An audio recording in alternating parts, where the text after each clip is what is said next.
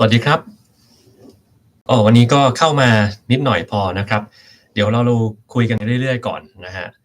วันนี้ก็ที่อเมริกาเนี่ยหลังวันคริสต์มาสวันแรกนะครับไม่ค่อยมีคนมาทำงานเลยผมเดินมาที่ทำงานเนี่ยระหว่างทางก็ไม่ค่อยมีคนนะครับร้านกาแฟประจำก็ไม่เปิดด้วยนะครับเราก็เลยไม่ได้กินนะครับทีนี้จริงๆก็ลองมาดูว่าเอ๊ะมันจะมีคนสนใจเรื่องอะไรเป็นพิเศษไหมนะครับ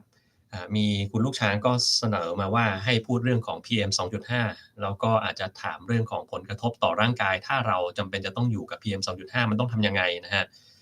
เรื่องนี้ผมไม่แน่ใจว่ามีคนสนใจขนาดไหนนะครับเพราะว่าทุกๆคนก็รู้อยู่แล้วว่า PM 2.5เนี่ยมันอันตรายนะครับแล้วจริงๆไม่จำเป็นต้องรู้ก็ได้ว่ามันอันตรายยังไงแต่รู้ว่ามันอันตรายแล้วกันนะครับแล้วถ้าเราสูดฝุ่นเข้าไปเยอะๆแน่นอนมันก็มีปัญหาต่างๆนะครับทีนี้ทุกคนก็น่าจะรู้เหมือนกันว่าจะป้องกันมันยังไงเช่นการใส่หน้ากากการ อยู่ในห้องปิดที่มันไม่มีฟิล์ม2.5เข้ามาแล้วใช้เครื่องกรองอากาศนี่ทุกคนรู้หมดอยู่แล้วนะครับปัญหาก็คือไม่ค่อยจะสนใจมันเท่าไรแล้วเวลาเกิดเหตุผลอะไรต่างๆขึ้นมาหรือเกิดโรคต่างๆขึ้นมาก็ไม่ค่อยสนใจเรื่องของ PM 2.5แต่จะไปโทษอย่างอื่นเสียมากกว่าว่าเอ๊ะทำไมอยู่ๆเป็นนะครับทำไมผื่นถึงขึ้นแล้วมันไม่หายทำไมมันคันจังทำไมเราฉีดวัคซีนแล้วมันถึงแพ้มาตลอดเลยนะครับตั้งแต่ฉีดวัคซีนรู้สึกร่างกายไม่ปกติ แต่คุณเจอ PM 2.5ทุกวันอย่างเงี้ยนะครับไม่เคยป้องกันตัวเองเลยกำลังกายก็ไม่ออกนะครับอย่างนี้มันก็เกิดเรื่องขึ้นมาเลยครับนะไม่ได้แปลกใจอะไรแต่เดี๋ยวต้องดูนะครับว่ามีสนใจเรื่องอะไรแต่ถ้าเกิดคนถามเนี่ยเรื่องของคุณ PS เนี่ยถามเรื่องซิงค์ช่วยเรื่องสิวได้แค่ไหนซิงค์เนี่ยผมตอบไปเมื่อวานแล้วนะเมื่อวานกับวันก่อนในไลฟ์แล้วนะครับไลฟ์เรื่องของอาหารเสริมคุณต้องลองไปฟังดูนะครับมันก็พอช่วยได้บ้างในบางคนเท่านั้นนะครับบางคนก็ไม่ได้ช่วยอะไรนะครับ แล้วจริงๆเรื่องสิวเนี่ยควรจะลองถามหมอผิวหนังน่าจะดีกว่าไหมครับเพราะว่าเขาน่าจะมีความเชี่ยวชาญทางด้านเนี้ยมากกว่าผมเยอะนะครับสิวนี่ก็มันมีเรื่องมากมายหลากหลายเกี่ยวกับมันอะเช่นแบบบางคนบอกสิวตรงนี้เป็นสิวฮอร์โมนสิวตรงนี้เป็นสิวของท้องผูกอันนี้ขึ้นตรงนั้นเป็นอย่างงั้นอย่างงี้นะครับคือสำหรับผมนะผมยังไม่ค่อยเข้าใจว่าสิวตรงไหนมันหมายความว่าอะไรนะ ผมเคยลองไปหาข้อมูลทางการแพทย์มาแล้วยังไม่เจอเลยนะว่าตรงไหนมันบอกได้ว่ามันเป็นจากอะไรเป็นหลักนะครับก็จริงๆอาจจะมีก็ได้นะแต่ว่าเนื่องจากผมไม่ได้เชี่ยวชาญทางด้านสิวนั้นก็ไม่สามารถตอบได้ว่าเอ๊ะสิวขึ้นตรงนี้มันหมายความว่าอะไรขึ้นตรงปากขึ้นตรงแก้มขึ้นตรงคอตรงคางตรงหลังอะไรเงี้ยแต่ละที่มันก็ไม่เหมือนกันอะไรอย่างเงี้ยนะครับแต่ผมก็ไม่รู้เหมือนกันว่ามันมีเหตุผลเบื้องลึกหรือเปล่านะครับนั่นแหละ ก็ยังมีคนถามเรื่องอาหารเสริมอยู่ดีแล้วเนาะสงสัยต้องมีภาค3ของอาหารเสริมแล้วมั้งอย่างเงี้ยนะครับเรื่องของสุขภาพทั่วไปไม่ค่อยยังมีคนสนใจคือคนหลายๆคนนะครับที่สนใจอาหารเสริมเนี่ยผมอยากจะให้เป็นคนที่สนใจสุขภาพจริงๆเสียมากกว่าคือตั้งใจแบบดูแลสุขภาพแบบเต็มร้อยอะแล้วค่อยเสริมอาหารเข้าไปไอ้อย่างเงี้ยน่าช่วยหน่อยนะครับไม่ใช่คนที่แบบเราขี้เกียจออกกำลังกายเราไม่มีเวลานะครับเรานอนพักผ่อนก็นอนไม่พอเรากินอาหารได้ไม่สมดุลเลย เราจะทำยังไงดีกินอะไรเสริมเข้าไปดีไอ้อย่างเงี้ยไม่ค่อยได้ประโยชน์เท่าไรนะครับจากอาหารเสริมนะครับอาจจะได้นิดๆหน่อยๆแต่ส่วนใหญ่ก็เหมือนจะไม่ได้อะไรขึ้นไปนะครับกินแล้วเหมือนกินอะไรเข้าไปก็ไม่รู้นะครับกินเพื่อเสริมให้อุจจาระของเรามีราคาแพงขึ้นอย่างเงี้ยนะมันก็ไม่ค่อยจะได้ประโยชน์เท่าไรเปลืองตังค์เสียเปล่าๆนะครับนั่นแหละคุณฟงเนี่ยก็ถามหลายรอบเนาะเอ่อในรอบที่เกี่ยวข้องกับไลฟ์เรื่องอาหารเสริมก็ถามนี่ยังมาถามเรื่องอันนี้อีกนะ วิตามินซีเอสเตอร์ต่างกับวิตามินซีปกติไหมต่างครับแต่ก็ไม่ต้องสนใจนะครับว่ามันแตกต่างกันยังไงวิตามินซีเนี่ยมีหลายฟอร์มมากเลยเดี๋ยวนี้ก็จะมีเอสเตอร์บางคนก็เอาไลโบโซมไปใส่บางคนก็เอาไปผสมกับอย่างอื่นนะครับบางทีก็มีบอกว่าแหล่งที่มาของมันมาจากแหล่งที่ผลิตได้ดีเช่น Acerola Cherry อย่างเงี้ยนะครับมีแหล่งวิตามินซีเยอะอะไรอย่างงี้ครับบางทีก็บอกว่ามาจากธรรมชาติอันนี้มาจากทางสังเคราะห์นะครับแต่ละอันก็จะแตกต่างกันไป แต่สุดท้ายแล้วมันก็คือวิตามินซีเหมือนเดิมนั่นแหละครับแล้วเวลามันดูดซึมเข้าไปในร่างกายเนี่ยแต่ละแบรนด์นะครับเขาก็จะโฆษณาว่าดูดซึมที่บางอันดูดซึมได้ดีกว่าบางอันดูดซึมได้ดีไม่เท่ากันนะครับแต่เขาก็คำนวณปริมาณมาแล้วนะครับว่ามันจะดูดซึมเข้าไปเท่าไรนะครับสุดท้ายแล้วเนี่ยอันที่ดูดซึมดีเขาก็ใช้ปริมาณน้อยในการเอามาขายคุณส่วนที่อันที่ดูดซึมยากหน่อยเขาก็ให้ปริมาณเยอะหน่อยในการดูดซึมเข้าไปแล้วมันก็เข้าไปในร่างกายประมาณเดียวกันนั่นแหละครับพอๆกันน่ะนะงั้นตรงเนี้ยก็ไม่ต้องกังวลไม่ต้องไปดูรายละเอียดของมันมากมายเท่าไรนะครับดังนั้นต่อไปนี้ถ้าใครมีคำถามเรื่องของว่าวิตามินหรืออาหารเสริมแต่ละประเภทเนี่ย เช่นวิตามินซีมันมีหลายฟอร์มจังเลยนะครับแบบไหนดีกว่าแบบไหนแมกนีเซียมแต่ละอันมันแตกต่างกันยังไงคุณฟงจะเป็นคนตอบให้คุณแทนผมนะครับดังนั้นผมขอมอบหน้าที่นี้ให้คุณฟงตอบทุกคนในเรื่องของอาหารเสริมที่เกี่ยวข้องกับแต่ละฟอร์มมันแตกต่างกันยังไงโดยใช้คำตอบนี้ของผมไปนะอาเราให้อำนาจคนที่มาคุยกับเราตอบคำถามต่อนะครับ อยากสร้างกล้ามเนื้อยกเวทที่ฟิตเนสแต่มี PM 2.5เลยลังเลว่าออกกำลังกายที่บ้านดีไหมดีครับออกกำลังกายที่บ้านมันก็สามารถที่จะทำได้แล้วครับแล้วก็สามารถสร้างกล้ามได้นะฮะไม่ได้จำเป็นจะต้องเข้าฟิตเนสเสมอไปนะครับคุณก็หาอุปกรณ์อะไรบางอย่างมาเล่นที่บ้านก็ได้ถ้าเกิดว่าอุปกรณ์พื้นฐานที่เราสามารถใช้ในการสร้างกล้ามได้ถ้าไม่อยากจะใช้น้ำหนักตัวเองอะเราก็ซื้อดัมบ์เบลอันที่มันปรับน้ำหนักได้มาใช้นะครับ ซื้อบาร์คู่ที่มันเป็นที่ผมใช้ในคลิปหนึ่งก็ได้คุณลองไปดูคลิปนั้นนะครับมันเป็นบาร์คู่ที่เอามาใช้นะแล้วก็ resistance band นะครับ3อย่างนี้เนี่ยผมว่ามันคุ้มค่าที่จะเอามาใช้แล้วมันก็เล่นได้ค่อนข้างที่จะเยอะเลยทีเดียวนะครับเจ็บคอมีเสมหะควรดื่มน้ำเย็นหรือน้ำอุ่นคือจริงๆสำหรับผมนะคุณดื่มน้ำอะไรก็ได้ที่คุณรู้สึกดื่มเข้าไปแล้วมันสบายคอนะครับ บางคนเนี่ยดื่มน้ำเย็นแล้วมันไอมากขึ้นก็แปลว่าควรจะดื่มน้ำอุ่นแทนแต่บางคนรู้สึกว่าการดื่มน้ำเย็นมันจะสบายคอมากขึ้นก็ดื่มน้ำเย็นได้มันไม่ได้เป็นข้อห้ามนะครับอย่างผมเนี่ยเวลาที่ไม่สบายผมชอบดื่มน้ำเย็นมันสบายคอกว่ากันเยอะเลยนะครับมันไม่เจ็บคอดื่มน้ำร้อนแล้วมันเห็นรู้สึกเป็นแบบนั้นนะครับแต่ว่าดื่มน้ำร้อนเนี่ยมันจะช่วยในการทำให้เสมหะของเราเนี่ยมันเหลวแล้วมันก็ไอออกมาได้ง่ายขึ้นดังนั้นเนี่ยสำหรับคนที่เสมหะเหนียวๆนะครับอาจจะเหมาะกับการดื่มน้ำร้อนซะมากกว่านะครับ นักดนตรีที่ต้องอยู่บนเวทีปวดหลังและหูอาจจะแย่ลงจากเสียงที่ดังมีวิธีดูแลยังไงหูเนี่ยดูแลไม่ได้หรอกครับถ้าเกิดว่าเราจำเป็นจะต้องเซอร์เสียงที่ดังเนี่ยก็อาจจะต้องใส่อะไรไว้ในหูเพื่อที่จะป้องกันให้เสียงมันไม่ดังจนเกินไปนะครับอันเนี้ยไม่มีวิธีในการดูแลอะไรนะครับที่ทำได้นะถ้าเราเจอเสียงดังมันก็ต้องใส่ที่ป้องกันเสียงได้แค่นั้นเลยจริงๆนะครับหรือผมเห็นนักดนตรีคือผมไม่รู้ว่ามันเรียกว่าอะไรนะที่เขาใส่ไว้ในหูเอาไปฟังเสียงที่เอาไว้เช็คกับนักดนตรีเพื่อให้เสียงมันเอ่อร้องได้ตรงกับดนตรีที่เล่นเนี่ยไอ้อย่างเงี้ยผมไม่รู้ว่ามันปรับเสียงได้หรือเปล่าให้มันไม่ดังจนเกินไปก็ใส่มันไว้ทั้ง2หูอย่างน้อยมันก็เป็นการป้องกันไม่ให้หูของเราเนี่ยได้รับเสียงที่มันดังจนเกินไปก็ได้นะครับแต่ถ้ามันปรับไม่ได้เลยอันนี้ผมก็ไม่รู้แล้วนะครับว่าจะทำยังไงเหมือนกันนะครับ ส่วนปวดหลังเนี่ยมันน่าจะเป็นจากท่าทางของคุณเสียมากกว่าหลังของคนเราถ้ามันตรงตลอดเวลามันไม่ควรจะปวดง่ายๆนะครับแต่ถ้ามันงองุ้มอยู่ตลอดอย่างเงี้ยนะครับตอนแสดงแล้วงองุ้มอยู่ตลอดเวลาไอ้อย่างเงี้ยมันก็ปวดได้เป็นธรรมดาดังนั้นเนี่ยวิธีในการดูแลตัวเองก็คือปรับท่าทางของหลังเสียก่อนแล้วถ้าเกิดว่าเราออกกำลังกายเนี่ยก็ท่าไหนที่ก็แล้วแต่ที่มันสามารถยืดหลังได้เช่นถ้าเราโหนบาร์อย่างเงี้ยนะครับก็ช่วยได้หรือถ้าเราทำท่าซูเปอร์แมนอยู่บนพื้นอย่างเงี้ยนะครับก็ช่วยได้เหมือนกันนะครับ โรคไซนัสอักเสบทำให้มีหูอื้อนิดๆได้ครับไม่ได้แปลกใจอะไรคัดจมูกมาเป็นปีแล้วครับก็ได้ครับไม่ได้เป็นอะไรนะครับคือไซนัสอักเสบถ้ามันเป็นเรื้อรังเนี่ยมันต้องไปรักษากับหมอหูคอจมูกนะครับเพราะว่าหลายๆครั้งเนี่ยมันจะต้องมีการผ่าตัดเป็นครั้งๆนะครับไม่ใช่ผ่าครั้งเดียวแล้วหายเลยนะครับบางคนก็โน่นบางทีอาจจะ3เดือน6เดือนต้องเข้าไปผ่าสักครั้งหนึ่งเพราะว่ามันมีการเจริญเติบโตของเยื่อเมือกผิดปกตินะครับพวกนี้ก็ต้องทำเป็นรอบๆไปแล้วเขาก็จะมีการเพาะเชื้อที่อยู่ในนั้นด้วยว่า มันมีเชื้อตัวไหนเชื้อพวกนั้นเนี่ยบอกไว้ก่อนเลยนะครับไม่มีทางหายไปจากไซนัสของคุณเด็ดขาดมันจะอยู่กับคุณตลอดชีวิตนี่แหละและเมื่อไหร่ก็แล้วแต่ที่คุณทำการส่วนล้างไซนัสไม่เพียงพอไอ้เชื้อพวกเนี้ยมันจะโตขึ้นมาทำให้เกิดไซนัสอักเสบแบบฉับพลันขึ้นมาคุณก็ต้องใช้ยาฆ่าเชื้อยาฆ่าเชื้อก็ไม่ได้ทำให้เชื้อมันหายไปไหนนะครับมันแค่ลดปริมาณเชื้อลงอยู่ในระดับที่ไม่กำเริบแล้วคุณก็ต้องอยู่กับมันไปเรื่อยๆนี่คือกรณีของไซนัสอักเสบเรื้อรังนะครับไม่มีทางหายผมบอกเลยนะครับ ไม่หายนะฮะมีแต่คุมอาการได้แค่ไหนบางคนคุมอาการได้เป็นปีๆหลายปีเลยเช่น5ปีอย่างเงี้ยแล้วคิดว่าหายอย่าพึ่งครับมันไม่หายครับมันเดี๋ยวมันกลับมาใหม่ได้ดังนั้นเนี่ยไซนัสอักเสบเราต้องเข้าใจก่อนมันมีแบบฉับพลันกับแบบเรื้อรังแบบฉับพลันเนี่ยมันเป็นครั้งเดียวคุณกินยาฆ่าเชื้อไป2อาทิตย์หายแล้วมันไม่ควรจะเป็นใหม่แต่ถ้ามันเป็นใหม่แล้วเนี่ยคุณไม่รักษาให้มันดีอะมันจะเป็นเรื้อรังแล้วพอมันเรื้อรังคราวเนี้ยเรื้อรังแล้วก็เตรียมตัวแล้วครับว่า มันมีแค่คุมอาการได้กับคุมอาการไม่ได้เท่านั้นเองนะฮะวิธีในการรักษาไซนัสอักเสบเรื้อรังนอกเหนือจากการผ่าตัดกับคุณหมอหูคอจมูกแล้วเนี่ยสิ่งที่คุณต้องทำก็คือการสวนล้างไซนัสแล้วทำให้เป็นด้วยนะครับต้องทำให้เป็นว่าคุณจะล้างไซนัสยังไงทีนี้การล้างไซนัสเนี่ย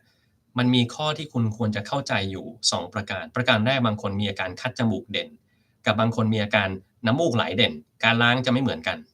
คนที่คัดจมูกเด่นๆเนี่ยนะครับจะต้องใช้ยาพ่นเข้าไปก่อนเพื่อที่จะให้จมูกมันหายคัดซะก่อนแล้วจึงสวมล้างไซนัสนะครับพ่นก่อนแล้วสวนล้างไซนัสทีหลังแต่ถ้าเกิดคนที่มีน้ำมูกเด่นนะครับให้ล้างไซนัสก่อนแล้วพ่นยาทีหลังเออ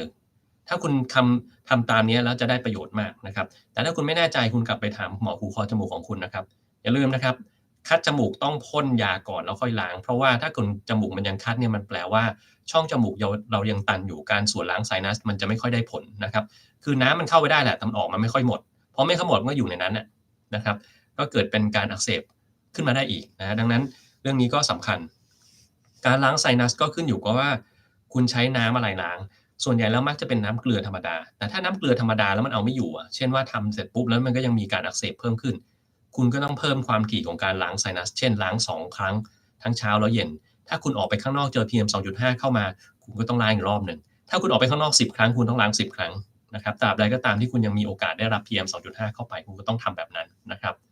อันนี้คือเป็นสิ่งที่สำคัญแล้วสิ่งที่ผสมเข้าไปอีกอย่างหนึ่งบางคนใช้แชมพูเด็กจอร์นสันนี่แหละนะครับหรืออะไรยี่ห้อไหนก็ได้ที่มันเป็นแชมพูเด็กอ่อนๆนะครับเอาเข้าไปในน้ำที่คุณจะใช้เนี่ยประมาณสัก1หยดพอ 1-2 หยดอย่างมากอย่าไปใส่มากกว่านั้นนะไม่ให้ใส่เข้าไปเต็มๆอันนี้เดี๋ยวสนุกแน่นอนนะครับปูดออกมาเดี๋ยวจมูกเป็นฟองเลยเหมือนตัวตลกเลยนะครับใส่แค่หยดเดียวพอแล้วคนให้มันเข้ากันแล้วซึ่งส่วนล้างไซนัสไอ้เนี่ยมันจะทำให้ไอ้เมือกที่อยู่ในช่องจมูกของคุณมันออกมาได้ง่ายขึ้นนะครับแล้วมันก็ไม่ติดอยู่ข้างในนี่เป็นวิธีอีกอย่างหนึ่งซึ่งคนควรจะต้องทำอันที่3อันนี้ต้องให้หมอเป็นคนสั่งละหมอบางคนจะแนะนำว่าใส่สเตียรอยด์เข้าไปในน้ำล้างจมูกนะครับก็คือใส่สเตียรอยด์ที่ชื่อว่าบิวเดสโซไนนะครับอันที่4บางคนเนี่ยมีการติดเชื้อตัวเดิมซ้ำแล้วซ้ำอีกแล้วมันกำเริบอยู่บ่อยมากขึ้นนะครับเช่นเชื้อซูโดโมนาสอย่างเงี้ยถ้ามันเป็นแล้วมันก็คราวนี้อยู่กับคุณตลอดชีวิตแล้วนะครับแล้วมันจะออกมาเป็นครั้งคราวทำให้คุณมีอาการมากขึ้นก็อาจจะเป็นจะต้องใช้ยาฆ่าเชื้อแบบเฉพาะที่ผสมเข้าไปในน้ำล้างไซนัสนะครับยกตัวอย่างเช่นยาโทบาไมซินนะครับผสมเข้าไปในนั้นแล้วล้างไซนัสยาอะมิเคซินพวกนี้นะครับหรือบางคนมีเชื้อชนิดที่เรียกว่า Staph aureus นะครับ Staphylococcus aureus หรือบางคนเป็น MRSA หรือ MRSA methicillin resistant Staph aureus นะครับพวกนี้เนี่ยอาจจะต้องใช้ยาชนิดอื่นๆนะครับ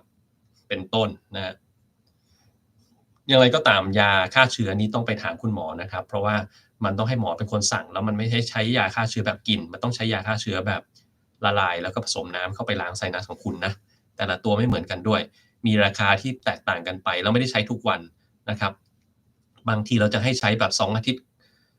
ติดต่อกันแล้วก็เว้นอีก2อาทิตย์แล้วค่อยกลับมาใช้อีก2อาทิตย์ติดต่อกันนั้นจะใช้ในกรณีคนที่มีไซนัสอักเสบกำเริบในกรณีที่มีไซนัสอักเสบเรื้อรังอยู่บ่อยๆหรือรังแล้วมันมีกำเริบไปเรื่อยๆเนี่ยพวกนี้ต้องใช้นะครับรายละเอียดพวกนี้คุณต้องไปถามคุณหมอหูคอจมูกเอาเองนะผมเล่าได้ประมาณเท่านี้นะครับ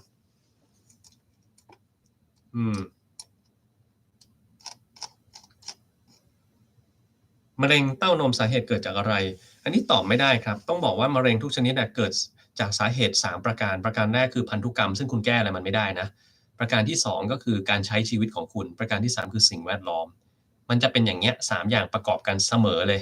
นะจะมีอย่างใดอย่างหนึ่งไม่ได้นะครับเช่นบางคนคุณอาจจะเคยเห็นว่าเขาสูบบุหรี่มาตลอดทั้งชีวิตไม่เห็นเขาตายสักทีนะครับอายุ8-90แล้วยังแข็งแรงดีอยู่เลยปอดไม่เห็นเป็นไรนะครับมะเร็งก็ไม่เป็นแต่ว่าคุณจะไปทำแบบเขาเนี่ยไม่ได้คุณทำแบบเขาแล้วบางทีคุณก็เกิดมะเร็งขึ้นมาใน5ปี10ปีแรกเลยก็ได้นะครับดังนั้นเนี่ยพันธุกรรมของเราเนี่ยมันแตกต่างกันถ้าเกิดคุณไม่มีพันธุกรรมที่มันมีความเสี่ยงอะไรเลยมีพันธุกรรมที่เป็นการป้องกันมะเร็งคุณก็จะไม่เกิดมะเร็งขึ้นมาแต่ถ้าพันธุกรรมของคุณมันไม่ค่อยดีอย่างเงี้ยแล้วคุณไปเจอความเสี่ยงก็จะแย่ได้นะครับแล้วทีนี้ไม่มีทางรู้นะครับว่าพันธุกรรมของคุณจะเสี่ยงไม่เสี่ยงการไปตรวจยีนมะเร็งชนิดต่างๆสามารถบอกได้แค่บางมะเร็งเท่านั้นแล้วมันไม่สามารถบอกได้ทุกอย่างเกี่ยวข้องกับมะเร็งนั้นเช่นมะเร็งลำไส้ใหญ่เนี่ยจะมียีนทั้งหมดประมาณสัก10ตัวนะครับบวกลบนิดๆหน่อยๆที่เราสามารถตรวจได้แต่เอาเข้าจริงๆมันมียีนอีกตั้งหลายตัวที่เราอาจจะไม่รู้แล้วก็ไม่อยู่ในการตรวจนะครับที่ทำให้คุณเป็นมะเร็งลำไส้ใหญ่ได้มันหมายความว่าอะไรหมายความว่าถ้าเกิดคุณไปฟังว่าเฮ้ยมันมีชุดตรวจมะเร็งชุดตรวจพรสวรรค์ชุดตรวจมะเร็งทุกอย่างแล้วคุณไปตรวจเนี่ยสิ่งที่เกิดขึ้นกับคุณก็คือถ้าคุณได้ผลออกมาว่าฉันไม่มีมะเร็งลำไส้ใหญ่ไม่มียีนมะเร็งลำไส้ใหญ่คุณจะตีความมันว่ายังไงคุณจะตีความมันว่า โอ้ถึงเวลาที่จะต้องส่องกล้องลำไส้ใหญ่ตามอายุตามวัยแล้วนะ45ปี50ปีแล้วควรจะต้องส่องกล้องลำไส้ใหญ่แล้วนะคุณก็จะบอกแต่ฉันไม่มียีนที่เสี่ยงต่อมะเร็งลำไส้ใหญ่ดังนั้นฉันไม่ต้องส่องกล้องคำคิดแบบเนี้ยผิดครับคุณต้องส่องกล้องอยู่ดีนั่นแหละครับเพราะว่ามันมียีนอีกตั้งหลายตัวซึ่งคุณไม่ได้ตรวจแล้วคุณจะรู้ได้ยังไงว่ามันตรวจครบแล้วไม่มีทางรู้ครับถูกไหมครับอย่างเงี้ยแหละที่คุณจำเป็นต้องเข้าใจนะ เนื้อสัตว์กินเยอะจำเป็นต้องกินซิงค์ไหมครับไม่ได้จำเป็นต้องกินนะครับหวังผลเรื่องเส้นผมก็ไม่จำเป็นต้องกินเหมือนกันในเนื้อสัตว์มันก็มีซิงค์อยู่แล้วนะครับดูแลสุขภาพร่างกายจิตใจของผู้ป่วยสมองเสื่อมลองย้อนไปฟังไลฟ์เรื่องสมองเสื่อมที่ผมพูดดูเลยครับแล้วก็ในคลิปเรื่องสมองเสื่อมเนี่ยผมพูดรายละเอียดไว้คือครบทุกอย่างที่มันจะเป็นเกี่ยวข้องกับสมองเสื่อมแล้วดังนั้นคุณต้องไปฟังในนั้นน่ะซ้ำอีกหลายๆรอบเลยผมว่ารอบเดียวคุณก็จำไม่ได้หรอกอาจจะต้องหลายๆรอบหน่อยนะฮะ แต่ที่แน่ๆที่คุณควรจะต้องทำก็คือให้เขาเจอสิ่งแวดล้อมไม่ใช่ให้นั่งอยู่ในห้องอย่างเดียวนะครับคนไข้สมองเสื่อมเนี่ยคุณต้องเอาไปเจอคนเอาไปเจอแสงแดดเอาไปเจอธรรมชาติแล้วคุณก็ต้องคุยกับเขากลางวันต้องอย่าให้เขาได้มีเวลาพักผ่อนหรือได้นอนแม้แต่นิดเดียวคุณต้องไปกวนเขาอะไม่ฉะนั้นเนี่ยกลางคืนคุณก็จะเจอหายนะเลยครับเดี๋ยวเขาก็จะตื่นนะครับตื่นมาแล้วก็คราวนี้ก็สนุกเลยนะครับคุณก็ไม่ได้นอนแล้วมันจะวนไปวนมาอย่างเงี้ยจนกระทั่งเขาก็จะหงุดหงิดคุณก็จะหงุดหงิดหาคนดูแลไม่ได้นะครับ รายละเอียดไปฟังคลิปพวกนั้นดูนะครับลูกช้างไม่กินอาหารเสริมใช้เงินเท่ากินสเต็กเลยก็ดีแหละครับสารเคมีสมองไม่สมดุลส่วนหนึ่งเกิดจากอาหารการกินที่ไม่สมดุลและอาหารพักผ่อนไม่เพียงพอด้วยหรือเปล่ามันน่าจะมีส่วนบางอย่างนะครับแต่ว่ามันอาจจะไม่ใช่ทุกอย่างที่มันเกี่ยวข้องกันนะครับคุณลองดูว่าจริงๆแล้วการเกิดสารเคมีไม่สมดุลเนี่ยส่วนหนึ่งนะครับมันจะต้องเป็นจากพันธุกรรมของเรานี่แหละที่มันมีความเสี่ยงต่อการเกิดความไม่สมดุลอยู่แล้วนะเหมือนกับถ้าเกิดว่าคุณสร้างรถขึ้นมาคันหนึ่งเนี่ยแล้วขั้นตอนการสร้างเนี่ยมันไม่ค่อยดีเท่าไรนะครับ ไอ้รถคันเนี้ยถ้าไปวิ่งทางเรียบๆวิ่งสั้นๆมันไม่เกิดอะไรขึ้นแต่ถ้าคุณลองเอาไปวิ่งที่ถนนมันขรุขระสิวิ่งขรุขระวิ่งที่ต้องใช้ความเร็วหน่อยวิ่งที่สภาพอากาศมันไม่ค่อยดีอย่างเงี้ยรถมันก็เสียได้ง่ายนะครับก็เหมือนกันถ้าเกิดคุณเป็นคนที่มีพันธุกรรมที่เกี่ยวข้องกับปัญหาทางด้านจิตใจที่มันจะเสียได้ง่ายๆเนี่ยคุณไปอยู่ในสิ่งแวดล้อมซึ่งแบบมันไม่ค่อยดีอะมันมีแต่ social อะไรก็ไม่รู้ที่มัน toxic เยอะๆนะครับอยู่ในสังคม toxic นะมีแต่คนว่าเราอ่านข้อความแล้วก็มีแต่ข้อความลบๆอย่างเงี้ยแล้วคุณก็เป็นคนที่สมองมันถูกสั่งให้คิดลบง่ายอยู่แล้วมันก็ยิ่งไปกันใหญ่นะครับหรือบางทีกินอาหารแบบคุณกินไม่พออย่างเงี้ยนะกินไม่พอแล้วไปลองทำ IF เผื่อมันจะดีขึ้นมาบ้างมีคนเขาบอกว่าดีทำไปทำมามันขาดสารอาหารสารเคมีในสมองคุณยิ่งมีปัญหาใหญ่นะครับแล้วคุณก็นอนน้อยเพราะว่าวันๆเนี่ยคุณจะต้องพยายามดู social เยอะๆนะครับเนื่องจากว่ามันติดอย่างเงี้ย ไอ้แบบนี้นะครับมันก็จะเกิดปัญหาต่อสภาพจิตใจของคุณขึ้นมานะครับมันก็มีส่วนดังนั้นเนี่ยถ้าสมมุติว่าเกิดตรงกันข้ามล่ะคุณเป็นคนที่พันธุกรรมไม่ค่อยมีปัญหาอะไรอยู่แล้วการตอบสนองของสารเคมีในสมองของคุณมันสบายดีนะครับคุณไปเจอ social ลบๆก็ช่างมันนะครับคุณนอนไม่พองั้นวันนี้นอนชดเชยไม่ได้สนใจว่าจะต้องไปติดไปทำอะไรนะครับคุณกินอาหารไม่พอคุณไม่ค่อยเชื่อไม่ค่อยเชื่อพวกinfluencer ต่างๆทำ IF ทำอะไรเยอะๆนะครับวันข้ามวันไม่ต้องทำหรอก กินให้มันสมดุลสบายๆนี่แหละไอ้พวกเนี้ยก็จะไม่ค่อยเป็นอะไรนะครับดังนั้นเนี่ยมันไม่ใช่แค่อย่างเดียวนะที่ทำให้คุณมีความเสี่ยงต่อการเป็นโรคต่างๆตกใจง่ายแก้อย่างไรบ้างแก้โดยการมีสติเลยครับคือถ้าเกิดคุณตกใจง่ายตอนตกใจเนี่ยคุณต้องเงียบไว้ก่อนอย่าไปออกเสียงอย่าไปทำอะไรทั้งสิ้นอยู่เฉยๆแล้วก็หายใจเข้าออกธรรมดาๆนะครับมันต้องมีสติการที่คุณตกใจเนี่ยส่วนใหญ่จะเกิดจากการใจลอยคุณสังเกตเปล่าเวลาที่หนังผีแล้วทำไมคนมันถึงตกใจ ถ้ามีผีออกมาตลอดเวลาเนี่ยตลอดทั้งเรื่องตลอดเวลาคุณจะไม่ตกใจเลยครับแต่มันจะตกใจก็ต่อเมื่อก่อนหน้าที่ผีมันจะออกมาเนี่ยคุณรู้สึกว่าเฉยๆเริ่มใจลอยแล้วเริ่มถ่ายฉากที่มันนิ่งๆไม่มีอะไรเลยเหมือนจะไม่มีอะไรเลยมีประตูธรรมดาไม่มีอะไรเลยแล้วอยู่ๆผีโผล่ออกมาอย่างเงี้ยคุณก็จะตกใจง่ายนะครับแต่ถ้าเกิดคุณมีสติอยู่ตลอดเวลาคิดเสมอว่า ไอ้ฉากที่ผีมันจะออกมาเนี่ยคุณเดาเลยเดี๋ยวมันต้องออกมาแน่นอนข้าพเจ้าเนี่ยจะคอยจับไอ้ผีตัวนี้นี่แหละออกมาปุ๊บเราจะรู้ทันมันว่ามันจะออกมาแล้วนะครับไอ้อย่างเงี้ยโอกาสตกใจของคุณเนี่ยมันจะน้อยลงนะครับดังนั้นเนี่ยสติมันเป็นเรื่องสำคัญมากๆที่คุณควรจะต้องมีแล้วควรจะต้องหัดกับทุกๆอย่างนะครับเช่นคุณจะบิดกรประตูเนี่ยคุณก็ต้อง มีสตินะว่าคุณกำลังจะบิดมาแล้วไม่ใช่อยู่เข้ามาในห้องนี้เข้ามาได้ยังไงเนี่ยยังไม่รู้เลยเมื่อกี้บิดด้วยมือซ้ายหรือมือขวาหรือยังไงหรือก้าวเท้าซ้ายเท้าขวาขึ้นมาอย่างเงี้ยนะครับดังนั้นก็ต้องหัดจากเรื่องเล็กๆน้อยๆก่อนระหว่างอาบน้ำก็ให้รู้ตัวว่ากำลังอาบอยู่นะครับไม่ใช่ว่าร้องเพลงไปเรื่อยๆคิดอะไรเรื่อยเปื่อยอย่างเงี้ยนะครับมันก็จะแปลว่าเฮ้ยเราไม่ได้ฝึกสติเลยสติเนี่ยมันต้องฝึกทั้งวันนะบางคนจะขอฝึกนิดๆหน่อยๆได้ไหมคือมันก็ได้เหมือนกันแหละครับแต่ว่าผลที่ได้มันจะไม่ค่อยดีเท่าไรแล้วมันจะช้านะครับก่อนเข้าคณะแพทย์ต้องทำอย่างไรต้องสอบครับ ต้องสอบแล้วก็ต้องเป็นคนที่มีจิตใจดีด้วยนะเป็นคนที่มีความชอบนะครับถ้าคุณไม่ชอบคุณสอบไม่ติดมันก็เข้าไปไม่ได้นะครับต้องมีพอร์ตโฟลิโออะไรพวกนี้ซึ่งเดี๋ยวนี้เขาสอบกันยังไงเนี่ยผมก็ไม่รู้เหมือนกันนะครับเพราะว่ามันนานมาแล้วอะแล้วผมรู้สึกว่ารุ่นน้องรุ่นนี้เนี่ยเขามีวิธีในการเข้าไปในคณะเนี่ยด้วยวิธีที่แตกต่างกันอาจจะมีโควตาอาจจะมีเรื่องของพอร์ตโฟลิโอที่เขาทำมีงานอะไรสักอย่างที่เขาทำหรือการสอบตรงเข้าไปอย่างเงี้ยนะครับก็แตกต่างกันดังนั้นต้องไปถามรุ่นใหม่ๆที่สอบเข้าไปแล้วครับว่ามันเป็นยังไงนะฮะไลฟ์สุขภาพจิตอาทิตย์ก่อนไลฟ์สุขภาพจิตจริงๆคนไม่ค่อยสนใจกันนะผมไม่รู้ว่าทำไมเหมือนกันนะครับผมคุมอาหารหรือเปล่ากินกี่แคลชุดวิตามินที่ผมทานตอนนี้มีอะไรบ้างครับผมไม่คุมอาหารครับกินกี่แคลไม่เคยนับครับวิตามินตอนนี้ที่ทานอยู่นะตอนนี้ที่ทานอยู่นะครับแต่ผมบอกว่าผมเปลี่ยนไปเรื่อยๆนะมันจะไม่เหมือนกันในแต่ละวันนะครับวันเนี้ยทานเรื่องของผมทาน Fish Oil อยู่ ผมทานไอ้วิตามินซีแล้วก็ Astaxanthin 3ตัวตอนนี้นะแต่วันพรุ่งนี้ก็อาจจะเปลี่ยนแล้วนะครับเพราะว่าผมทานไม่เหมือนกันสักวันแล้วก็ไม่เหมือนกันสักช่วงด้วยนะครับโดยผมจะสังเกตว่ากินตัวไหนเข้าไปแล้วมันเกิดผลอะไรขึ้นมาบ้างนะครับถ้าตัวไหนกินเข้าไปสักพักหนึ่งแล้วไม่เกิดผลผมก็จะรู้ว่าดีแล้วไม่ต้องซื้อมากินนะครับ SSRI ช่วยครับย้ำคิดย้ำคำได้หรือเปล่านะครับคนพิการดาวน์ซินโดรมมี Side Effect ที่ควรระมัดระวัง SSRI ช่วยย้ำคิดย้ำทำได้ครับก็ยกตัวอย่างเช่น Fluoxetine พวกเนี้ยนะแต่ว่าต้องกินขนาดสูงนะครับเช่น80มิลลิกรัมพวกเนี้ยนะครับถึงจะสามารถช่วยโรคย้ำคิดย้ำทำได้แล้วช่วยได้ไม่ได้แปลว่ามันหายนะครับไม่ได้แปลว่ามันหายนะมันควบคุมได้แต่ว่าก็ต้องควบคุมไปกับการเจอคุณหมอทางด้านจิตเวชด้วยนะครับ มี Side Effect ที่ควรระมัดระวังก็เหมือนกับทุกกรณีอะครับ Side Effect ของ SSRI บางคนก็มีการคลื่นไส้อาเจียนได้นะครับบางคนก็น้ำหนักขึ้นอย่างงี้ก็มีได้นะครับแล้วก็บางคนก็จะมีถ้ากินเยอะเกินไปเนี่ยหรือว่าไปกินยากลุ่มอื่นที่มีผลต่อ Serotonin เนี่ยจะเกิดอาการอันหนึ่งที่เรากังวลก็คือเรียกว่า Serotonin Syndrome นะครับคือ Serotonin มันเยอะจนเกินไปในร่างกายนะครับหลายๆคนอาจจะบอกว่าSerotonin มันเป็นสิ่งที่ดีที่ควรจะมีอยู่ในร่างกายมันทำให้เรามีความสุขทำให้จิตใจของเราเนี่ยไม่ตื่นเต้นตกใจวิตกกังวลมากจนเกินไปทำให้จิตใจของเรามัน calm down อย่างเงี้ยนะครับแต่คุณมีเยอะเกินไปไม่ได้นะ Serotonin เยอะเกินสิ่งที่คุณจะเกิดขึ้นมาก็คือคุณจะมีอาการมือสั่นก่อนเลยถ้ามีมือสั่นแล้วเนี่ยแล้วเราหมอมาตรวจเนี่ยเขาจะเคาะ reflex ก่อนถ้าเคาะปุ๊บมัน reflex ปกติเคาะปุ๊บมันควรจะเด้งขึ้นมาธรรมดาๆแต่ไอ้คนพวกเนี้ยแค่เราเอานิ้วไปแตะบางทีมันตึงขึ้นมาเลยนะครับแล้วก็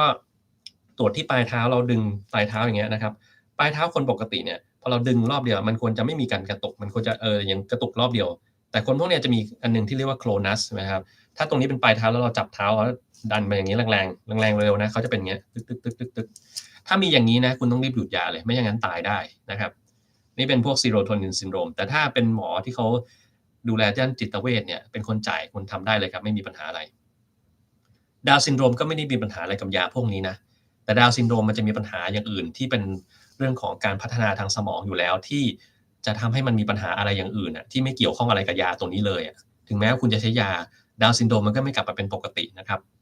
เพราะว่าเป็นปัญหาทางด้านของระบบประสาทที่เจริญมีปัญหาจากโครโมโซมคู่ที่21ที่มันเกินมานี่แหละนะทำอะไรกับมันไม่ได้นะพวกนี้นะครับ Ferrous Fumarate สัปดาห์ละครั้งหลังอาหารและโฟลิกควรทานต่อเนื่องหรือเปล่าเรื่องนี้พูดไปหรือยังพูดไปแล้วครับดังนั้นคุณต้องกลับไปย้อนฟังหาเอาเองนะครับว่าผมพูดในหัวข้ออะไรบ้างนะเรื่องของการทานธาตุเหล็กธาตุเหล็กทุกครั้งเวลาคุณจะทานคุณต้องเข้าใจก่อนว่ามันมีโอกาสธาตุเหล็กเกินได้แล้วมันก็มีโอกาสขาดธาตุเหล็กได้ดังนั้นคุณต้องไปตรวจสม่ำเสมอว่าสิ่งที่คุณกินเข้าไปเนี่ยมันพอหรือเปล่าหรือมันน้อยไปไหมหรือมันเยอะเกินไปแล้วนะคุณต้องหยุดแล้วอะไรอย่างเงี้ยนะครับที่ใส่หูนักดนตรีเรียก ear monitor มันปรับได้ไหมครับคุณอาร์ม ผมไม่เคยใช้เหมือนกันผมเลยไม่รู้ว่ามันปรับได้หรือไม่ได้ให้เสียงมันดังไม่ดังยังไงนะแต่ว่าถ้า ear monitor เนี่ยคือผมว่ามันมี feet monitor ไหมแบบเอาเท้าอะมอนิเตอร์ไหมเหมือนคุณปาล์มที่ต้องถอดรองเท้าขึ้นเวทีอะที่เขาต้องใช้เท้าในการรับการสั่นสะเทือนหรือก็คนบางคนที่ตาบอดอย่างเงี้ยใช้การสั่นสะเทือนในการฟังหรือรับอะไรอย่างเงี้ยนะครับปัสสาวะบ่อยเกิดจากอะไรตรวจปัสสาวะแล้วปัสสาวะปกติเกิดจากอะไรนะครับคุณต้องลองไปหาเอาเองนะจริงๆแล้วเนี่ยผมเคยทำคลิปไปแล้วเหมือนกันว่าปัสสาวะบ่อยมันเกิดจากอะไรนะต้องลองไปฟังคลิปนั้นก็ยกตัวอย่างเช่นคนที่มีทางเดินปัสสาวะอักเสบก็สามารถปัสสาวะบ่อยได้คนที่มีกระเพาะปัสสาวะบีบตัวผิดปกติก็เกิดการที่ปัสสาวะบ่อยได้คนที่มีเรื่องของอุ้งเชิงกรานที่มันมีปัญหานะครับคลอดลูกเยอะๆนะครับก็มีการปัสสาวะบ่อยได้ คนที่หูรูดมันเสียก็ปัสสาวะบ่อยได้ คนที่มีต่อมลูกหมากโตก็ปัสสาวะบ่อยได้ คนที่มีเบาหวานก็ปัสสาวะบ่อยได้ คนที่หยุดหายใจในขณะหลับกลางคืนก็ปัสสาวะบ่อยได้คุณเป็นอันไหนผมก็ตอบคุณไม่ได้เหมือนกันเพราะมันเยอะนะฮะดังนั้นคุณต้องไปฟังเอาเองนะฮะในรายละเอียดว่าอาการแบบไหนมันแตกต่างกันอย่างไรถ้าคุณไม่แน่ใจคุณถามคุณหมอไปเลยครับแล้วอย่าพอใจแค่ว่าตรวจปัสสาวะปกติแล้วมันจบแค่นั้นคุณต้องถามหมอเขาสิครับว่า ตรวจปัสสาวะปกติแล้วทำไมดิฉันหรือผมยังคงมีปัสสาวะบ่อยอยู่ต้องตรวจอะไรเพิ่มเติมในกรณีของคุณนะครับเพราะแต่ละคนเนี่ยมันไม่เหมือนกันมันขึ้นอยู่กับว่าคุณมีอาการอะไรอย่างอื่นร่วมด้วยเวลาเราซักประวัติปัสสาวะบ่อยเนี่ยมันไม่ใช่แค่ว่าเราถามแค่ว่าปัสสาวะคุณบ่อยแค่ไหนนะผมต้องถามอีกเยอะเลยนะเช่นว่าที่บอกว่าบ่อยเนี่ยมันบ่อยกี่ครั้งชั่วโมงละกี่ครั้งครั้งหนึ่งเนี่ยปัสสาวะออกมาได้ เยอะแค่ไหนตอนที่กำลังจะปัสสาวะเนี่ยมันมีอาการปัสสาวะไม่ออกก่อนหรือเปล่าแล้วค่อยออกทีหลังไหมตอนออกแล้วมันสุดไหมสุดแล้วมันมีหยดออกมาทีหลังหรือเปล่านะครับแล้วเวลาออกตอนกลางวันกลางคืนมันมีปัสสาวะออกบ่อยไหมน้ำคุณกินเข้าไปเท่าไรนะครับคุณเคยมีโรคติดเชื้อในทางเดินปัสสาวะไหมปัสสาวะออกมามันใสเหลืองหรือเปล่ามีนิ่วอยู่ในนั้นมีเม็ดทรายอยู่นั้นมีเลือดอยู่ในนั้นหรือเปล่านะครับแล้วคุณมีโรคไตมีโรคอะไรเนี่ยคือถามแบบมหาศาลมากมายกว่าผมจะบอกได้ว่าผมจะให้คุณตรวจอะไรต่อนะครับดังนั้นเนี่ยไม่มีคำตอบสำเร็จรูปนะครับเพิ่งเจอเด็กรัสเซีย3เดือนผมยังไม่เคยเจอเด็กรัสเซียเลยครับอายุ3เดือนนี่ยังไม่เคยเจอใหญ่เลยผมเคยเจอแต่วลาดิเมียร์ปูตินนะครับดูแปลกดีนะ3เดือนกระหม่อมหน้าโป่งมากครับไข้39หมอดอกหัวเคยเจอเคสที่หม่อมโป่งมากเป็นเคสแรกแนะนำว่าไม่แน่ใจเป็นอะไรรู้ว่าไม่ในใจติดทำซีทีเบรนเจาะหลังดีแล้วครับกระหม่อมหน้าโป่งเนี่ยจริงๆมันไม่ได้แปลกอะไรนะคืออย่างนี้ไอ้กะโหลกของคนเราเนี่ยตรงกลางมันจะมีช่องเวลากะโหลกมันยังไม่ปิดนะมันจะมีรูอยู่รูหนึ่งนะครับเป็นรูปเหมือนข้าวหลามตัดอะนะครับมีอยู่2รูตรงกลางข้างหน้ากับรูตรงกลางข้างหลังเราจะเรียกว่า anterior กับ posterior fontanelle นะครับนี่ย้อนไปหมอเด็กแล้วนะผมไม่ได้หมอเด็กนะดังนั้นไม่ได้ดูเรื่องพวกนี้นะไอ้ fontanelle ตรงนี้เนี่ยมันเป็นบริเวณที่กะโหลกมันยังไม่เชื่อมกันมันก็จะเป็นรูอยู่รูหนึ่งนะครับดังนั้นเวลาที่เด็กเนี่ยมีความดันในโพรงกะโหลกศีรษะสูงเนี่ยมันจะดันออกมาทางไอ้รูนี้ทำให้กระหม่อมตรงนี้โป่งปุ๊ดออกมานะครับแล้วถ้าเป็นแบบนี้เนี่ยเราต้องดูว่าเด็กเขามีการติดเชื้ออยู่ข้างในแค่ไหนหรือเปล่า แล้ว CT scan ที่ต้องทำเนี่ยเพราะว่าเขาต้องแน่ใจก่อนว่ามันไม่มีอะไรไปอุดตันทางเดินเอ่อน้ำไขสันหลั่งในสมองเพราะว่าถ้ามันมีแล้วเราไปเจาะเนี่ยบางทีเนี่ยสมองมันไหลเลื่อนลงมาแล้วก็เด็กตายเลยนะครับถ้าเป็นกรณีนั้นต้องเจาะจากข้างบนซึ่งต้องให้หมอระบบประสาทเป็นคนเจาะแล้วนะครับไม่ใช่ใครเจาะก็ได้นะ LP เนี่ยก็ต้องไประวังเรื่องพวกนี้นะครับอืมวิตามินดีได้27.8ต้องทานวิตามินเสริมปริมาณแค่ไหนดีอันนี้คุณควรจะต้องถามหมอสิครับใช่ไหมว่าอยู่ๆเราไปตรวจมาเราตรวจทำไมอะใช่ไหมตั้งแต่แรกนะครับอันนี้ต้องถามคุณหมอแล้วอะเพราะว่าเขาต้องรู้ก่อนว่าคุณเป็นโรคอะไรคุณเป็นกระดูกเสื่อมหรือยังถ้าคุณกระดูกเสื่อมก็ต้องกินมากหน่อยถ้าคุณกระดูกไม่เสื่อมก็กินน้อยหน่อยเช่นวันละ2,000 international unit ต่อวันเป็นต้นอย่างเงี้ยนะครับ ดังนั้นคุณไปตรวจอะไรมาเนี่ยได้ผลอะไรถามหมอเขาก่อนเลยนะครับอย่าคิดเองอย่าเอามาถามข้างนอกนะเพราะว่ามันจะข้อมูลไม่ครบแล้วทำให้เราตัดสินใจไม่ถูกอะอย่างเงี้ยนะครับหรือบางกรณีอะถ้ามันได้27.8แล้วมีกระดูกพรุนเยอะๆกระดูกหักไปแล้วเนี่ยผมจะให้กินขนาดสูงมากเลยนะผมจะให้กิน Ergo-Calciferol 50,000ยูนิตนะครับสัปดาห์ละครั้งทั้งหมด8ครั้งแต่ถ้าเกิดคุณไม่มีปัญหานี่ผมก็งั้นคุณกินไป2,000 international unit ต่อวันก็ยังพอไหวนะครับไม่ได้มีปัญหาอะไร แต่คุณจะเป็นแบบไหนนั้นผมตอบคุณไม่ได้นะคุณตรวจกระดูกหรือเปล่าผมก็ไม่รู้เหมือนกันนะฮะ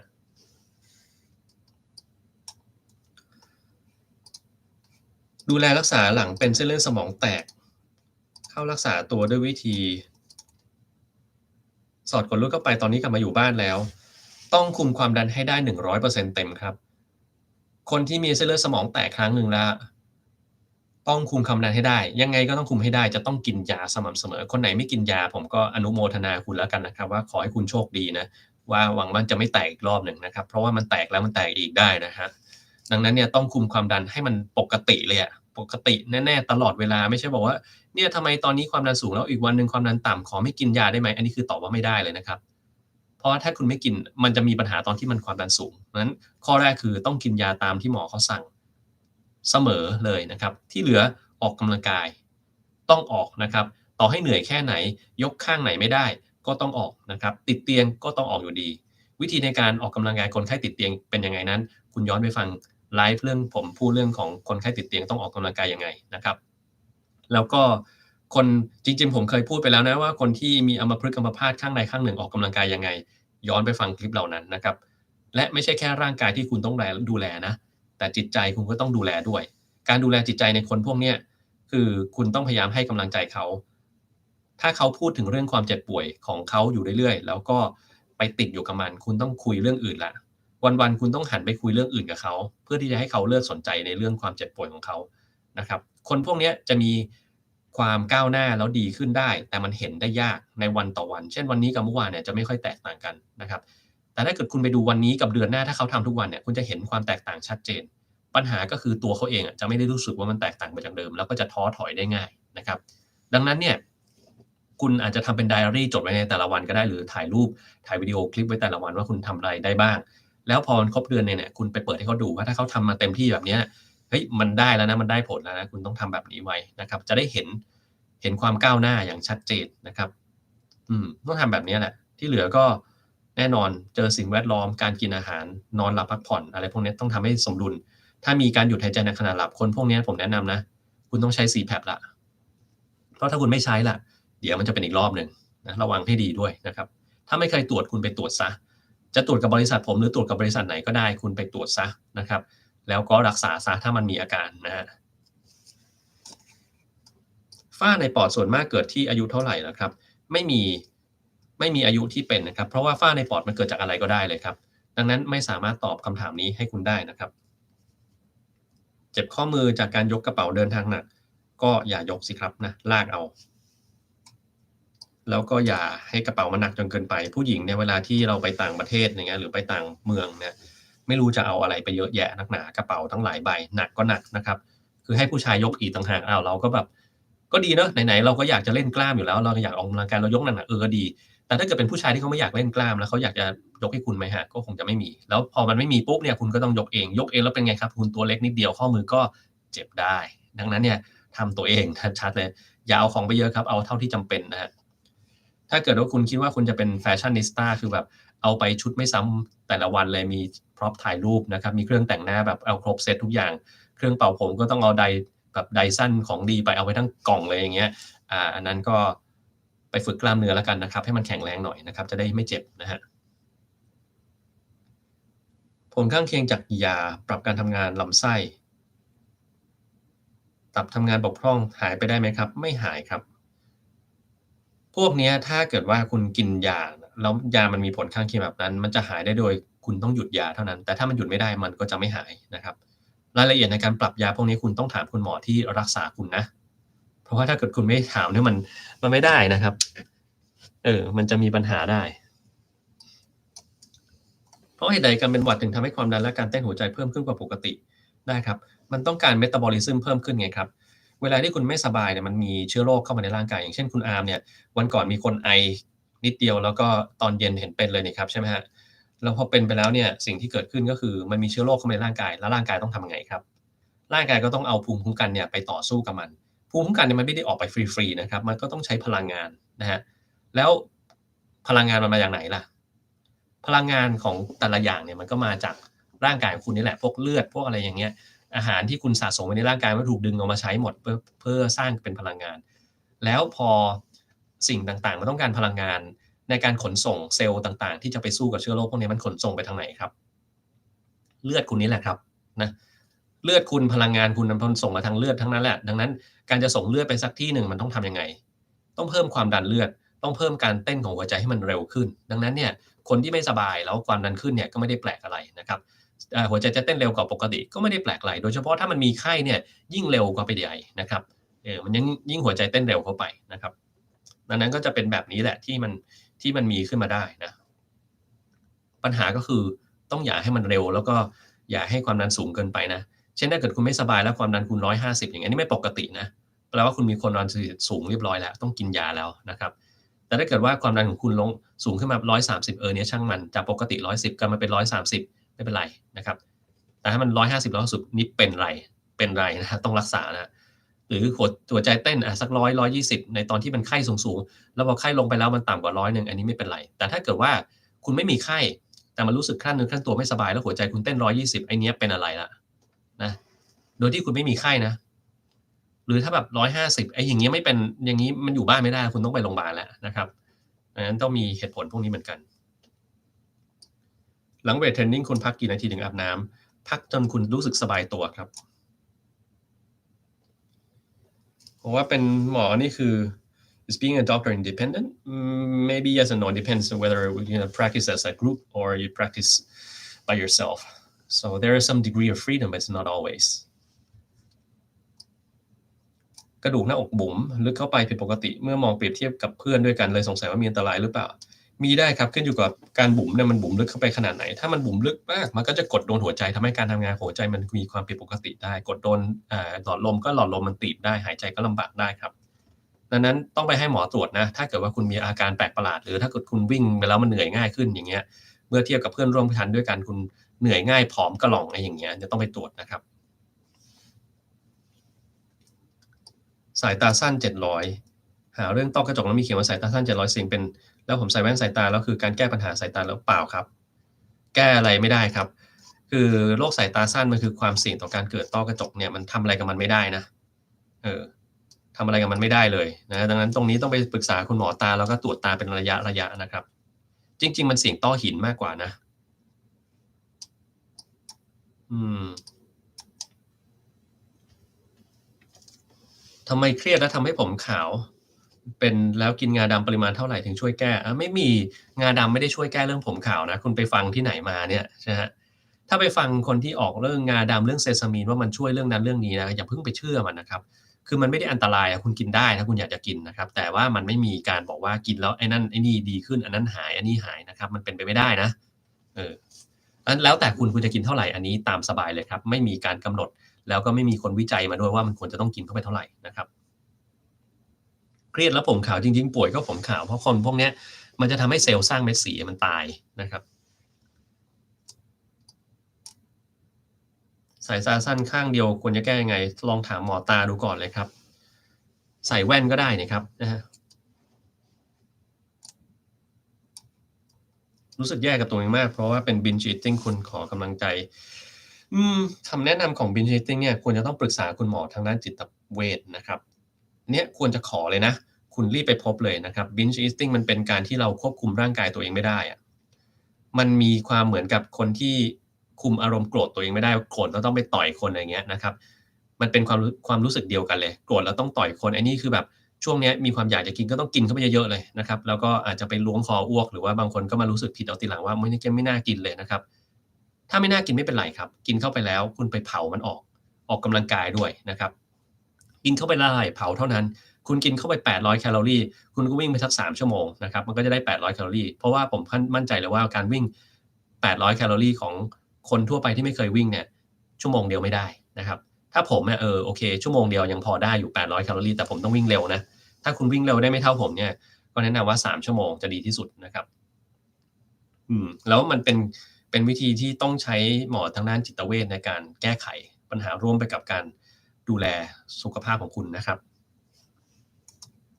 ไอ3 วันยังไม่หาย3 วันมันไม่หายมันไม่แปลกครับปกติเขาไอกันโน่น2 อาทิตย์ถึงจะหาย3 วันมันเพิ่งเริ่มเป็นเองยังไม่ต้องทำอะไรครับ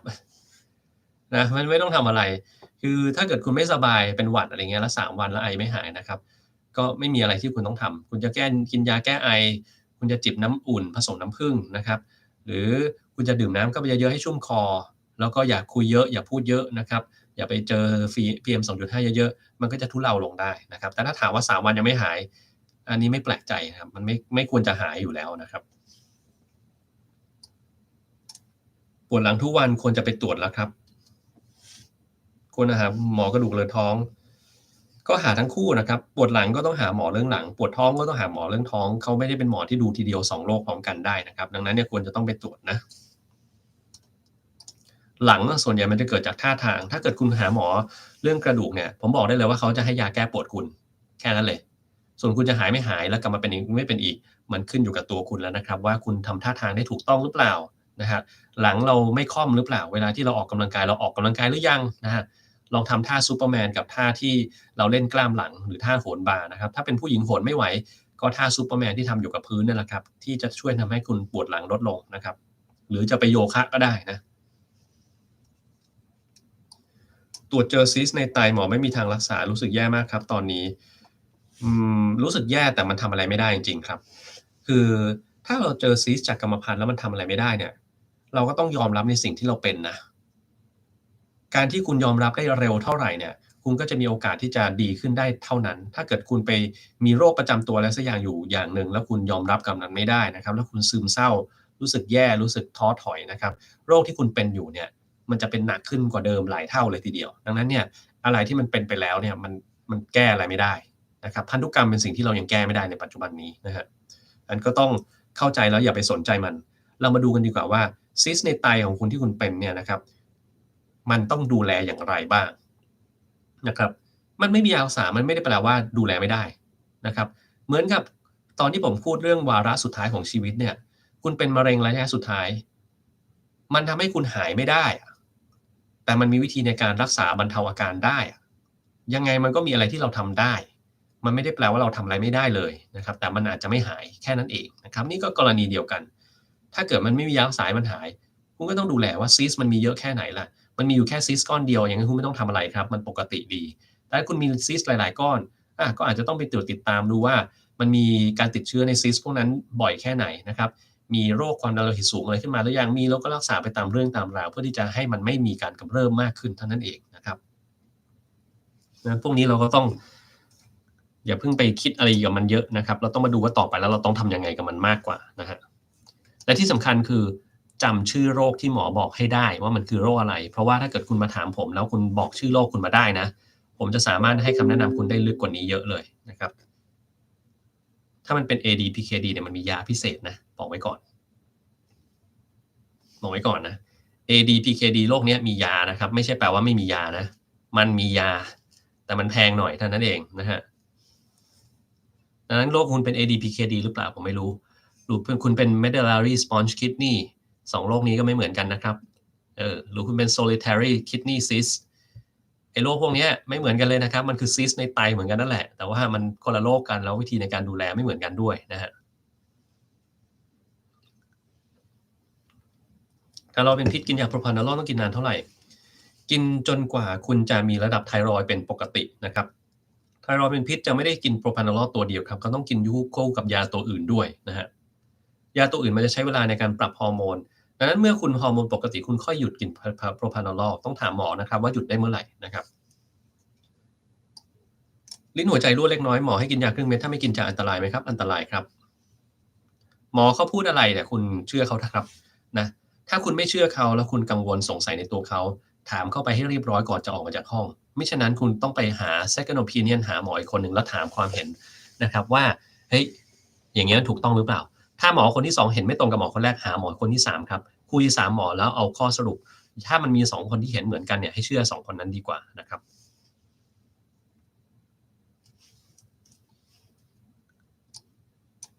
อาหารเสริมก็คือความต้องการที่คิดว่าร่างกายจะขาดอะไรเพิ่มอะไรจะทานจนขาวไม่กล้าเลิกก็แล้วแต่นะครับมีวิธีที่จะอยู่กับผู้ป่วยซึมเศร้าที่คิดจะฆ่าตัวตายหรือเปล่าครับถ้าผู้ป่วยซึมเศร้าที่คิดจะฆ่าตัวตายคุณต้องพาไปหาหมอให้ได้เพราะไม่ฉะนั้นเนี่ยเขาจะมีโอกาสฆ่าตัวตายได้ตลอดเวลาเลยแล้วตลอดเวลาหมายความว่าเวลาที่คุณเผลอด้วยเช่นคุณเข้าห้องน้ำไปอึอย่างเงี้ยนะครับเขาอาจจะฆ่าตัวตายตอนนั้นคุณจะอึอยู่คุณจะวิ่งออกมาได้ยังไงมันไม่ทันอึติดตูดอยู่เลยนะครับ ใช่ไหมฮะแล้วเกิดว่าเวลาที่คุณ ไปทำงานเนี่ยคุณอยู่แต่เขาได้ตลอดเวลาไหมก็ไม่ได้ทั้งนั้นถ้าใครก็ตามที่มีความคิดฆ่าตัวตายหรือมีเหตุผลหรือพูดแบบพูดเล่นๆก็ตามอะอย่างงี้ก็ฆ่าตัวตายดีกว่านะครับพาไปหาหมอเลยครับอย่าให้อยู่กับบ้านเด็ดขาดมิฉะนั้นตายขึ้นมาได้จริงๆนะครับถึงแม้จะเหมือนจะพูดเล่นเหมือนจะประชดก็ตามพาไปหาหมอครับและถ้าหาหมอเรียบร้อยแล้วนะคุณต้องหาหมอก่อนนะก่อนหาหมอนี่ไม่ต้องยุ่งอะไรไม่ต้องมีวิธีดูแลคือเอาไปหาหมอให้ได้นะครับพาไปให้ได้นะครับหลังจากหาเสร็จแล้วหมอก็จะประเมินเลยว่าคนเนี้ยโอกาสฆ่าตัวตายสูงต้องเก็บไว้ในโรงพยาบาลต้องแอดมิตเลยคนนี้โอกาสฆ่าตัวตายต่ำมากแค่พูดไปอย่างนั้นเอากลับบ้านได้ก็จะมี2กรณีถ้ากรณีเขาต้องอยู่โรงพยาบาลก็ต้องให้เขาอยู่โรงพยาบาลครับแต่ถ้ากรณีเขากลับบ้านได้คุณก็กลับมาแล้วก็สิ่งที่คุณควรจะพูดกับเขานะคือให้เขาระบายอย่างเดียวเลยคุณต้องเปิดใจเขาให้ได้ต้องทำให้เขาเชื่อใจคุณให้ได้นะครับเชื่อใจเนี่ยหมายความว่าคุณจะต้องไม่แนะนำวิธีอะไรสักอย่างหนึ่งเลยไม่ต้องแนะนำวิธีไม่ต้องพูดว่าเราหวังดีต้องทำแบบนั้นเฮ้ยกินข้าวสักหน่อยหนึ่งนะครับหรือไปเที่ยวบ้างสิคุยกับนั้นบ้างสิไปทำอย่างงี้สิไม่ต้องแนะนำอะไรทั้งสิ้นไม่ต้องแนะนำผมบอกเลยครับไม่ต้องแนะนำคุณเฉยๆไปแล้วก็ฟังเขาคุยไปเรื่อยๆนะครับความเงียบเนี่ยจริงๆคือสิ่งที่ดีที่สุดเลยคุณฟังเขาแล้วเขาอยากจะพูดอะไรถ้าเขาเชื่อใจคุณเขาจะพูดออกมาเองเขาอยากจะให้คุณรับรู้อะไรเขาอยากจะบอกอะไรเขาก็จะให้คุณบอกออกมาเองแต่คุณต้องทำให้เขามั่นใจว่าเรื่องนี้เนี่ยอ่าเป็นเป็นเรื่องระหว่างเรา2คนนะจะไม่มีบุคคลที่3รู้นะครับถ้ามีอะไรเนี่ยเล่ามาให้เราฟังก็ได้นะเราฟังแล้วเราก็เก็บไว้คันเนี้ยจริงๆถ้าเราช่วยแบ่งเบาภาระหนักอึ้งในจิตใจของเธอได้นิดหนึ่งก็บอกเรามานะยังไงเราก็จะช่วยนะครับเราอยู่ตรงนี้แหละนะครับคุณพูดกับเขาเท่านี้เองแล้วก็เงียบไปเลยนะครับแล้วถ้าเกิดเขาเล่าปัญหาอะไรให้คุณฟังเนี่ยถึงแม้ว่าปัญหามันจะผิดนะครับเช่นเขาพูดอะไรแล้วสิ่งที่เขาพูดมาเนี่ยตัวเขาผิดเต็มๆอะคุณไม่ต้องไปพิพากษาอะไรเขานะไม่ต้องบอกว่าเฮ้ยก็เนี่ยก็คุณผิดนี่เขาถึงเป็นแบบนั้นไม่ต้องอะไรครับเฉยๆไว้ฟังไว้เฉยๆแต่ถ้าสิ่งที่เขาพูดออกมาแล้วมันผิดแบบจริงๆแล้วมันยอมไม่ได้เช่นเฮ้ยนี่ไปวางแผนฆ่าคนแล้วมันฆ่าไม่สำเร็จอย่างเงี้ยคุณต้องบอกตำรวจแล้วบอกหมอนะไม่ใช่ว่าคุณเก็บของคุณเองนะอันนี้ไม่ได้นะเพราะว่าอะไรเพราะว่าถ้ามันเกิดเหตุอย่างนั้นขึ้นมาจริงๆเนี่ยคนผิดเนี่ยคือคุณด้วยนะไม่ใช่เขาผิดอย่างเดียวนะคุณก็ผิดเหมือนกันนะครับที่ไม่บอกนะฮะตรงนี้สำคัญนะถ้ามันไม่ได้เป็นอะไรที่เรื่องผิดกฎหมายร้ายแรงอะไรคุณก็ฟังเขาไว้เฉยๆไม่ต้องพูดอะไรนะครับผมเคยพูดเรื่องนี้ไปแล้วนะครับลองย้อนกลับไปหาไลฟ์พวกนั้นฟังดูนะฮะ ที่เหลือชวนเขาทำกิจกรรมอะไรก็ได้ที่ทำให้มันเลิกคิดนะครับไปเที่ยวไปออกกำลังกายไปอะไรสักอย่างหนึ่งอะไปเจอแสงอะ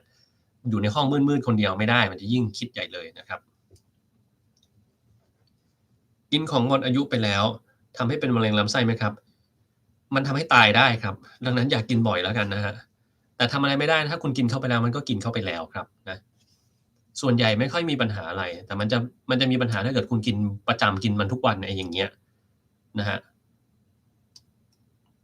มีวิธีเพิ่มขีดจำกัดศักยภาพของสมองไหมครับ มีขึ้นอยู่กับจะทำนั้นได้หรือเปล่าอีกเรื่องหนึ่งนะครับ คุณก็รู้ว่ามันต้องฝึกถูกไหมฮะศักยภาพสมองเนี่ยทำได้อย่างเดียวคือต้องฝึก เช่นคุณต้องมีสมาธิให้ดีสมาธินี่ฝึกได้ด้วยการนั่งสมาธิก็ได้หรือจะมีสมาธิกับสติในแต่ละวันวิธีฝึกสมาธิอย่างไรผมเคยเล่าไปแล้วนะครับวิธีของผมเคยทำยังไงสอนไปแล้ววิธีในการเพิ่มศักยภาพในการจำทำยังไงผมก็เคยสอนไปแล้วเหมือนกันทำคลิปไปเรียบร้อยแล้วคุณต้องลองไปฟังดูนะครับ การคิดแบบเชื่อมโยงนะครับการคิดให้แน่ใจว่าสิ่งที่เราได้ข้อมูลมาลองไปหาความจริงย่อยออกมาแล้วเอาไปประยุกต์ยังไงได้บ้างนะครับพวกเนี้ยผมสอนไปหมดแล้วนะครับนั่นคือการพัฒนาศักยภาพสมองการพักผ่อนให้เพียงพอทานอาหารให้มันสมดุลออกกำลังกายพวกนี้ก็เป็นการพัฒนาศักยภาพสมองทั้งหมดเลยคุณจะทำวิธีใดวิธีหนึ่งเนี่ยมันไม่สำเร็จคุณต้องทำทุกวิธีพร้อมๆกันนะครับรู้สึกตัวเองพยายามเอาใจตามใจทุกคน รู้สึกตัวเองไม่มีความสุขด้วยอาชีพที่คิดเป็นนิสัยมีคำแนะนำไหมครับมีครับตัดความคิดนั้นออกก่อนเลยนะครับถ้าคุณตัดไม่ได้คุณต้องเริ่มจากเรื่องง่ายๆก่อนนะครับถ้าเริ่มตัดจากเรื่องยากๆเนี่ยมันอาจจะทำไม่ได้เราก็ต้องเอาเรื่องง่ายๆนะครับเช่นของผมเนี่ยทำงานเนี่ยหมดเวลาคือหมดนะผมไม่ทำต่อไม่ได้สนใจด้วยว่ามันมีอะไรเกิดขึ้นตอนนั้นยกเว้นกรณีเดียวคือถ้าคนไข้กำลังต้องช่วยเหลือชีวิตปั๊มหัวใจใส่ท่อถ่ายทอด ช่วยหายใจอย่างเงี้ยผมจะทำแต่ถ้านอกเหนือจากกรณีนี้แล้วนะไม่ทำเลย สักนิดเดียวก็ไม่ทำนะครับคุณต้องตัดให้ได้ก่อนแล้วผมทำแบบเนี้ยตั้งแต่อยู่ประเทศไทยแล้วนะ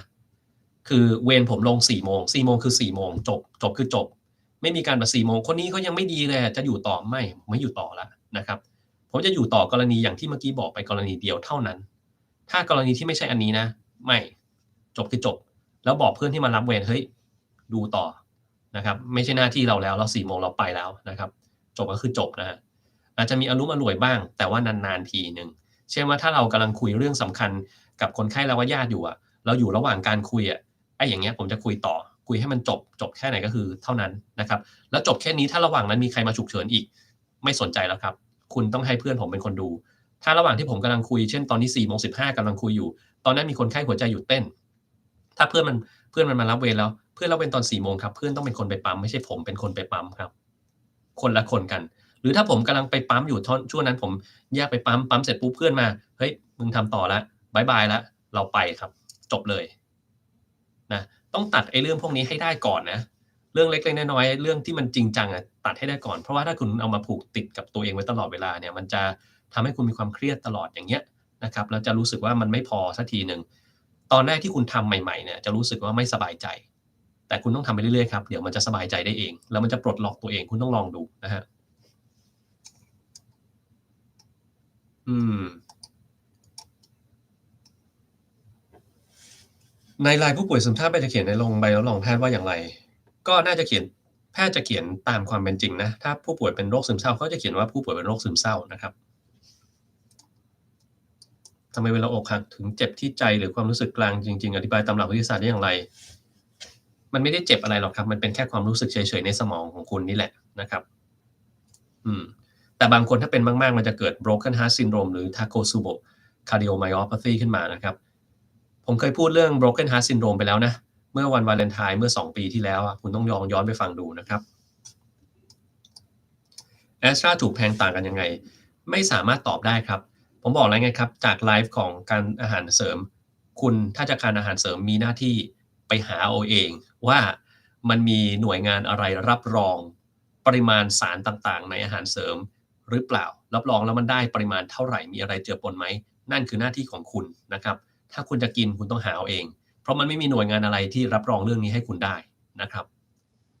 งั้นผมไม่สามารถตอบคุณได้ในเรื่องนี้นะครับวีแกนสามารถรักษาอาหารได้เหมือนปกติไหมครับไม่ครับโอกาสได้เหมือนคนปกติเนี่ยยากมากๆคนเราถูกสร้างขึ้นมาเพื่อให้กินของที่มันหลากหลายไม่ใช่กินของอย่างใดอย่างหนึ่งดังนั้นถ้าคุณจะกินของอย่างใดอย่างหนึ่งคุณอาจจะต้องไปหาสิ่งที่มันไม่มีในนั้นหรือมีน้อยในนั้นมาเสริมเช่น B12 หรือธาตุเหล็กอะไรพวกนี้เป็นต้นนะฮะ ง่วงซึมตอนไม่ได้ทานกาแฟอยากจะเลิกทำได้ยากมากรักษาทางการแพทย์อย่างไรค่อยๆลดปริมาณลงแล้วคุณก็ต้องแน่ใจว่าคุณออกกำลังกายและคุณพักผ่อนให้มันเพียงพอซะก่อนถ้าเกิดคุณกินกาแฟแล้ววันๆคุณนอนอยู่แค่4 ชั่วโมงอย่างเงี้ยคุณเลิกมันก็ไม่ได้หรอกครับมันก็ยังง่วงเหมือนเดิมต้องไปแก้ไขตรงนั้นนะฮะสมาธิสั้นมากถ้าสั้นมากจริงๆอะไปรักษากับคุณหมอเลยครับหมอที่เขาดูแลทางด้านจิตเวชเนี่ยเขาดูแลเรื่องสมาธิสั้นด้วยนะถ้าบางคนสมาธิสั้นมากๆเช่น เป็นโรคเด็กสมาธิสั้นอย่างเงี้ย ADHD อย่างเงี้ยนะครับพวกนี้ก็จะกินยาบางกลุ่มเช่น Methylphenidate หรืออะไรพวกเนี้ยนะครับเป็นต้นนะครับล่าสุดฟังเรื่องซาวนาแล้วทำไปอ่านวิจัยตอนนี้สงสัยอีกแล้วเหรอตัวที่ขายใน Shopee ราวๆ 1,000 บาทเป็นไอน้ำร้อนสงสัยว่ามันจะไอระเหยออกมาจากผ้าพวกนั้นหรือเปล่าผมก็แบบบอกไม่ได้เหมือนกันนะครับผมก็ตอบไม่ได้เหมือนกันนะเพราะผมไม่ได้ซื้อนะครับถ้าคุณจะถามเรื่องพวกเนี้ยอาจจะต้องไปถามกับวิศวกรนะครับ สงสัยว่าจะมีไอระเหยออกมาจากผ้าพวกนั้นไหมคุณก็ต้องเอามันมาทำการทดลองดูครับว่ามันมีไอระเหยออกมาจากผ้าไหมนะครับแล้วเราจะวัดยังไงอันนี้ต้องถามนักวิทยาศาสตร์แล้วครับผมเป็นหมอครับผมจะวัดเรื่องพวกนี้ไม่เป็นนะครับถามผิดคนแล้วครับแบบนี้นะเออคนที่ยังไม่เป็นเบาหวานกิน Metformin ได้หรือเปล่าหวังผลชะลอวัยผมเคยทำคลิปพวกนี้ไปแล้วนะครับแล้ววันก่อนผมก็เคยเล่าเรื่อง Metformin ดังนั้นถ้าคุณจำไม่ได้ไปฟังคลิปเรื่อง Metformin นะครับผมเคยพูดไปแล้วเรื่องนี้นะครับว่าคุ้มหรือไม่คุ้มแล้วแต่คุณนะครับฝันต่อเนื่องยาวนานหลายเรื่องทั้งกลางวันกลางคืนทำให้สมองเบลอแก้ไขอย่างไรดีไปออกกำลังกายเลยครับพวกเนี้ยคิดเยอะนะครับวิธีที่ดีที่สุดนะคุณออกกำลังกายทุกวันให้เหนื่อยเลยนะแล้วก่อนนอนเนี่ย เวลาคุณคิดอะไรฟุ้งซ่านเขียนมันลงไปในกระดาษให้หมดทุกอย่างที่คุณคิดนั่นแหละเขียนให้เกลี้ยงเลยระบายความคิดในสมองออกมาให้มันเป็นรูปธรรมเนี่ยหลายๆครั้งเนี่ยมันจะมีประโยชน์มากคือ1คลายกังวลของคุณอันที่2ทำให้คุณไม่ลืมในสิ่งที่คุณคิดอันที่3เวลาที่คุณต้องตัดสินเรื่องสำคัญๆเนี่ยมันทำให้คุณมองความคิดตัวเองได้กระจ่างมากขึ้นเยอะคุณไม่เชื่อใช่ป่ะไปลองทำดูแล้วเรื่องเนี้ยไม่เสียตังค์ไม่เสียเวลาไม่เสียอะไรทั้งสิ้นคุณทำได้เพราะคุณไม่ต้องเอาตังค์มาให้ผมคุณทำของคุณเองนี่แหละ นะครับไม่ต้องไปซื้อคอร์สซื้ออะไรให้มันเสียเวลาคุณทำได้เลยแล้วคุณก็ลองได้ด้วยตัวเองว่าทำแล้วมันเป็นยังไงนะครับถ้าทำแล้วดีทำต่อถ้าทำแล้วไม่ดีคุณก็เลิกทำแค่นั้นเองนะครับยาอาหารเสริมที่ทุกคนโดยทั่วไปควรกินไม่มีครับคนทุกคนไม่ได้จำเป็นจะต้องกินอาหารเสริมแล้วก็ไม่ควรต้องกินอาหารเสริมคนที่ต้องกินอาหารเสริมหรือควรกินอาหารเสริมคือคนที่เขาอยากจะกินของเขาเองส่วนว่าอยากจะกินตัวไหนแล้วตัวไหนที่กินแล้วไม่มีปัญหาแล้วมันมีอะไร ฟังไลฟ์ใน2วันก่อนที่ผมพูดไปครับวันนี้เราไม่พูดซ้ำกันนะครับ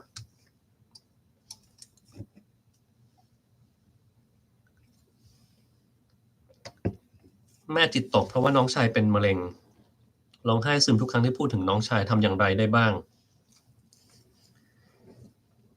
ทำอะไรลำบากนะกรณีแบบเนี้ยคือต้องให้เขาระบายอะของพวกนี้คือมันเป็นหนึ่งในช่วงที่เขาเสียใจนะครับก็ต้องให้เขาแสดงความเสียใจออกมาคนหนึ่งเสียใจได้เป็นเดือนเลยนะบางทีเป็นเดือนเลยนะฮะถ้าเกิดว่านานขนาดนี้แล้วนะอาจจะต้องเป็นการปรึกษาจิตแพทย์หน่อยนะครับคือบางคนเนี่ยมันต้องใช้ยาบางตัวช่วยนะครับหรือไม่เช่นนั้นก็ที่ไม่ใช้ยาเราก็ต้องพยายามพาแม่ออกไปเจอสิ่งแวดล้อมต่างๆนะครับ พาไปเจอคนพาไปให้มันมีโอกาสได้เจอกับอะไรที่มันตัดความคิดแบบนั้นออกไปจากสมองบ้างนะครับแล้วการตัดสิ่งเหล่านั้นออกไปจากสมองก็ทำได้ยังไงก็ทำได้โดยการที่เราให้เขาไปเจอกับเพื่อนเจอกับคนเจอกับญาติเจอกับอะไรอย่างเงี้ยนะครับให้เจอเรื่อยๆนะครับให้ให้ทำแบบนี้เรื่อยๆนะครับเป็นสิ่งที่เราทำได้แต่นอกเหนือจากนั้นถ้ามันแย่มากๆเนี่ยอันนี้ต้องใช้ยาแล้วครับมันไม่สามารถแก้ไขได้ด้วยตัวเองนะครับ คนแปลงเพศแล้วแต่ก็เปลี่ยนใจอยากจะกลับมาเพศเดิมคนเราเปลี่ยนใจแบบนี้ชีวิตน่าจะยุ่งยากก็ก็จริงครับเพราะว่าการแปลงเพศไม่ได้ของง่ายนะผ่าไปยังโอเคผ่าได้แล้วผ่ากลับมาเนี่ยไม่ง่ายนะครับเออ I have a crush on you I don't sorry people can have a crush on me I don't have any issue with that right it's the nature of human you have a crush on maybe you have a crush on like 10 different people in the world but that's normal you just have to control yourself in order to make sure you're not acting weird right you don't want to be creepy right เวลานอนแล้วชารู้สึกอยากขยับต้องขยับถึงจะนอนได้ทำยังไงดีครับไปตรวจการนอนหลับเลยครับบางคนเนี่ย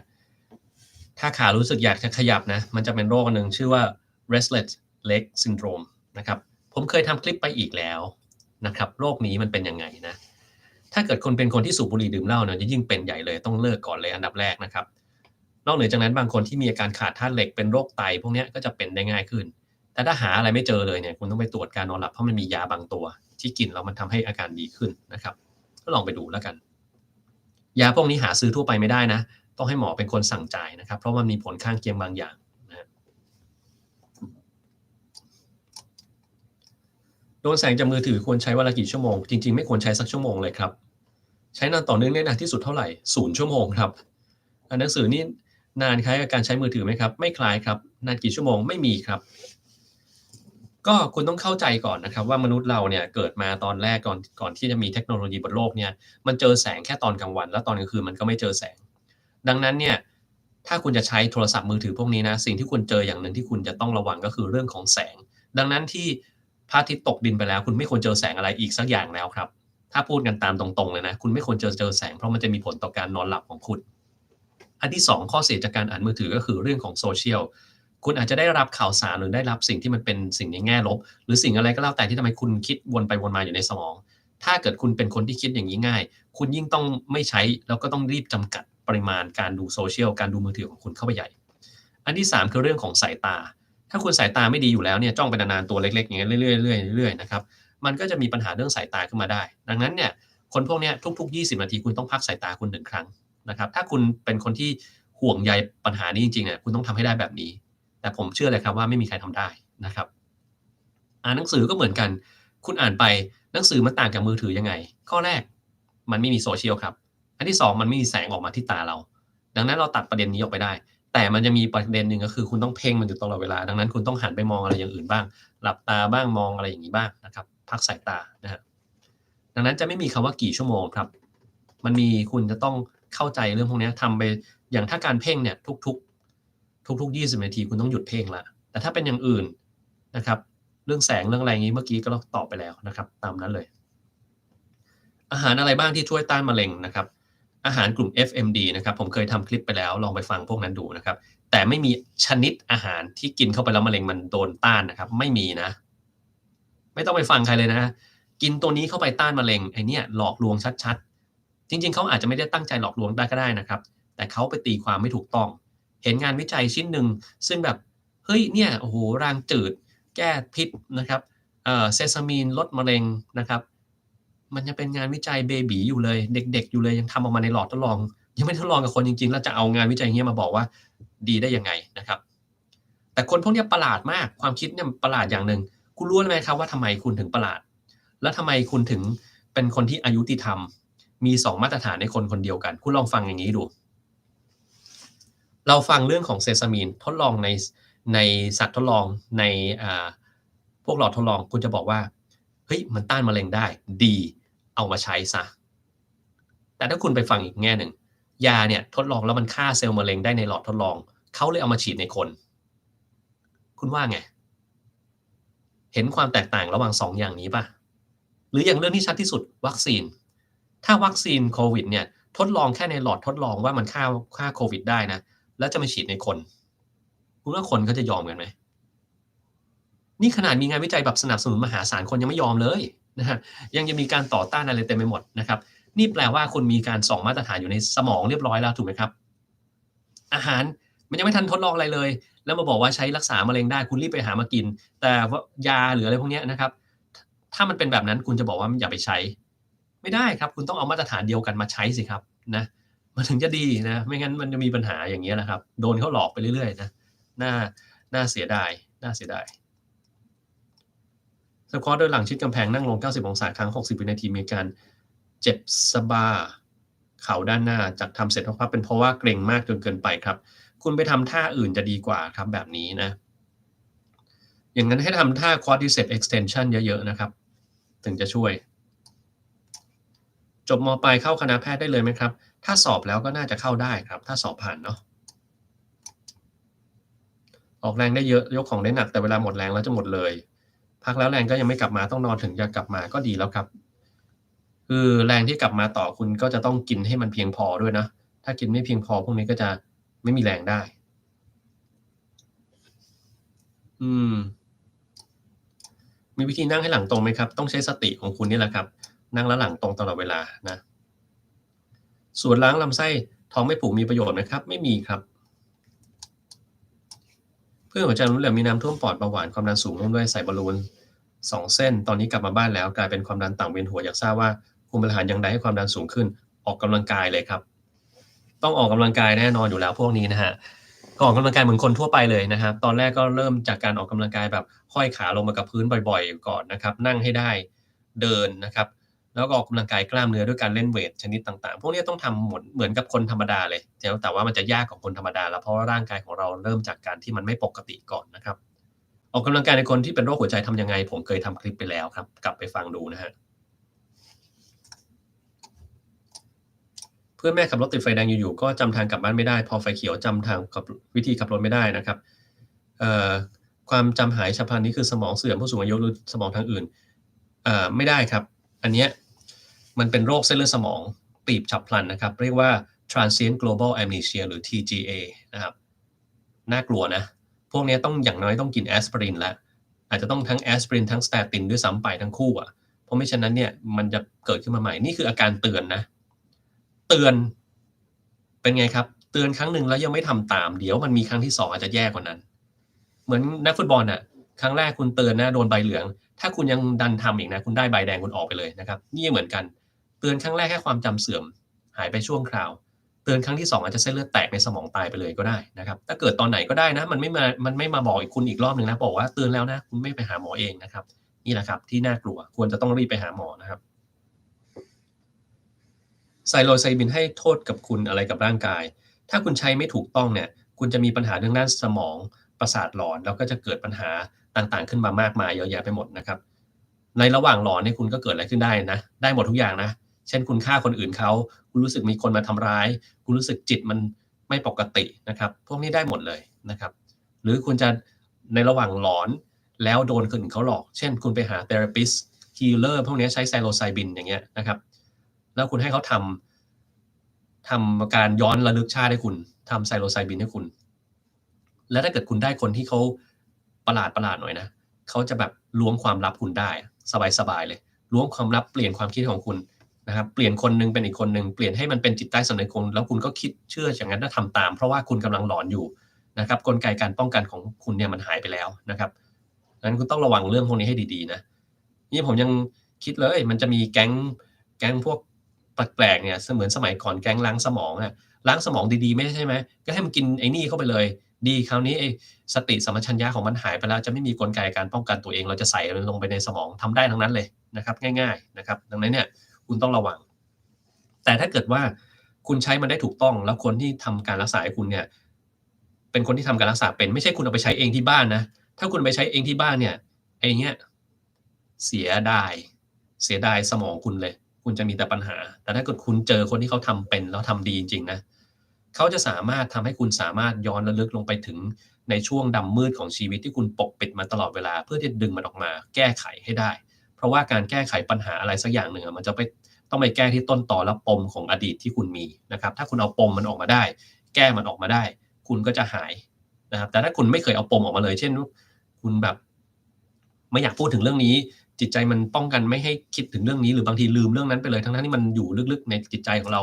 นะครับมันจะไม่มีทางแก้ปัญหาได้ไซโลไซบินอาจจะมีประโยชน์ในการเอามันออกมาแก้ตรงนี้นะครับพวกไซโลไซบินหรือไซคิเดลิกพวกนี้จะมีผลตรงนี้นะดังนั้นอย่าไปหามาทำเองนะผมบอกไว้ก่อนเลยนะครับถ้าหาทำเองแล้วเกิดปัญหาขึ้นมาตัวคุณเองแหละครับไม่ต้องถามผมนะครับเพราะว่าผมเตือนคุณแล้วตั้งแต่แรกนะฮะ ปรับเสียงใน ear monitor ได้แต่นักร้องส่วนใหญ่บางคนมักใส่ไว้แค่ข้างเดียวบางทีก็ใส่ถอดเลยเพราะรู้รำคาญมี feed monitor ยังไม่เคยเห็นอืมผมว่าเขาใส่ข้างเดียวเพราะว่าแน่นอนว่ามันต้องการได้ยินหูข้างหนึ่งได้ยินเสียง ambient เวลาร้องไปอะได้ยินเสียงในฮอลล์กับได้ยินเสียงดนตรีเขาต้องฟังทั้ง2อย่างพร้อมกันผมก็ไม่รู้สึกแปลกอะไรแล้วบางทีเขาต้องถอดออก2ข้างเพื่อให้เขาได้ยินเสียง ambient ทั้งหมดอันนี้ผมพอเดาพอเข้าใจได้นะแต่ผมไม่เคยใส่เองดังนั้นก็ไม่สามารถบอกได้เหมือนกันนะครับ วิ่งสวนสาธารณะเจอฝุ่นก็โชคร้ายนะครับตื่นเต้นพูดเสียงสั่นแก้ยังไงครับแก้ด้วยการมีสติครับทุกอย่างเนี่ยที่เป็นเรื่องจิตใจคุณต้องแก้ด้วยการมีสติก่อนนะครับถ้าทำแล้วมันแก้ไม่ได้จริงๆกินยาครับ Propranolol ช่วยคุณได้นะฮะมีบ้างอะไรเนี่ยอืม มีบางช่วงที่ทานอาหารเสริมมากๆแล้วปวดใต้ชายโครงขวาเกิดจากอะไรปวดเป็นบางครั้งไม่ทราบเหมือนกันครับถ้าเกิดคุณกินแล้วมันมีปัญหาก็หยุดกินง่ายๆเท่านั้นเองนะครับอายุมากถึงเป็นเบาหวานง่ายกว่าวัยรุ่นมันสะสมพฤติกรรมที่แย่ๆมาทั้งชีวิตไงครับมันถึงเป็นได้นะครับอะไรที่เราสะสมมาตลอดทั้งชีวิตมันก็จะแสดงออกในตอนอายุเยอะนะครับดังนั้นต้องระวังคนที่ไม่ออกกำลังกายมาทั้งชีวิตเนี่ยแล้วบอกว่าตัวเองแข็งแรงมาตลอดชีวิตเดี๋ยวรอตอนแก่เดี๋ยวก็รู้นะครับว่าเฮ้ยถ้ามันป่วยเนี่ยเป็นนั่นเป็นนี่เยอะแยะแล้วสงสัยว่าทำไมเป็นนะครับก็เพราะว่าเราไม่ออกกำลังกายมาทั้งชีวิตไงครับแล้วจะมาออกตอนนั้นยากแล้วครับเพราะว่าร่างกายมันอ่อนแอมากนะฮะขอบคุณคุณแอนนี่แจ็คนะครับที่สนับสนุนมานะ PM เกิน12ก็เป็นคนวิ่งข้างนอกแล้วครับนั่นนะครับอย่าไปวิ่งเลยผมเคยฉีดสเกาต้าไหมครับไม่เคยครับสเกาต้าเนี่ยมันเป็นตัวที่ได้ FDA ของอเมริกานะถ้าจะฉีดตัวนี้ก็ปลอดภัยกว่าการไปฉีดอย่างอื่นซะมากกว่านะครับอืมพวก Exosome อะไรเงี้ย Exosome ไม่ได้ FDA นะแล้วผมเคยทำคลิปเรื่อง Exosome ไปแล้วว่ามันมีปัญหายังไงคุณไปฟังเอาแล้วกันนะครับวิธีเช็คว่าเด็กคนไหนเป็น เป็นเด็กแคระเพราะลูกไม่โตสักทีรุ่นเดียวกันพากันโตไปหมดแล้วครับวิธีในการตรวจว่าเด็กแคระหรือเปล่าต้องไปตรวจระดับ IGF นะครับแล้วก็ตรวจIGF-1 นะฮะกับ growth hormone โดยต้องไปทำที่โรงพยาบาลครับไปหาหมอทางด้านต่อมไรท่อของเด็กเขาจะสามารถตรวจสอบให้คุณได้นะครับเคยเป็นโรคปอดรักษาหายแล้วแต่ไม่หายไอเลยควรจะทำอย่างไรไม่มีวิตามินใดๆครับต้องกลับไปหาหมอมาว่าทำไมมันถึงไออยู่นะครับบางทีมันมีอาการอย่างอื่นที่ทำให้ไอและที่สำคัญคือ PM 2.5 คุณหลีกเลี่ยงได้หรือยังถ้าคุณยังหลีกเลี่ยงไม่ได้คุณจะไอไม่หายไม่แปลกครับนะเวลานอนอย่าให้ลมอะไรโดนหน้าเด็ดขาดถ้าคุณมีลมโดนหน้ามีอะไรชื้นๆโดนหน้ามีอะไรพวกนี้นะครับหรือมีฝุ่นในห้องเยอะๆนี่คุณไม่หายไอไม่ประหลาดใจเลยครับเพราะว่าคุณยังไม่ได้แก้ต้องแก้ตรงนี้ก่อนนะอืมหลังกินนมเสร็จกินยาได้หรือเปล่ามันจะมียาบางตัวกินกับนมไม่ได้ครับผมก็เคยทำไปแล้วว่ายาตัวไหนกินกับอะไรได้ย้อนไปฟังคลิปนั้นเอาเองนะครับเจ็บจี๊ดที่หน้าอกเป็นเวลา5ปีแล้วครับหลังจากโดนเตะฟุตบอลอัดท้องก็คงจะเป็นเพราะว่าการอักเสบบริเวณนั้นแหละหรือบางคนก็จะมีไส้เลื่อนกระเพาะนะครับหรือมีกรดไหลย้อนที่มันเป็นอย่างนั้นได้นะครับพวกนี้ต้องไปตรวจนะครับถึงจะสามารถบอกได้ว่ามันเป็นจากอะไรแต่ถ้ามัน5ปีแล้วมันเป็นน้อยๆเนี่ยไม่ต้องสนใจมันนะครับปวดเข่าเวลาวิ่งไปสักพักครึ่งชั่วโมงขึ้นไปอันนี้ต้องไปเล่น quadriceps exercise ครับผมเคยตอบไปแล้วนะฮะ quadriceps extension ต้องเล่นเยอะๆนะครับมันจะดีขึ้นหมอท่านหนึ่งบอกให้กินผลไม้ก่อนมื้ออาหาร5-10นาทีให้อิ่มก่อนแล้วค่อยทานอาหารมื้อนั้นเพื่อรักษาความดันเบาหวานไขมันในเลือดสูงจริงหรือเปล่าครับสำหรับผมไม่คิดว่ามันจะช่วยอะไรได้ขนาดนั้นนะถ้าคุณจะกินอย่างนั้นคุณกินน้ำเข้าไปดีกว่านะครับมันอิ่มเร็วดีง่ายด้วยนะฮะออฟฟิศซินโดรมแก้ด้วยวิธีว่ายน้ำได้หรือเปล่าครับออฟฟิศซินโดรมทำให้บรรเทาลงได้ด้วยการว่ายน้ำนะการยืดเหยียดโยคะแต่มันจะแก้ถาวรก็คือคุณจะต้องแก้ท่าทางในการทำงานของคุณให้ได้ซะก่อนนะครับ ไตเสื่อมไม่เป็นเบาหวานและความดันปกติไตเสื่อมสามารถไปฟังคลิปเรื่องของไตเสื่อมได้ครับผมเคยทำไปแล้วนะครับลองฟังดูท้องค้ำเกิดจากเส้นเอ็นที่ขามันเส้นเอ็นที่เท้ามันอักเสบเรียกว่า plantar fasciitis นะครับแก้โดยการที่ตอนเช้าอย่าลงไปเหยียบพื้นโดยตรงต้องนวดที่เท้าก่อนเอาขวดน้ำพลาสติกใส่น้ำเย็นเอาไปแช่ช่องฟรีซให้มันกลายเป็นน้ำแข็งเอามาแล้วเอาเท้าข้างที่คุณเป็นเนี่ยเหยียบและกลิ้งไปบนนั้นเรื่อยๆเดี๋ยวมันจะดีขึ้นนะครับหลังทำบอลลูนออกกำลังกายได้เมื่อนะครับเมื่อหมอเขาแนะนำ ว่าออกได้ครับออกกำลังกายจนหมดแรงควรจะทำอย่างไรดีครับก็ควรจะพักผ่อนครับเหงื่อออกมือตรวจไทรอยด์และปกติมีใจสั่นบ้างควรไปตรวจ EKG ไหมไม่ควรครับยังมีคำถามเหมือนกับเขาบ้างแต่คิดไม่ออกสักทีไม่เป็นไรครับฟังไปเรื่อยๆก็ได้เพราะว่าถ้าเราฟังแล้วเราได้ความรู้ตรงไหนเนี่ยแล้วเราเข้าใจจริงๆเนี่ยมันก็จะสามารถตอบคำถามพวกนี้แทนผมได้หมดทุกคนเลยนะครับ คืออย่างที่ผมบอกเป้าหมายในการทำยูทูบของผมเนี่ยคือการให้ความรู้พวกคุณนี่แหละ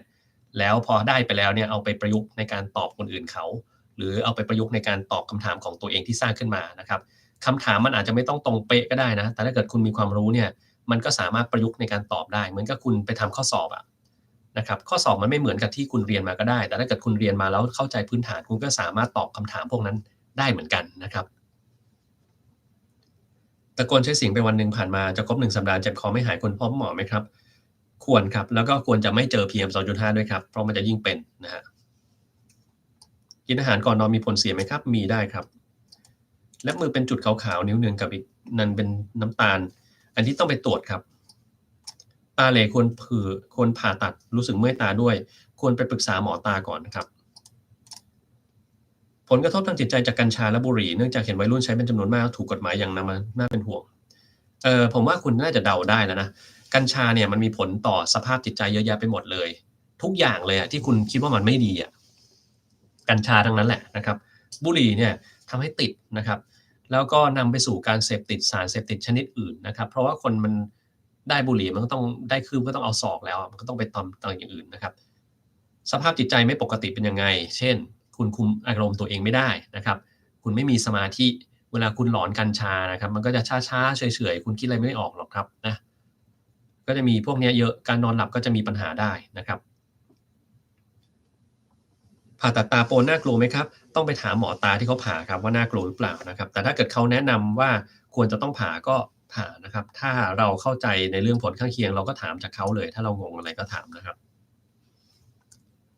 ทำไมโพสต์คำถามเราไม่เห็นไม่ทราบเหมือนกันครับฝันร้ายบ่อยอยู่ดีๆก็ได้กลิ่นไหม้ไม่ได้แปลว่าเป็นวิตกกังวลครับก็เป็นฝันร้ายธรรมดานี่แหละนะฮะคนที่บ้านเคยประสบอุบัติเหตุตกบันไดศีรษะแตกนอนพักรักษาอยู่3สัปดาห์ช่วงแรกจำตัวเองไม่ได้ชอบพูดความหลังแต่ปัจจุบันจำได้กลับคืนมาทำไมไม่ค่อยมีแรงจากคนที่แข็งแรงก็ไม่ได้แปลกใจอะไรครับมันอุบัติเหตุอะเนาะคือถ้าคุณโดนทุบไปสักทีหนึ่งคุณจะมีแรงเหมือนก่อนโดนทุบหรือเปล่าก็ไม่ถูกไหมครับไม่ได้แปลกใจอะไรดังนั้นพวกนี้เราก็ต้องออกกำลังกายนะครับพักผ่อนเพียงพอทานอาหารให้สมดุลไม่เครียดคือทุกอย่างกลับสู่พื้นฐานหมดเลยอะไม่ว่าคุณจะเป็นโรคอะไรนะเหมือนกันหมดเลยออกกำลังกายสม่ำเสมอพักผ่อนให้เพียงพอไม่เครียดทานอาหารให้สมดุลเนี่ยแค่นี้เลยจริงๆทุกโรคทุกอย่างที่คุณจะเป็นอะมันแก้ได้ด้วยอย่างเงี้ยนะครับแก้อาจจะได้ผลไม่มากแต่มันก็ได้ผลมากกว่าวิธีอื่นแล้วกันนะครับ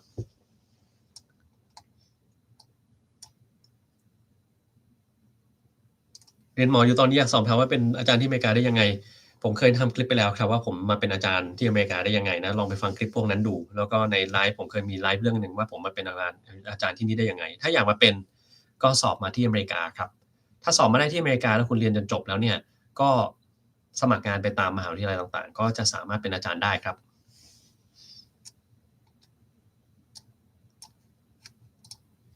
เครื่องดื่มอะไรเครื่องดื่มปีศาจครับสัตว์ประหลาดมอนสเตอร์ผมไม่รู้ว่าเมืองไทยมีหรือเปล่านะครับมอนสเตอร์เนี่ย Monster Zero นะครับก็คือเครื่องดื่มบำรุงกำลังนั่นแหละครับมันอร่อยดีผมเลยชอบกิน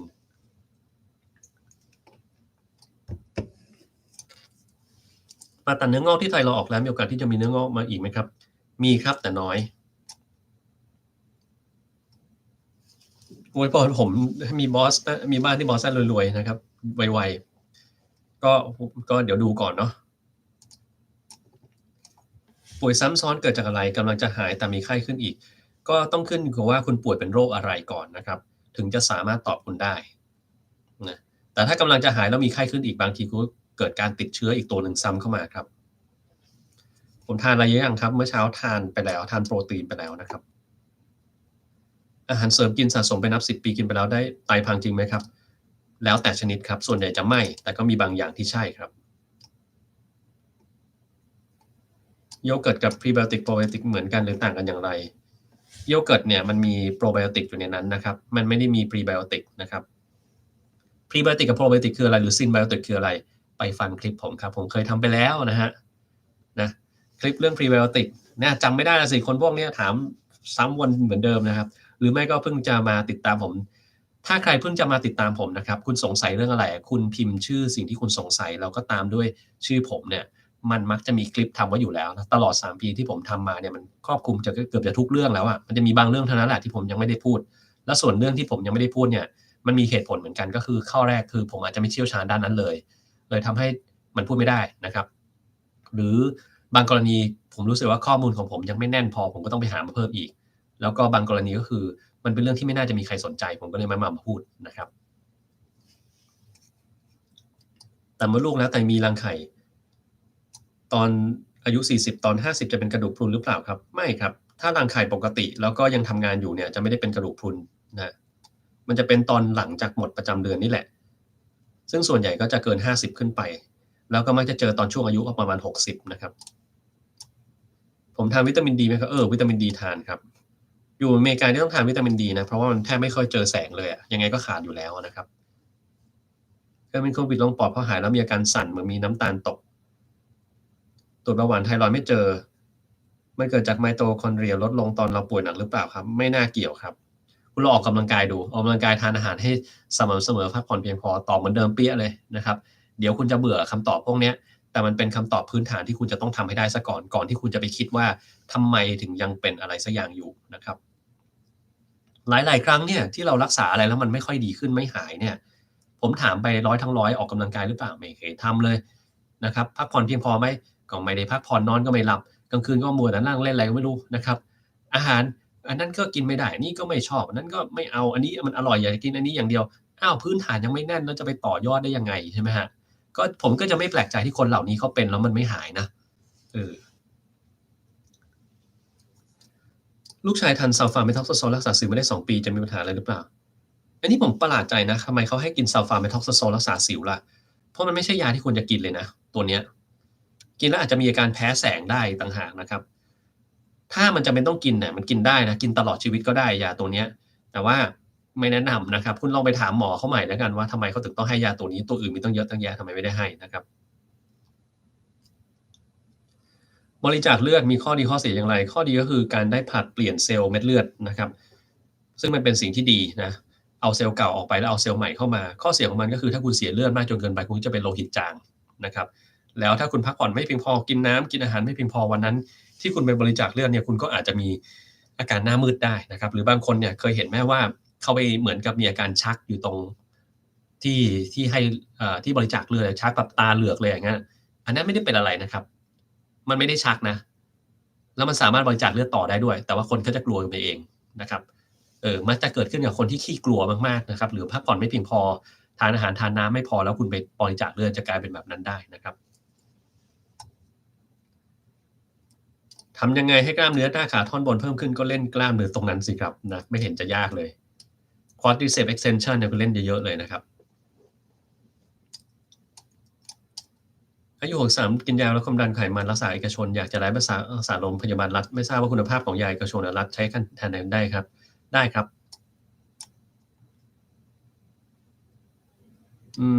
มทำไมนักกีฬาระดับโลกเขานอนทั้งวันเลยครับไม่ได้นอนทั้งวันนะครับคุณไปดูนักกีฬาระดับโลกคนไหนอะครับผมยังไม่เคยเห็น Michael Jordan นอนทั้งวันเลยนะเออ ไม่ได้นอนอย่าง Kobe Bryant ที่เสียชีวิตไปเนี่ยเขาก็ไม่ได้นอนทั้งวันอันนี้เราไปดูอะไรมาแมวหรือเปล่าครับแมวนอน19ชั่วโมงต่อวันนักกีฬาระดับโลกที่คุณว่าคือแมวหรือเปล่านะแข่งอะไรกันก็ไม่รู้แข่งตบหนูอะไรอย่างงี้หรือเปล่านะครับอืมน่าจะดูผิดที่นะครับบริจาคเลือดแล้วกินยาธาตุเหล็กที่สภากาชาดให้มาไม่หมดจะมีปัญหาอะไรไหมครับก็แล้วแต่อาจจะมีก็ได้ไม่มีก็ได้ถ้าเกิดคุณมีโลหิตจางอยู่แล้วคุณกินไม่พอก็ขาดธาตุเหล็กได้ครับ ปากกา Saxenda สามารถใช้ต่อเนื่องได้นานแค่ไหนระยะยาวมีผลเสียไหมมักจะไม่มีผลเสียนะครับแต่ผมเคยพูดเรื่องปากกาลดน้ำหนักไปแล้วนะครับคุณต้องมั่นใจว่าคุณไม่มีโรคชนิดหนึ่งชื่อว่ากลุ่ม multiple endocrine neoplasia นะครับถ้าคุณมีแล้วก็บายบายนะครับเตรียมตัวเกิดมะเร็งได้เลยนะฮะแต่ถ้าเกิดคุณไม่มีไม่เป็นไรครับใช้ได้ต่อเนื่องแล้วก็ผลเสียระยะยาวบางอย่างมีครับ gastroparesis ไงครับกระเพาะไม่เคลื่อนไหวในบางคนนะไม่ได้แปลว่าคุณต้องเป็นทุกคน ต้องไปดูคลิปนั้นเราเองนะครับเรื่องประกาศลดน้ำหนักผมอธิบายไว้ในคลิปนั้นเรียบร้อยแล้วนะครับกรณีวินัยคุณวินัยไกรบุตรรักษาหมอโรงพยาบาลทุกทีไม่หายถ้าเป็นคุณหมอจะรักษาด้วยวิธีให้หายถาวรได้บ้างครับผมเคยเล่าไปแล้วครับกรณีของคุณวินัยไกรบุตรว่าเหตุผลในการรักษามันเป็นยังไงอาจารย์ประวิทย์ที่รักษาคุณวินัยไกรบุตรเนี่ยเขารักษาดีถูกต้องแล้วนะครับแล้วโรคที่เขาเป็นบุลัสเพนฟิกอยเนี่ยมันมี remission rate มีอาการที่มันหายได้ด้วยตัวเองในระยะเวลาที่ไม่เท่ากันบางคนก็ใช้เวลาเป็นปีกว่าจะหายแล้วหายได้ขาดก็มีบางคนหายแล้วกลับมาเป็นใหม่ก็มีนะครับ มันไม่มีวิธีอะไรที่มั่นใจ100%เต็มว่ามันจะหายแล้วก็หายไปเลยขาดๆเหมือนกันนะครับผมเคยเล่าไปแล้วนะครับคลิปนี้ลองกลับไปฟังดูแล้วก็จะเข้าใจเองว่าทำไมนะครับกระดูกคอเสื่อมทำให้ปวดต้นแขนเพราะมีอาการชาใช้เลริก้าทำกายภาพบำบัดอัลตราซาวด์ดึงคอมีโอกาสหายได้ไหมครับโดยไม่ต้องผ่าตัดมีแล้วก็บางคนก็ไม่มีครับแล้วแต่คนนะบางคนก็หายได้บางคนก็จะไม่หายนะครับ ขอบคุณคุณกล้าด้วยครับกำลังเรียนหมออยู่สอบถามอาจารย์กำลังเรียนหมออยู่สอบถามอาจารย์หน่อยครับไปยังไงไปมาอเมริกานี่เหรอก็เรียนก็สอบมาธรรมดานะครับเลือดไก่เลือดหมูเครื่องในหมูดีไหมครับทำไมฝรั่งไม่กินเครื่องในมันเป็นวัฒนธรรมของฝรั่งครับที่เขาไม่ชอบเครื่องในเขาเห็นเครื่องในเขากินไม่ได้แต่ฝรั่งที่ไปเมืองไทยแล้วอยู่เมืองไทยนานๆเขาก็กินได้นะอืมเวลาจิตใจไม่สบายเหมือนร่างกายกับมันจะหมดแรงไปด้วยควรแก้ไขอย่างไรควรแก้ไขที่จิตใจก่อนครับ นิ้วก้อยชาอยู่ๆก็เป็นแล้วหายมือไม่สั่นพอทราบวิธีรักษาไหมครับไปดูเลยครับว่ามีอะไรกดที่เส้นประสาทของนิ้วก้อยหรือเปล่าส่วนใหญ่มันจะกดโดนบริเวณนี้การงอข้อมือนานๆการสับหมูนานๆการอะไรสักอย่างที่จะใช้ตรงนี้นะครับเอามือวางอะไรนานๆแก้ตรงนั้นก่อนครับไม่งั้นจะไม่หายนะครับเป็นเบาหวานคอเสื่อมปวดคอบ่าไหล่ชานิ้วล็อกสองข้างทำกายภาพงานเหล่านี้หายเป็นปกติได้ไหมครับหายได้ครับ แต่บางคนเท่านั้นเองเพราะว่าส่วนใหญ่แล้วมันมักจะเกิดขึ้นจากการที่คุณทำอะไรไม่ถูกท่ามาตั้งนานแล้วการที่ทำไม่ถูกท่าเนี่ยมันเป็นนิสัยอะนิสัยมันแก้ยากมากมันไม่สามารถที่บอกว่าวันนี้คุณจะเปลี่ยนท่าทางแล้วคุณทำได้ไหมวันนี้นะครับอาจจะทำได้แป๊บเดียวแล้วเดี๋ยวก็ทำไม่ได้แล้วดังนั้นถ้าบอกว่ามันจะหายขาดได้ไหมได้เหมือนกันครับแต่ยากมากๆเลยนะครับ แม่ต้องดูแลพ่อที่เป็นผู้ป่วยติดเตียงความเครียดและพักผ่อนไม่เพียงพอเวลาพ่อหลับช่วงสังเกตได้ว่ามีผิวหนังที่ดูกร้านนะครับแบบที่ไม่เคยคล้ำแดดมาก่อนไม่ใช่คล้ำแดดความเครียดส่งผลมาถึงสภาพผิวได้ด้วยไหมครับได้ครับแต่ว่าไม่ใช่ประเด็นหลักส่วนใหญ่พวกเนี้ยคือการที่พักผ่อนไม่เพียงพอเสียมากกว่านะครับแล้วก็อาหารที่ได้ก็ไม่เพียงพอนะผู้ป่วยติดเตียงดูแลยังไงผมเคยทำคลิปไปแล้วให้ไปฟังคลิปนั้นดูนะครับเพราะว่าหลายๆครั้งเนี่ยผู้ป่วยติดเตียงจะไม่ได้รับการเอาออกไปจากห้องเลยและนั่นน่ะครับคือปัญหาหลักนะ เวลาที่งานเหนื่อยมากๆเป็นคนที่อยู่คนเดียวมันก็รู้สึกหมดไฟรู้สึกหนักมากเท่าไหนควรจะไปหาหมอครับถ้าคุณคิดมันขึ้นมาแบบเนี้ยคุณควรจะไปหาหมอนะอย่างน้อยก็ไปคุยเล่นๆแล้วกันเผื่อคุณจะได้เพื่อนใหม่เป็นหมอนะครับเฮ้ยว่าไงวะวันนี้มาหาอีกแล้วเหรอมันมีเรื่องอะไรหนักใจมาให้พูดให้ฟังอีกล่ะคุณก็ไปเล่าให้หมอฟังนะครับแล้วถ้าเกิดหมอเขาบอกเฮ้ยลองกินยาตัวนี้นะครับคุณบอกเฮ้ยอย่าเพิ่งกินอยากจะลองทำเองดูก่อนได้ไหมเพื่อนอะไรเงี้ยนะครับ คุณอาจจะได้เพื่อนใหม่เป็นหมอก็ได้นะครับคุณก็ลองเล่นดูนะผมไม่ได้รู้สึกว่ามันเสียหายนะการไปหาหมอจิตเวชเนี่ยเป็นการที่เหมือนกับคุณไปเช็คร่างกายอะแต่เช็คนี่เปลี่ยนเป็นเช็คสภาพจิตใจแทนนะครับแล้วการที่คุณจะรักษาไม่รักษาคุณก็ลองไปคุยเล่นๆดูก่อนก็ได้ถ้าเกิดคุณพอใจกับการที่แค่คุยเฉยๆแล้วมันระบายพอสบายใจแล้วได้วิธีคิดใหม่แค่นั้นก็พอแล้วครับนะ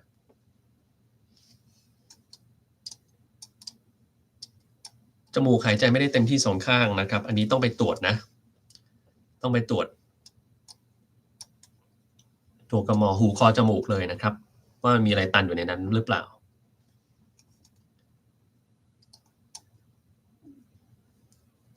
เป็นโควิดแล้วก่อนหน้านั้นมีอาการคัดจมูกอาทิตย์ละ4-5ครั้งเวลานอนต้องตะแคงหายจากโควิดแล้วคัดจมูกเกือบจะไม่หายไปเลยอันนี้ก็ต้องไปตรวจในจมูกเหมือนกันนะครับสรุปเรื่องผลกระทบจากวัคซีน Pfizer ให้ฟังนะครับเนื่องจากมีหลายแหล่งข่าวมากจะไม่รู้จะเชื่ออันไหนดีนะครับต้องบอกอย่างงี้ครับว่าผลกระทบจากวัคซีนโควิด Pfizer Moderna นะครับไม่มีนะครับไม่มีผลกระทบระยะยาวทุกๆวัคซีนที่มีอยู่ในปัจจุบันเนี่ยปลอดภัยหมดนะครับ ผลข้างเคียงที่ได้ยินได้ข่าวมาเนี่ยมันมีจริงๆนะครับแต่ว่าโอกาสเกิดมันน้อยมากเรียกว่า1ในแสน1ในล้านเลยอย่างนั้นนะครับที่จะเกิดขึ้นมาได้นะครับแล้วหลายคนก็คงสงสัยว่าเฮ้ยแล้วทำไมเราถึงได้ยินบ่อยเช่นว่าทำไมคนนั้นฉีดแล้วกล้ามเนื้อหัวใจมันขาดเลือดทำไมคนนี้ฉีดแล้วเนี่ยร่างกายไม่ปกติอีกเลยทำไมคนนี้มันฉีดแล้วมันรู้สึกว่าตายไปเลยอย่างเงี้ยเรื่องเลือดอุดตันนะครับทำไมได้ยินหนาหูบ่อยจังนะครับเหตุผลที่คุณได้ยินบ่อยขนาดนั้นนะครับมันก็เพราะว่า อะไรที่ดูน่ากลัวเนี่ยคนก็จะขยายข่าวแล้วก็จะเล่นข่าววนซ้ำกันเรื่อยๆนะครับคล้ายๆกับคนที่เขาต่อต้านวัคซีนเขาส่งข้อความมาอย่างเงี้ยเขาจะส่งข้อความเดิมจริงๆข้อความเดิมเมื่อ3ปีที่แล้วที่เกิดมาเนี่ยตอนนี้ก็ยังอยู่เลยนะครับวนกลับมาที่เดิมนะครับมันก็เลยทำให้คนที่เห็นเนี่ยอ่านซ้ำแล้วซ้ำอีกซ้ำแล้วซ้ำอีกก็เลยดูเหมือนกับว่ามันเยอะขึ้นมาทีนี้พอความเยอะแบบเนี้ยจากคนที่ไม่เชื่อเนี่ยมันก็จะเริ่มเชื่อแล้วพอมันเริ่มเชื่อเสร็จปุ๊บสิ่งที่เกิดขึ้นก็คือต่อไปเนี้ย อะไรก็ตามที่ผิดปกติเราก็จะคิดว่ามันเกิดจากวัคซีนเสมอเลยนะครับเช่นฉีดวัคซีนโควิดมาแล้วเนี่ยรู้สึกว่าเป็นภูมิแพ้บ่อยจังทำไมผื่นมันถึงขึ้นแล้วมันไม่หายนะครับถ้าคุณลองดูสิครับว่าจริงๆแล้วสาเหตุคืออะไร PM 2.5ครับที่คุณเจออยู่ทุกวันคุณหลีกเลี่ยงมันหรือยังยังนะครับแล้วโทษวัคซีนโควิดเฉยเลยนะครับแต่ก็จะมีคนเถียงว่าแต่ก่อนฉีดไม่เห็นจะเป็นอะไรเลยนี่แหละครับก่อนฉีดคุณยังไม่เกิดการอักเสบจากวัคซีน วัคซีนมันเกิดการอักเสบเพราะมันอักเสบเพิ่มขึ้นมันทำให้ร่างกายของเราไวต่อสิ่งที่มันจะทำให้เกิดปัญหายังไงก็ตามคุณเจอ PM2.5 ถ้าคุณไม่ฉีดวัคซีนไประยะยาวๆนะไอ้ผื่นพวกนั้นเดี๋ยวมันก็จะเกิดขึ้นมาเองคือมันจะเกิดตอนไหนเท่านั้นก็ได้นะครับดังนั้นเนี่ยจริงๆวัคซีนโควิดเนี่ยไม่ได้มีอะไรที่น่ากลัวเลยนะไม่ได้มีปัญหานะครับไม่ได้มีอะไรที่ทำให้เกิดผลข้างเคียงระยะยาวนะวัคซีนมันสลายไปจากร่างกายตั้งนานแล้วแล้วก็มีคนอ้างว่าเนี่ยฉีดแล้วมันกระจายไปทั่วร่างกาย คือเขาดูงานวิจัยแค่1งานครับแล้วก็ไม่ได้อธิบายรายละเอียดด้วยผมเคยเอารายละเอียดเรื่องนี้มาอธิบายพวกคุณฟังตั้งแต่3ปีก่อนที่วัคซีนมันเริ่มออกมาใหม่แล้ว3-4ปีก่อนนะครับอธิบายว่ายังไงมันมีการทดลองว่าฉีดวัคซีนเข้าไปแล้วเขาวัดดูว่ามันไปไหนบ้าง90กว่าเปอร์เซ็นต์อยู่ที่กล้ามเนื้อที่คุณฉีดครับมีอีกไม่กี่เปอร์เซ็นต์ที่นับว่าน้อยมากแล้วกระจายไปทั่วร่างกายนะไอ้เปอร์เซ็นต์ที่น้อยมากพวกนั้นเนี่ยถามว่ามันน่ากลัวหรือเปล่าไม่น่ากลัวครับเพราะมันมี2อย่างอย่างแรกการศึกษาถัดมา ทำการฉีดเหมือนเดิมแต่เป็นการฉีดครั้งที่2 พบว่าไม่มีอะไรกระจายไปจากกล้ามเนื้อเลยครับมีอยู่ที่กล้ามเนื้ออย่างเดียวแต่ไม่มีอะไรที่อื่นอีกเลยหลังจากการฉีดครั้งที่2ซึ่งแตกต่างจากกลุ่มที่เขาต่อต้านวัคซีนบอกว่าการฉีดครั้งที่2ที่3ที่4ที่5เนี่ยจะเป็นอันตรายมากขึ้นเรื่อยๆอ้าวถ้ามันไม่ไปไหนแล้วนอกเหนือจากกล้ามมันจะอันตรายได้ยังไงนะครับกรณีที่2ที่เป็นเหตุผลก็คือว่าปริมาณที่มันไปตามที่ต่างๆเนี่ยมันน้อยมากจนทำให้มันไม่เกิดอะไรอันที่3คือทุกวัคซีนที่มันอยู่บนโลกนี้นะครับที่คุณฉีดคอตีบบาดทะยักไอกรนไข้หวัดใหญ่วัคซีนป้องกันงูสวัสด์วัคซีนป้องกันตับอักเสบทุกอย่างคุณฉีดมันจะกระจายทั่วร่างกายของคุณแบบเดียวกันเลยเหมือนกันเปียบเลยแต่ไม่เห็นมีใครสนใจแล้วเรารู้อยู่แล้วว่ามันใช้มาตั้งแต่หลาย10ปีก่อนก็ยังมีประโยชน์มากอยู่ดีนะครับถ้าคุณไม่ฉีดวัคซีนคอตีบเกิดอะไรขึ้นก็เหมือนภาคใต้ครับตอนนี้ที่คอตีบมันระบาดนะครับไอกรนระบาดแล้วคอตีบระบาดในเด็กเนี่ยตายได้นะครับแล้วก็มีข่าวเด็กตายมาแล้วก็เป็นเด็กที่ไม่ได้ฉีดวัคซีนนี่แหละครับคือปัญหาดังนั้นเนี่ยวัคซีนโควิดเนี่ยไม่ได้มีปัญหาอะไรเลยนะครับสามารถที่จะฉีดได้แล้วก็แหล่งต่างๆก็จะเล่นข่าวแล้วก็แน่นอนมีคนบอกว่าเฮ้ยผมได้เงินจากไฟเซอร์จากรัฐบาลจากอะไรหรือเปล่าถึงมาพูดผมก็ไม่ได้เงินสักบาทนะครับแล้วก็บอกว่าเอ้ยทำไมเราเชียร์อวยวัคซีนตัวนี้จังเลยผมไปฉีดหรือเปล่าผมบอกเลยครับว่าผมฉีดมาแล้ว5เข็มนะครับเคยเอาหลักฐานมายืนยันพวกคุณดูแล้วด้วยนะครับคนพวกนี้ก็คือต่อต้านก็ปล่อยเขาต่อต้านไปนะครับคือแต่ว่าคนเหล่านี้จะไม่ได้มีพื้นที่ยืนในช่องของผมนะผมบอกไว้ก่อนผมต่อต้านคนที่ต่อต้านวัคซีนโดยที่ไม่ลืมหูลืมตานะฮะเราช่างเขานะครับบางบัวบางเหล่าเนี่ยมันก็กู้ไม่ขึ้นนะครับขนาดเต่ากินเข้าไปยังต้องถุยทิ้งออกมาอย่างเงี้ยคุณคิดว่าจะเอาบัวอย่างนั้นมาปลูกมันก็ไม่ได้อยู่แล้วถูกไหมครับเราก็ปล่อยเขาไปเนาะทำไมของอร่อยไม่ดีน้ำตาลอร่อยก็ไม่เสมอไปนะครับกาแฟอร่อยไม่ดีเหรอครับก็ดีถูกไหมครับแตงโมอร่อยแตงโมไม่ดีไหมครับแตงโมก็ดีแต่มันต้องกินให้พอประมาณไม่มากไปและก็ไม่น้อยไปครับขี้เกรงใจเท่ากับกลัวไหมครับไม่ครับแต่ก็ขึ้นอยู่กับคุณพูดถึงอะไรนะบางคนบอกว่าเกรงใจเมียคือกลัวเมียอันนี้ก็แล้วแต่คุณจะคิดแล้วกันนะครับเอ่อทานผัดผักบุ้งแล้วทำให้สายตาดีจริงๆหรือเปล่าครับก็ไม่จริงหรอกครับแต่มันแค่อร่อยอุดร20องศาดีแล้วครับเย็นดีทำไมมวลกล้ามเนื้อสูงลดความเสี่ยงในการเกิดโรคมะเร็งได้เหรอครับ มันไม่เกี่ยวข้องกับมวลกล้ามเนื้อครับมันเกี่ยวข้องกับการที่คุณออกกำลังกายหรือเปล่าเท่านั้นแหละครับการออกกำลังกายเป็นสิ่งที่เรารู้กันอยู่แล้วว่ามันสามารถลดมะเร็งได้ลดได้ไม่ได้แปลว่าคุณจะไม่เป็นนะครับคนที่อายุ49กินคอลลาเจนสามารถทำให้ผิวอ่อนไหวได้จริงหรือเปล่าไม่จริงครับผมมันเร็วคุณสระผมทุกวันหรือหลายๆวันค่อยสระดีสระทุกวันได้ครับแต่ว่าจะต้องสระที่หนังศีรษะนะครับคุณสระผมเนี่ยคุณทำแบบนี้หรือเปล่าเอาแชมพูมาใส่แล้วคุณก็ถูๆๆๆไปทั้งหัวหรือเปล่า ถ้าทำแบบนั้นเนี่ยผมคุณจะมันก็ไม่แปลกใจแล้วครับวิธีที่คุณสระเนี่ยนะผมไม่ใช่หมอผิวหนังแต่วิธีที่คุณควรจะสระเนี่ยมันไม่ใช่ผมมันควรจะสระที่หนังศีรษะเพราะว่าตรงบริเวณนั้นเนี่ยถ้าหนังศีรษะของคุณมันโดนสระจนมันแห้งสิ่งที่มันจะสร้างคือน้ำมันออกมาแล้วก็ยิ่งทำให้หัวมันใหญ่ดังนั้นคุณจะต้องสระนวดที่หนังศีรษะนะครับโดยทำแบบนี้คุณทำนิ้วคุณเป็นเงี้ยงเนี่ยนะครับยัดเข้าไปในหัวอย่างเงี้ยแล้วก็ถูๆๆอย่างเงี้ยนะครับแชมพูโดนผมแล้วคุณก็เอานิ้วไปถูให้ครบทั้งหัวเลยนะครับสอดเข้าไปใต้ผมแล้วก็ทำทั้งข้างหน้าข้างหลังด้วยข้างหลังนี่คนมักจะลืมไม่รู้ว่าทำไมเหมือนกันนะครับก็ทำแบบนั้นแล้วกันมันเป็นการนวดหนังศีรษะด้วยนะครับเอ่อ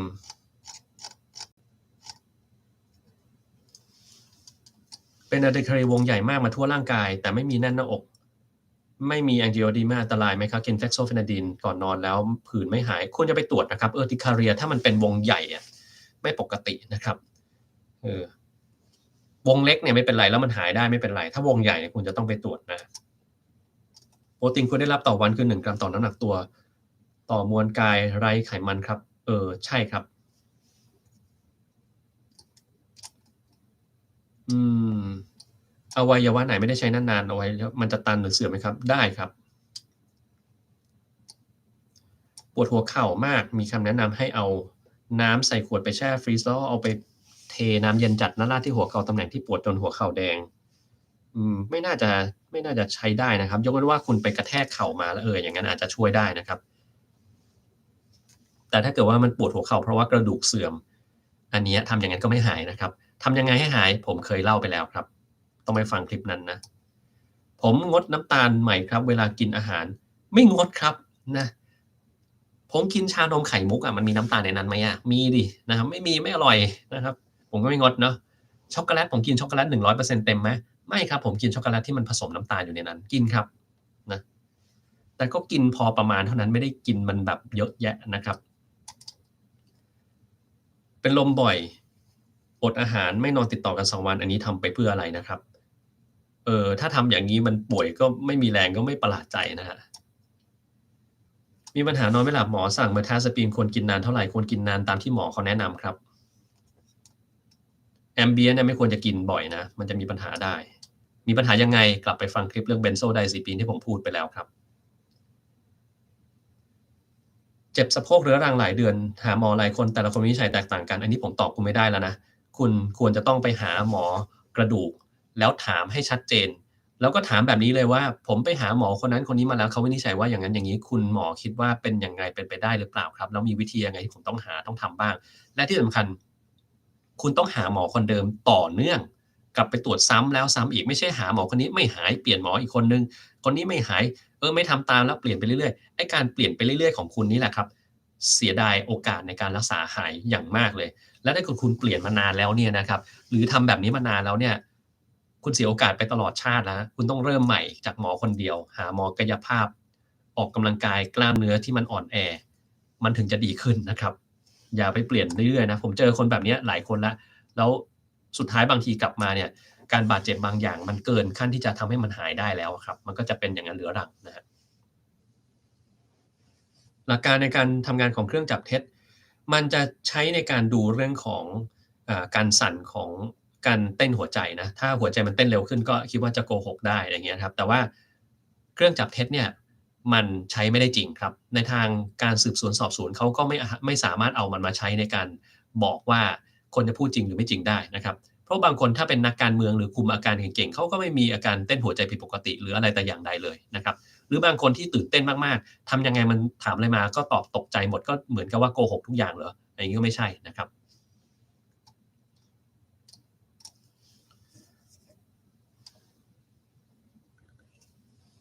อืมยกเวตแล้วห้าวยกเวตแล้วห้าวนี่เป็นอาการหมดแรงเปลี่ยนไปใช้ระบบพลังงานไขมันหรือเปล่าแล้วห้าวนี่คือการยกเวตต่อฮะคืออะไรอะยกเวตแล้วห้าวเฮ้ยอันนี้แปลกเนาะคุณยกเวตแล้วคุณห้าวมากขึ้นมาเลยคือแบบไปทำอะไรอะทำเสียงดังในยิมอย่างงี้หรือคุณแบบเฮ้ยอะไรอย่างงี้ขึ้นมาหรือเปล่านะครับอ่า มันไม่น่าจะใช่อาการหมดแรงมั้งครับอาการห้าวนี่คือ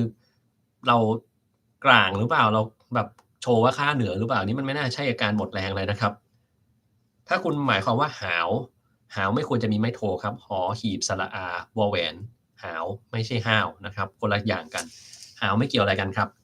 ส่วนใหญ่พวกเนี้ยออกซิเจนมันเพียงพอแล้วแต่คาร์บอนไดออกไซด์ในนั้นน่ะมันอาจจะสูงเกินบางคนเป็นก็เป็นนะครับหรือถ้าไม่ได้ออกกำลังกายบ่อยๆก็จะเป็นง่ายนะครับหรือเล่นจนกระทั่งหนักเกินไปก็จะเป็น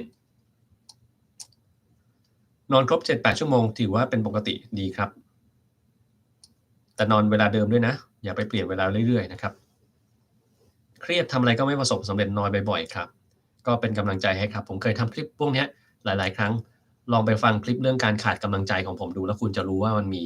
คนที่ขาดกำลังใจมากกว่าคุณเยอะแล้วเขาสามารถแก้ไขมันได้ยังไงนะครับยุโรปอาการเปลี่ยนบ่อยมาก5นาทีร้อน5นาทีหนาวเวลาหนาวก็หนาวมากนะครับ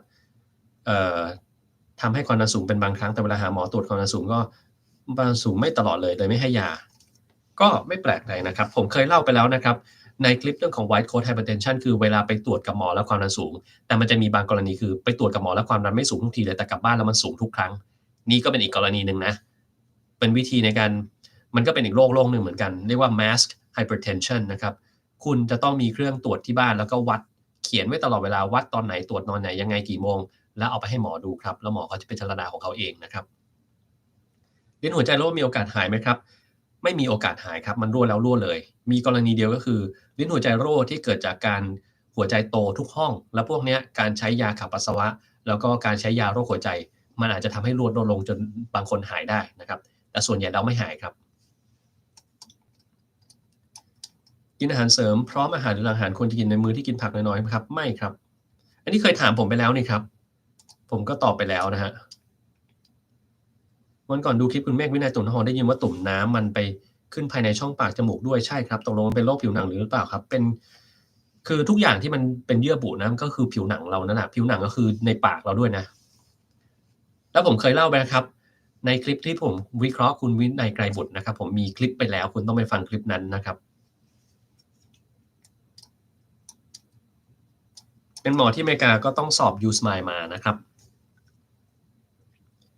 ชอบนอนตอนบ่ายเป็นประจำถึง7-8ชั่วโมงก็ง่วงเหมือนเดิมเป็นเพราะว่าความเคยชินหรือพฤติกรรมการนอนที่ไม่ดีหรือเปล่าครับ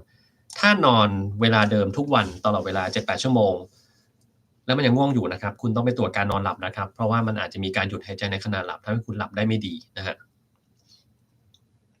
เห็นแสงซิกแซกหลากหลายลอยไปมา5นาทีก็หายไปเป็นอาการก่อนไมเกรนจริงไหมครับเจ๋งครับแล้วถ้ามันเป็นอีกคุณไปหาหมอตาได้เลยครับกรด TCA ที่หมอใช้แต้มหลุมสิวแบบ Ice Pick Scar แบบนี้เห็นผลกี่เปอร์เซ็นต์ที่ทำต้องถามหมอที่เขาแต้มสิครับนะผมไม่เคยเป็นคนที่เอาไปแต้มคนอื่นดังนั้นผมจะตอบคุณไม่ได้นะเออพวกนี้คือการทำ chemical peel นะครับก็มักจะดีถ้าเกิดหมอที่เขาทำเนี่ยเขาเก่งนะครับ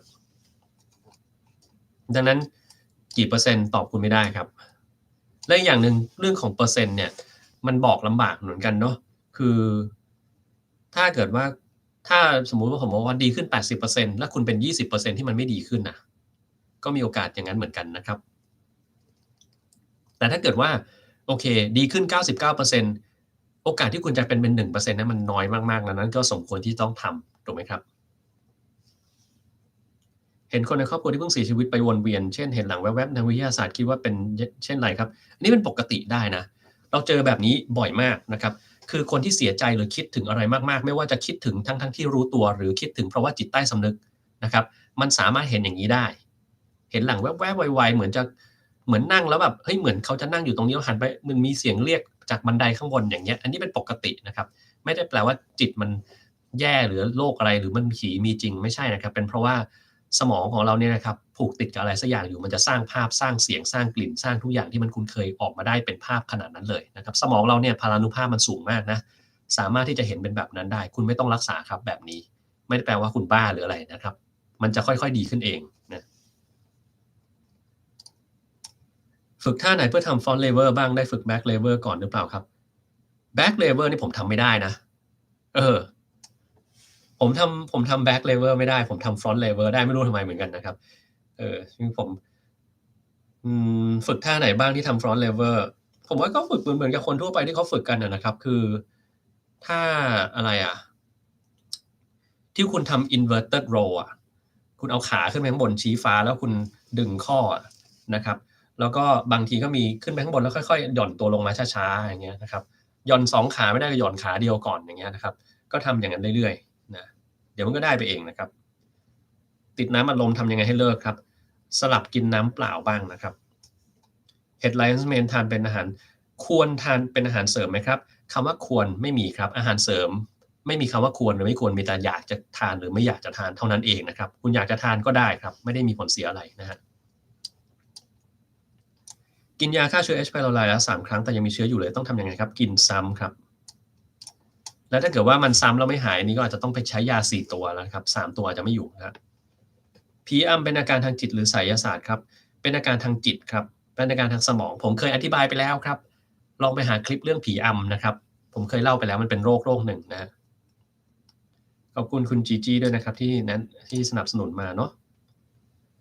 ซีสต์ตามร่างกายบ่อยมากอักเสบอันนี้ต้องระวังอะไรบ้างครับ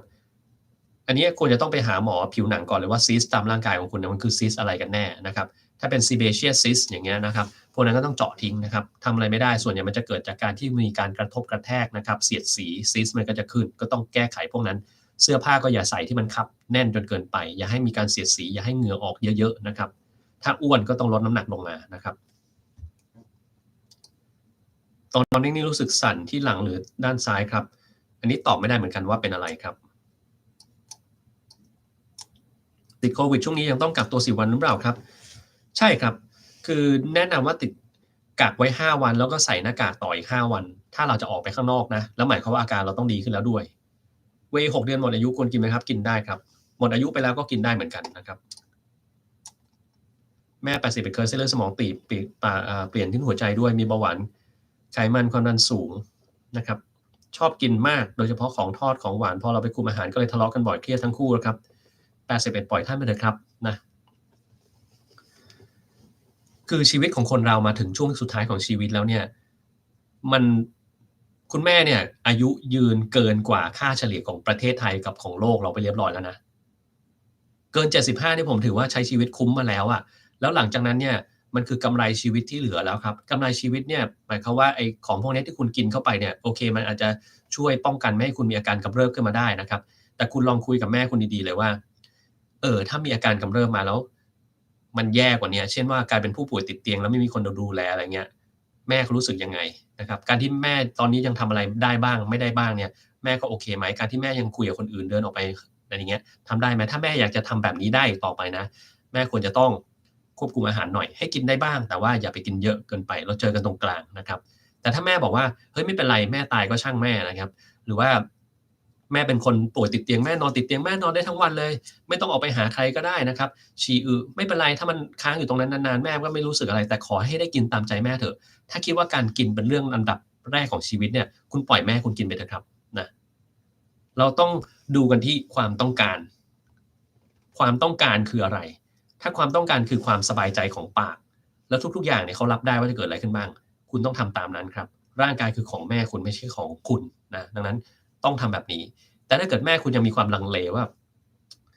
นี่ถ้าแม่ตายแล้วก็ปล่อยแม่ไปนะปัญหาคือมันจะไม่ตายสิครับมักจะเป็นผู้ป่วยติดเตียงแล้วผู้ป่วยติดเตียงเนี่ยจะเครียดมากเลยนะถึงเวลาติดเตียงแล้วเนี่ยมันจะมีแต่ปัญหาอะไรตามไปหมดซึ่งเราต้องไปแก้แล้วก็ฟังคลิปเรื่องของการดูแลผู้ป่วยติดเตียงของผมดูนะว่าทำยังไงบ้าง เปิดให้แม่เขาฟังดูแล้วว่าถ้าเจอแบบนั้นขึ้นมาแม่เขาจะรู้สึกยังไงนะครับถ้าแม่เขาไม่อยากเป็นแบบนั้นก็ต้องแก้ไขนะครับต้องเจอกันตรงกลางเจอกันตรงกลางหมายความว่าโอเคแม่อยากจะกินอันนี้ใช่ไหมได้ขอแค่อาทิตย์ละครั้งได้ไหมนะครับอย่าไปกินมันทุกวันได้ไหมนะครับหรือว่ากินมื้อหนึ่งแล้วลองเจาะน้ำตาลถ้าน้ำตาลสูงแม่ก็ต้องฉีดอินซูลินเพิ่มนะเพื่อที่จะแก้ไขไม่ให้มันเยอะเกินไปนะครับก็ต้องทำแบบนี้มีการอรุ่มอร่วยบ้างนะครับภาวะซีดห้ามบริจาคปะครับใช่ครับ ติดสุรามานานส่งผลอย่างไรต่อร่างกาย อันนี้น่าจะพอเดาได้เนาะติดสุรามานานเนี่ยก็มีปัญหาทางด้านจิตใจได้ คนกินเมาเหล้าแล้วก็เป็นไงครับทำร้ายครอบครัวได้นะครับในขณะเมานะสมองก็จะเสื่อมแล้วเสื่อมจากเหล้าเนี่ยเสื่อมถาวรนะแล้วมันไม่หายด้วยนะครับภูมิต้านทานก็จะผิดปกติได้ตับก็จะวายได้นะครับเกิดน้ำท่วมปอดง่ายเกิดน้ำในท้องได้ง่ายนะครับมีเลือดออกในกระเพาะอาหารในทางเดินอาหารได้นะครับ มีปัญหาทางด้านของมะเร็งตับได้นะครับพวกนี้เป็นต้นการเดินเร็วดีกว่าวิ่งไหมครับไม่ครับหายปวดแรกๆจะหิวตลอดเวลาก็ดีแล้วครับจะได้กินเข้าไปเยอะๆหน่อยนะครับผมเลี้ยงสัตว์ไหมเลี้ยงครับเลี้ยงหัวใจรั่วหมอให้ยาความดันมีผลอะไรไหมครับมีผลดีครับไม่ได้มีอะไรที่ต้องระวังครับทำตามที่หมอเขาแนะนำถูกต้องแล้วครับกินกาแฟแล้วมักมีอาการมึนๆเวียนหัวใจสั่นปากแห้งทั้งที่ตอนมอต้นกินได้นะครับ กินได้น้อยลงจนตอนนี้กินได้แค่กาแฟนมกาแฟเรียกได้ว่าเป็นอาการไวต่อคาเฟอีนไหมครับใช่ครับจ่ายยาแก้แพ้เซตริซินกินตลอดทุกวันระยะยาวไม่มีปัญหาครับกระดูกพรุนกระดูกเสื่อมต่างกันอย่างไรครับกระดูกพรุนก็คือตัวมวลกระดูกเนี่ยมันลดลงนะครับมวลกระดูกลดลงก็จะทำให้กระดูกมันหักง่ายนะฮะกระดูกเสื่อมเนี่ยนะครับกระดูกเสื่อมเนี่ยมันเกิดจากการที่เรามีการใช้งานมันมากจนเกินไปหรือมีน้ำหนักที่ไปทำกับกระดูกมากจนเกินไปมันก็จะเสียได้ครับ แล้วบางคนก็มีทั้งคู่ปนอยู่ในคนเดียวกันได้นะครับหลังค่อมจากกระดูกพรุนกายภาพแล้วหายไหมครับไม่หายครับเพราะว่ากระดูกพรุนที่ทำให้หลังมันค่อมได้เนี่ยคือกระดูกมันหักนะครับกระดูกสันหลังมันยุบไปแล้วมันทำให้สูงกลับเข้ามาเท่าเดิมไม่ได้ยกเว้นว่าต้องไปผ่าตัดนะครับถึงจะทำได้ไม่มียาในโลกนี้ที่ทำให้มันกลับมาเหมือนเดิมนะครับทำกายภาพบำบัดไปออกกำลังกายยังไงมันก็ไม่กลับมาเป็นเหมือนเดิมแล้วดังนั้นเนี่ยเราทำได้แค่ป้องกันตั้งแต่แรกคือไปตรวจมวลกระดูกถ้ามวลกระดูกต่ำก็ต้องใช้ยารักษามันนะครับ ปวดจี๊ดๆที่ท้องข้างขวาบางครั้งเกิดจากอะไรครับ อันนี้ตอบไม่ได้ครับ ถ้าบางคนก็เป็นนิ่วในถุงน้ำดีหรือว่าอ่าท่อน้ำดีมันมีการหดตัวหดเกร็งบางอย่างได้นะครับก็จะเป็นแบบนั้นได้บางคนก็เป็นที่กล้ามเนื้อนะครับบางคนก็เป็นที่การเหนื่อยเกินไปหายใจแล้วก็กำลังลมมันเป็น หรือกล้ามเนื้อหายใจตรงนั้นเนี่ยมันเกิดตะคริวขึ้นมาก็จะจี๊ดๆได้นะครับบางคนก็เป็นโรคกระเพาะนี่แหละเป็นได้หลายอย่างเลยพาหาทาลัสซีเมียเคยบริจาคเลือดเมื่อนานมาแล้วตอนนี้ไม่ได้รับบริจาคแล้วเพราะเลือดไม่ถึงนะครับทานธาตุเหล็กไม่สม่ำเสมอแต่ยังไงตัวเรายังเป็นพาหะได้อยู่มีโอกาสตรวจบริจาคเลือดได้ไหมต้องถามคนที่เขารับบริจาคเลือดนะครับว่าโอเคไหมนะครับแต่จริงๆก็น่าจะได้อยู่นะทำไมต้องกินหมอว่ามีเชื้อแบคทีเรียสิวในร่างกายหมอบอกพอรู้หยุดก็สิวผุดมาอีกต้องเปลี่ยนหมอดีหรือเปล่าครับก็ต้องไปถามคุณหมอดูเนาะว่าทำไมเขาถึงเลือกยาตัวนี้เพราะมันมียาตัวอื่นอีกที่กินได้นะครับโปรแกรม FMD สามารถช่วยให้มดลูกระยะก่อนมะเร็งหายขาดได้หรือเปล่าครับไม่ได้ครับ FMD ไม่ได้ช่วยรักษานะครับเป็นการเสริมเข้าไปต่อการรักษาเท่านั้นเองนะครับไม่มีอาหารหรืออะไรก็แล้วแต่วิธีอาหารเสริมทุกอย่างที่มันรักษาอะไรได้เนี่ยไม่มีนะครับไม่มีฟังไว้ดีๆเลยนะถ้าใครเป็นโรคอะไรขึ้นมาแล้วจะใช้อาหารเสริมวิตามินทำโน่นทำนี่ที่เขาบอกว่ารักษาหายไม่เป็นความจริงสักอย่างเดียวนะครับนี่ต้องใช้ประโยคเด็ดของนักการเมืองบางท่านนะครับมันไม่เป็นความจริงแต่กรณีมันเป็นความจริงครับอืมสแกนด้วย MRI มีผลข้างเคียงอันตรายระยะยาวไม่มีครับทำยังไงให้มีจิตใจเข้มแข็งต้องฝึกครับที่บ้านมีปัญหาทางจิตอยู่คนเดียวแล้วก็หลงลืมๆตอนนี้กินยาดูเหมือนจะไม่ดีขึ้นอาการแบบนี้หายขาดได้ไหมครับไม่ได้ครับต้องทำใจแล้วครับแล้วต้องพาไปรักษาที่โรงพยาบาลนะเพราะว่าอาการที่คุยคนเดียวหลงลืมประหลาดๆเนี่ยมันอาจจะเป็นเพราะว่าคุณเป็นโรคทางด้านสมองโดยตรงนะครับหรือบางกรณีมันก็เป็นโรคจิตเภทนะครับพวกนี้ต้องกินยาเฉพาะนะครับแล้วสงสัยอะไรถามหมอที่เขารักษาเลยครับเพราะมันต้องมีการประเมินหลายอย่างเพื่อที่จะบอกว่าโอกาสที่จะดีขึ้นมันมีมากน้อยแค่ไหนนะครับ เสริมประสิทธิภาพการทำเลเซอร์รักษาหลุมสิวคุณเลือกเวย์เคซีนหรือไฮโดรทั้ง2ตัวเนี่ยนะไม่มีอะไรที่มันจะยุ่งอะไรกับประสิทธิภาพในการรักษาหลุมสิวนะครับคุณกินได้ทั้งคู่นะความดันโลหิตสูงเคี้ยวหมากฝรั่งไม่มีปัญหาอะไรนะครับทำให้ท้องอืดก็ได้บางคนที่กลืนลมเข้าไปเยอะๆนะครับปลายปีก่อนธันวาติดโควิดแล้วอาการไม่ค่อยหนักไม่เหมือนเป็นไข้หายใจไม่เต็มอิ่มสูดหายใจเข้าไปเหมือนหายใจไม่สุดเป็นเพราะอะไรนะครับพวกนี้เนี่ยบางคนเป็นกรดไหลย้อนหลังจากที่เป็นโควิดนะครับก็ต้องไปแก้เรื่องของกรดไหลย้อนอาการพวกนี้ก็จะดีขึ้นทั้งหมดกรดไหลย้อนแก้ยังไงไปฟังไลฟ์เรื่องกรดไหลย้อนแล้วก็คลิปเรื่องกรดไหลย้อนผมทำไปแล้วนะครับบอกว่าทำยังไงได้บ้างนะครับที่เหลือ PM 2.5ครับที่จะทำให้คุณหายใจไม่เต็มอิ่มต้องเลี่ยงนะครับถ้าคุณเลี่ยงไม่ได้ก็จะยิ่งเป็นที่สำคัญเมื่อกี้เราบอกไปแล้วว่าพื้นฐานของการรักษาทุกโรคคือออกกำลังกายนอนพักผ่อนให้เพียงพอรักษาแล้วก็ทานอาหารให้สมดุลคุณทำหรือยังถ้ายังก็ไม่น่าหายครับเด็กที่ไม่สบายหายไข้แล้วใครยังมีไอแสดงว่าลงว่ายน้ำได้ไม่ควรว่ายได้ครับไม่มีปัญหาอัลตราซาวด์ช่วยเรื่องการปวดได้ยังไงเหรอครับอัลตราซาวด์มันจะสร้างความร้อนในบริเวณที่เรามีอาการปวดทำให้เลือดไหลเวียนตรงนั้นดีได้ครับสามารถทำได้มันเป็นคนละอย่างกับอัลตราซาวด์ในการตรวจช่องท้องตรวจอัลตราซาวด์มดลูกนะครับคนละแบบกันเลยมันเป็นอัลตราซาวด์ที่อีกแบบหนึ่งสร้างคลื่นความร้อนที่มันมีความถี่สูงแล้วก็ลงไปลึกหน่อยทำให้เกิดความร้อนได้นะครับ หมอให้ทานยากลุ่มเทสติโนอินวิตามินเอครับซื้อเม็ดใหญ่เล็กๆขายหมดเลยหน้ามันลดลงหมอผิวหนังก็บอกว่ามีความเสี่ยงอยู่นะต้องเจาะเลือดทุกๆ3เดือนใช่ครับให้กินวันละ20กรัมไม่ใช่20กรัมนะครับ20มิลลิกรัมครับ20กรัมน่าตายไปแล้วนะฮะเนี่ยต่างประเทศเขากินปริมาณมากกว่านี้ไหมครับไม่ครับแล้วแต่นะ20มิลลิกรัมนะครับไม่ใช่กรัม20กรัมนี่คือโอ้โฮมาเริ่มเทิ่มละกินเข้าไปตายได้เลยอะนะฮะอืมนั่นแหละ Lorazepam ส่งผลต่อสมองไหมครับส่งผลครับส่งผลยังไงไปฟังคลิปเรื่อง Benzodiazepine หรือยานอนหลับที่ผมเคยพูดไปแล้วครับออกกำลังกายกินอาหารหลากหลายสุขภาพจะแข็งแรงไม่เคยป่วยเจออากาศเหนียวจะเย็นเหมือนน้ำแข็งไม่มีเลือดมาเลี้ยงควรทำยังไงครับควรจะใส่ถุงมือครับไม่งั้นมันจะเย็นนะครับต่อให้คุณออกกำลังกายแข็งแรงแค่ไหนถ้าเกิดคุณไปขั้วโลกเหนือหรือคุณไปเที่ยวแบบทิเบตอะไปเที่ยวประเทศจีนที่มันช่วงหน้าหนาวฮาร์บินอย่างเงี้ยมือคุณไม่เย็นไม่ชาไม่แข็งให้มันรู้ไปสิครับ คุณจะแข็งแรงที่สุดในโลกคุณก็ต้องใส่ถุงมือป้องกันความเย็นอยู่ดีนั่นแหละครับนะเรื่องนี้มันแก้กันไม่ได้นะครับไม่ใช่ว่าคุณจะแบบโอ้โฮข้าพเจ้าแข็งแรงไปทะเลทรายแล้วจะไม่ร้อนหรือจะไปอยู่ขั้วโลกเหนือแล้วจะไม่หนาวมันไม่ได้อยู่แล้วอะครับถูกไหมครับร่างกายมนุษย์มันก็มีขีดจำกัดเหมือนกันนะครับลูกสาวอยู่ไปเลือดกำเดาไหลออกมาเองแต่ไม่บ่อยมีปัญหาอะไรหรือเปล่ามีได้ครับต้องไปตรวจดูนะครับถ้ามันเป็น เรื่อยๆโดยที่ไม่ได้แคะจมูกแล้วมันออกมาเองเนี่ยต้องไปดูว่ามีเส้นเลือดอะไรผิดปกติหรือมีอย่างอื่นอีกหรือเปล่านะฮะเป็นเส้นเอ็นส้นเท้าอักเสบเรื้อรังมา10กว่าปีผ่านการหาหมอมาแล้วถ้าหาหมอมาแล้ว10กว่าปีหมอท่านเดิมทำทุกอย่างเหมือนเดิมแล้วมันไม่หายอย่างเงี้ยถามผมก็ตอบคุณไม่ได้แล้วครับไม่มีวิธีอะไรที่ทำให้คุณหายขาดนะคุณต้องถามหมอคนเดิมนี่แหละว่าทำไมคุณจึงไม่หายนะครับการที่คุณหาหมอมาแล้ว10ปีอะมันแปลว่าคุณควรจะต้องทำทุกอย่างมาเรียบร้อยนะกายภาพทำด้วยตัวเองทุกวันทำแล้วนะทำแล้วนะครับทำด้วยตัวเองทุกวันท่าทางที่คุณทำแล้วมันมีปัญหาคุณถามมาแล้วนะว่าท่าอะไรที่มันมีปัญหาคุณแก้ไขหรือยังทำแล้วทุกวันนะผมอนุมานว่าคุณทำไปเรียบร้อยแล้วนะครับฉีดยาตามที่หมอเขาบอกฉีดสม่ำเสมอไปตรวจติดตามกับหมอคนเดิมสม่ำเสมอหรือยังถ้าคุณทำมาหมดทุกอย่างแล้วเนี่ยคุณยังไม่หายอันนี้ผมก็ช่วยคุณไม่ได้แล้วครับแต่ถ้าคุณยังไม่ได้ทำในสิ่งเหล่านี้ที่ผมพูดไปเนี่ยเริ่มทำก่อนเลยครับนะอย่างที่บอกคนที่ไปหาหมอแล้วเปลี่ยนหมอไปเรื่อยๆจะเป็นคนที่มีโอกาสหายขาดน้อยที่สุด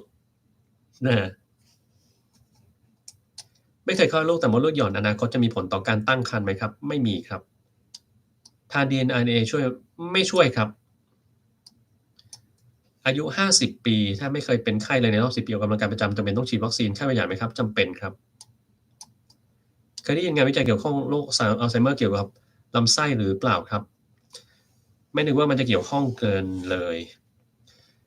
มันไม่ขนาดนั้นนะครับอันนี้เป็นเขาเรียกเรื่องงานวิจัยเกี่ยวข้องกับ gut brain axis นะครับคือเป็นเรื่องของแบคทีเรียที่อยู่ในลำไส้เรานะครับหรือสังคมแบคทีเรียไมโครไบโอมพวกนี้เขาพบว่ามันมีความเกี่ยวพันกับการอักเสบในร่างกายตามตำแหน่งต่างๆแล้วก็ชนิดของแบคทีเรียที่มีอยู่ในลำไส้ของเราอ่ะแต่ละคนไม่เหมือนกันนะครับบางคนที่ผอมก็จะมีอีกชนิดหนึ่งบางคนที่อ้วนก็จะมีอีกชนิดหนึ่งนะครับก็มันเป็นแบบนี้แหละครับ สมดุลของสังคมแบคทีเรียเนี่ยอาจจะส่งผลต่อระบบต่างๆของร่างกายได้แต่ว่าข้อมูลว่าควรจะต้องทำยังไงให้มันสมดุลเนี่ยยังไม่มีใครทราบเหมือนกันนะครับอื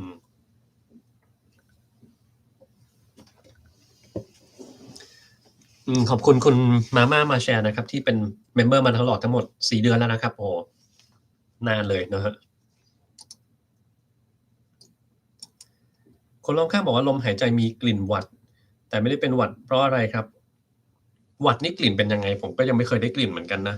แต่มันอาจจะหมายความว่าลมหายใจของคุณกลิ่นไม่ปกติแหละถ้ากลิ่นไม่ปกติคุณต้องไปดูหลายอย่างเช่นช่องปากคุณมันมีปัญหาอะไรไหมคุณมีนิ่วอยู่ที่ทอนซิลหรือเปล่าข้ออักเสบบ่อยไหมมีกรดไหลย้อนหรือเปล่ามีการมีลมในท้องเยอะๆไหมนะครับแล้วคุณที่สำคัญคือมีการหยุดหายใจในขณะหลับมีการนอนกรนหายใจทางปากหรือเปล่าพวกนั้นเนี่ยอาจจะทำให้ปากของคุณมีกลิ่นประหลาดขึ้นมาได้นะครับ แล้วก็ไซนัสอักเสบพวกนี้ก็จะสามารถเป็นได้ ถ้าเกิดคุณหาทั้งหมดแล้วไม่เจออะไรเนี่ยแนะนำนะครับหลังอาหารคุณแปรงฟันทุกมื้อหรือไม่เช่นนั้นก็จะต้องมีลูกอมมิ้นท์อะไรไว้ในปากจะได้กลิ่นไม่ประหลาดออกมานะครับคนอยู่ในประเทศร้อนจะชินกับอากาศอะไรเนี่ยชินกับอากาศร้อนมากกว่าอากาศหนาวสูงประเทศหนาวชินอากาศหนาวมากอากาศร้อนจริงครับกินยาพารามาตลอดชีวิตตั้งแต่เด็กตอนนี้จะ50แล้วกินก่อนเป็นไข้ไม่ได้มีปัญหาอะไรครับถ้ากินไม่เกินนะครับ หลังจากวิ่งทานโปรตีนไม่เพียงพอร่างกายจะเสริมสูญเสียมวลกล้ามเนื้อหลังจากวิ่งกี่ชั่วโมงครับตอบไม่ได้ครับยาอะไรที่เราฉีดแล้วป้องกันโรคดีทั้งนั้นก็ดีแล้วครับท้องเสียเพราะกินนมวัวจำเป็นต้องกินคาร์บอนช่วยไหมครับไม่ต้องครับนาพร็อกเซนแก้อักเสบถ้าดีขึ้นแล้วหยุดยาได้เลยครับออกกำลังกายแบบฮิตมาเกือบเดือนยังไม่ถึง30นาทีแบบนี้ปกติไหมครับปกติครับก่อนจะยกเวทน้ำหนักที่มากขึ้นเราวอร์มร่างกายโดยการยกเวทน้ำหนักบางๆก่อนดีไหมครับดีครับเป็นฝีที่รักแร้บ่อยควรไปเลเซอร์ขนหรือเปล่าครับควรครับควรจะไปปรึกษาหมอโรคผิวหนังก่อนเลยนะครับ ไหมขัดฟันลักษณะเป็นเชือกหรือเป็นพลังน้ำอันไหนดีกว่ากันผมยังคิดว่าเป็นเชือกมันจะดีกว่าครับตะคริวบ่อยฉี่เป็นฟองเยอะคนละเรื่องกันเลยครับนี้คุณต้องไปตรวจแล้วครับว่าคุณฉี่เป็นฟองเยอะคืออะไรตะคริวบ่อยคืออะไรซึ่งผมทำคลิปไปแล้วทั้ง2โรคนี้นะครับต้องไปฟังคลิปเอาเองดูนะครับพูดถึงชานมร้านชื่อชาจีอร่อยมากนี้ผมก็ไม่เคยไปกินนะครับชาจีทำไมคนเป็นโรคแพ้น้ำอะควาติกเออร์ติคาเรียถึงคันเวลาโดนน้ำได้นะครับ อันนี้ก็ไม่ทราบเหมือนกันครับถ้าเกิดว่าโดนน้ำแล้วคันเนี่ยผมไม่เคยเจอโรคนี้นะดังนั้นเนี่ยคุณต้องไปปรึกษาคุณหมอที่วินิจฉัยโรคนี้ว่าเหตุผลที่เกิดขึ้นมันเกิดได้อย่างไรเพราะมันไม่น่าจะเป็นจริงไม่งั้นคุณกินน้ำเข้าไปคุณก็ต้องคันปากแล้วสิ ถูกไหมครับอาบน้ำก็ต้องคันแล้วสิถูกไหมครับคุณก็ไม่อาบน้ำตลอดชีวิตได้เหรอมันไม่ได้อยู่แล้วอะครับนะครับดังนั้นโรคเนี้ยผมไม่เคยเจอจริงๆนะครับมันอาจจะเกี่ยวข้องกับอุณหภูมิของน้ำอะไรเงี้ยมีนะครับบางคนโดนความเย็นแล้วเป็นผื่นตุ่มขึ้นมาเลยอย่างเงี้ยมีจริงนะครับมันทำให้เกิด histamine release พวก mast cell มันไม่ stable นะครับดังนั้นบางทีเราให้ยากลุ่มmast cell stabilization ได้นะครับพวกนี้อาจจะดีนะ ไหนๆคุณถามอะไรมาแบบนี้แปลว่าคุณจะต้องรู้จักโรคพวกนี้ได้ดีพอสมควรคุณอาจจะมีความรู้ทางการแพทย์พอสมควรคุณอาจจะเป็นหมอสักคนหนึ่งก็ได้นะครับดังนั้นกรุณาบอกผมสักทีสิครับว่า mast cell stabilizer นั้นมีตัวอะไรบ้างนะครับและมีผลข้างเคียงอย่างไรดีไหมครับอืมแล้วทำไมเราถึงไม่ใช้เดี๋ยวนี้ถึงไม่ค่อยใช้อาเอาละวันนี้ผมจะไม่ตอบนะยกเว้นว่าคุณจะตอบผมมาก่อนแล้วผมอาจจะอธิบายเพิ่มนะครับจะลองให้คุณไปทำกันบ้านหาด้วยตัวเองสิน่าจะสนุกดีเหมือนกันนะครับ เส้นเลือดเล็กๆที่ตาขาวมันคืออะไรครับเมื่อก่อนไม่เคยมีมันเกิดจากการอักเสบที่คุณโดนลมโดนแดดมาเยอะๆครับเส้นเลือดก็จะโผล่ขึ้นมาเรื่อยๆนะครับหมอเก่งไม่เพียงพอเข้าถึงยากอนาคตหมอโรบอตจะช่วยเยียวยากำวินิจฉัยโรคต่างๆอย่างไม่ได้หรอกครับนะติดเชื้อทางเดินหายใจสามารถใช้ CPAP ได้ตามปกติครับไม่มีปัญหาเชื้ออยู่ในเครื่องไหมครับอยู่ครับแต่ว่ามันถ้าคุณใช้ของคุณเองเนี่ยมันไม่มีปัญหาอะไรครับ มี fatigue ไข้ต่างๆทาน ofloxacin เองจากเมืองไทยแล้วหายทุกครั้งไปหา urogynecologist เจอ interstitial cystitis rheumatologist แล้วหาสาเหตุหลักไม่เจอคุณหมอแนะนำจะเจอ Mayo Clinic ก็ดีครับไปหานะครับทำไมคนอื่นหาวแล้วต้องหาวตามนะครับเป็นพฤติกรรมการเรียนแบบอย่างหนึ่งนะครับครีมเทียมที่ใส่กับกาแฟแค่2ช้อนส่งผลต่อไขมันในเลือดได้หรือครับนะครับเห็นกลุ่มสายสุขภาพห้ามไว้แต่กินกาแฟดำเท่านั้นจริงเท็จแต่อย่างไร ถ้าคุณกินแค่2ช้อนแล้วก็กินแค่แบบหลายๆวันครั้งหนึ่งไม่มีปัญหาเลยแต่ถ้าคุณกินทุกวันอย่างเงี้ยมีปัญหานะครับจริงๆครีมเทียมก็ไม่ค่อยดีเนาะกินถั่วมากทำให้ร่างกายอักเสบไม่ครับยายอายุ70เพิ่งผ่านิ่วในไตใส่ท่อหายใจมา7วันแล้วตอนนี้มีความดันต่ำมีเสมหะติดเชื้อหมอให้ญาติปรึกษากันว่าถึงเวลาจะเจาะคอหรือไม่เอาไงดีครับถ้าคุณสู้อะเจาะไปเลยครับถ้าคุณไม่สู้คุณพอแค่นี้ครับนะผมบอกแล้วเลยคนอายุเยอะเนี่ยการผ่าตัดมันต้องระวังอะไรบ้าง เคยทำคลิปไปแล้วครับว่าการผ่าตัดตอนอายุเยอะระวังอะไรบ้างแล้วก็ควรทำไม่ควรทำผมบอกไปแล้วถ้าคุณทำไปแล้วเนี่ยมันแปลว่าคุณสู้แล้วครับถ้าคุณสู้คุณต้องเอาให้สุดครับอย่าสู้แค่กลางๆนะครับถ้าสู้แค่กลางๆคุณไม่ควรสู้ตั้งแต่แรกแล้วครับนะนั้นต้องลุยเลยครับความเห็นเรื่องการรักษาอาการด้วยการสะกดจิตอย่างไรบ้างได้แค่บางกรณีครับไม่ได้ตลอดเวลานะครับท้องเสียเพราะกินนมวัวตอบไปแล้วนะฮะวิตามินล้างหลอดเลือดดีหรือเปล่าครับไม่ดีครับปวดท้องตอนท้องว่างเป็นเพราะหิวครับ ยาหมดอายุในอีก4เดือนควรจะทานถึงวันหมดอายุก็ทานได้ครับเห็ดเป็นอาหารที่ไม่ควรอยู่ลำไส้จริงหรือเปล่าครับไม่จริงครับปวดจี๊ดบริเวณท้องด้านขวาเกิดตอบไปแล้วครับถ้าเสาธงทำยากไหมครับน่าจะยากครับผมไม่เคยทำนะครับน่าจะทำไม่ได้ด้วยเหมือนครับควรจะฝึก core muscle เยอะๆนะครับกระดูกซี่โครงอ่อนอักเสบปกติกี่สัปดาห์หายครับถ้าถ้าคุณกินยาก็มักจะประมาณเดือนหนึ่งนะครับหรือ2อาทิตย์อย่างน้อยนะฮะ อาหารเสริมเกี่ยวกับสมองแนะนำไหมครับไม่มีครับกินแล้วมันไม่ค่อยได้ประโยชน์อะไรเท่าไหร่แต่ถ้าคุณอยากจะกินตัวที่พอจะมีงานวิจัยหน่อยก็คือ Lion's Mane นะครับ Lion's Mane ตัวนี้มีวิจัยเยอะหน่อยนะครับโสมอาจจะพอมีวิจัยได้บ้างนะครับคาเฟอีนนะพวกนี้มีผลนะฮะแอลทริอานีนได้นะครับแต่ว่าถ้าแปะก๊วยอย่างเงี้ยไม่ได้ถังเช่าอะไรเงี้ยไม่ค่อยมีประโยชน์เท่าไหร่นะครับจะกินก็ได้นะครับออกกำลังกายดีป่วยร่างกายซ่อมได้คนไม่ออกกำลังกายใช่ครับ ถ้าออกกำลังกายประจำเนี่ยร่างกายมันจะแข็งแรงซ่อมได้ดีกว่าอยากเล่นกล้ามแต่เวย์โปรตีนค่อนข้างแพงกินไข่ต้มได้ไหมครับได้ครับกินเฉพาะไข่ขาวแล้วกันถ้าเกิดกินไข่แดงเข้าไปด้วยเนี่ยคุณอาจจะได้ปัญหาของคอเลสเตอรอลเกินในร่างกายนะครับถ้าจะกินคุณก็กินเนื้อสิครับเนื้อมันก็มีโปรตีนเยอะอยู่แล้ว social anxiety เป็นนิสัยหรือโรคครับเป็นโรคครับ FMD ต้านมะเร็งปัญหาคือผลไม้เมืองไทยมีปุ๋ยเคมีเยอะล้างก็ไม่รู้หมดแย่จังไม่เป็นไรครับสามารถกินได้ตราบใดที่เรากินแล้วหลากหลายนะครับถ้าเราเลือกแต่กินอย่างใดอย่างหนึ่งไปเรื่อยๆอย่างเงี้ยที่จะมีปัญหาและที่สำคัญคือไม่ใช่เฉพาะผลไม้เมืองไทยที่มีปุ๋ยเคมีหรอกครับทั่วโลกมันเป็นอย่างนั้นนะครับทั่วโลกอาหารทุกชนิดมีการปนเปื้อนหมดผ ผมเลยแนะนำไงครับว่าเวลาเรากินอาหารอะไรเราควรจะกินให้หลากหลายอย่าไปกินอย่างใดอย่างหนึ่งตลอดเวลาเพราะว่ามันจะมีโอกาสได้สารปนเปื้อนสิ่งเดิมเยอะขึ้นแล้วก็จะเกิดปัญหากับร่างกายมันขับออกไม่หมดนะครับจิตเท่ากับสมองสมองเท่ากับจิตเสียชีวิตแล้วจิตออกจากสมองไม่ครับฮะอันนี้อะไร off ensued กี่วันถึงจะensued นี่คืออะไรเหมือนกันผมไม่รู้เหมือนกันนะครับดังนั้นตอบไม่ได้ครับทานวิตามินเอมันจะครบ2 ปีแล้วอยากทราบว่าริ้วรอยร่องแก้มมันจะหายไปเพราะว่าอันนี้หรือเปล่ามีส่วนได้ครับ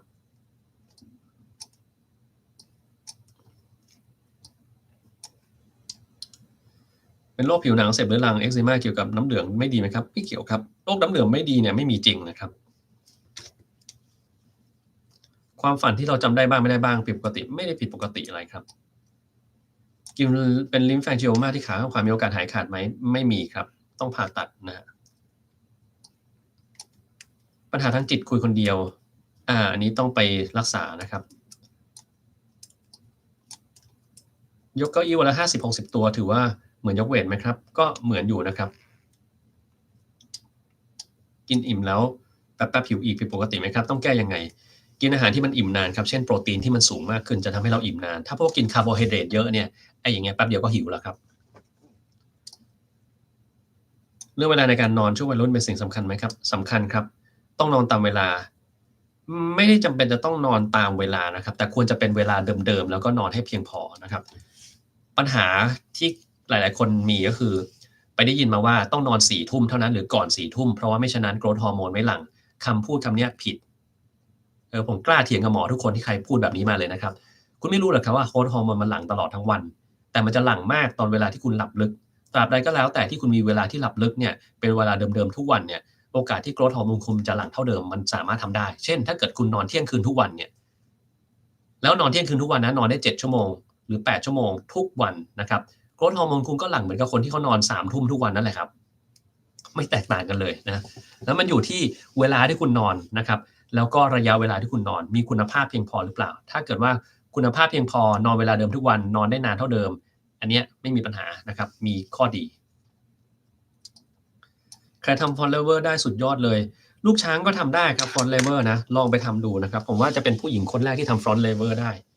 น่าจะเท่สุดผมไม่เคยเห็นผู้หญิงทำ Front Lever เท่าไหร่นะจะมีแต่ผู้ชายที่ทำได้แล้วก็ Muscle Up เนี่ยจะมีผู้หญิงคนหนึ่งเขามีผู้หญิงหลายคนที่ทำได้นะผมก็ทำ Muscle Up ดีๆไม่ได้ทำได้แต่แบบที่เห็นในคลิปที่ผมทำได้แค่นั้นแหละนะฮะอาการคันจากการแพ้อาหารถ้าหยุดกินอาหารจะหายเองไหมครับหายได้ครับเวลาผ่านไปเคยสถานที่ที่เคยเกิดเหตุทำให้ร่างกายผิดปกติและจิตใจไม่ดีและหลีกเลี่ยงไม่ได้จะเจอกับสถานที่นั้นคุณจะสู้กับเหตุการณ์แบบนี้อย่างไรครับเดินเข้าไปอยู่ที่เหตุการณ์แบบนั้นครับยืนอยู่ตรงนั้นเลย ยืนอยู่ตรงนั้นนานๆแล้วก็นึกภาพมันให้ออกเลยครับหรือไม่ฉะนั้นเนี่ยตอนคุณนั่งอยู่เฉยๆที่ห้องเนี่ยหลับตานึกถึงสถานที่นั้นนึกถึงรายละเอียดจริงๆแล้วมองให้ครบทุกแบบนะครับมองให้ครบทุกอย่างแล้วทำความเข้าใจว่าตกลงคุณกลัวอะไรกันแน่มันมีปัญหายังไงกันแน่นะครับดูในสิ่งที่คุณกลัวแล้วสิ่งที่คุณกลัวเนี่ยคุณคิดต่อไปเลยครับว่าเราจะป้องกันมันได้ยังไงต่อไปถ้ามันจะเกิดอย่างนี้อีกเราจะแก้มันยังไงนะครับ แทนที่จะเอาอารมณ์ความกลัวเข้าไปใส่เราเอาเหตุผลเข้าไปใส่กับมันแล้วคุณจะสามารถแก้มันได้แต่มันต้องฝึกหน่อยนะครับเป็นเริมที่ฝีปากรักษาอย่างไรครับก็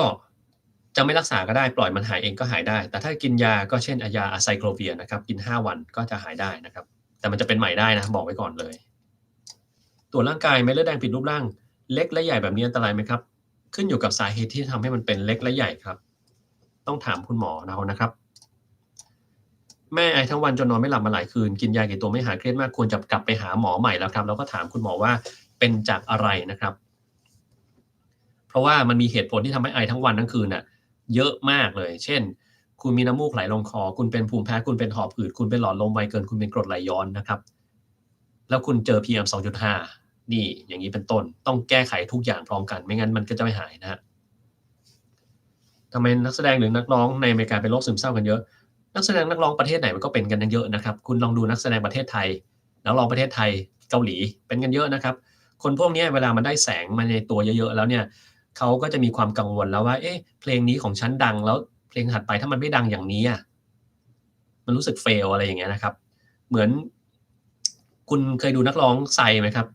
ไซเนี่ยที่ตอนแรกออกมาเพลงกังนัมสไตล์ตอนแรกดังมากๆแล้วหลังจากนั้นก็หายไปเลยกว่าจะปล่อยเพลงใหม่ออกมาแล้วรู้ไหมครับว่าที่ไปสัมภาษณ์เขาเนี่ยเขาบอกว่าอะไร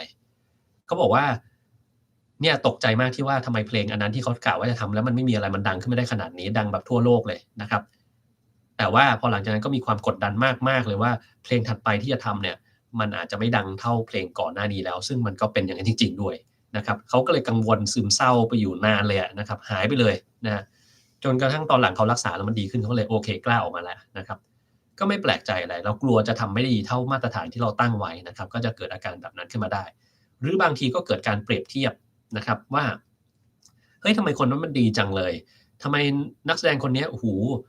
นี่ใส่ริชาร์ดวิว5เรือนเลยมีเกาะส่วนตัวมีเรือยอชต์มีเครื่องบินเจ็ตอะไรเงี้ยทำไมเราถึงยังไม่ได้แบบนั้นมั่ง ก็พยายามจะหาของพวกนี้มาประโคมใส่ตัวเองเข้าไปเรื่อยๆเรื่อยๆเรื่อยๆนะครับแต่มันหาเท่าไหร่ก็ไม่พอเพราะมันจะมีคนที่ดีกว่าคุณเสมอนะครับ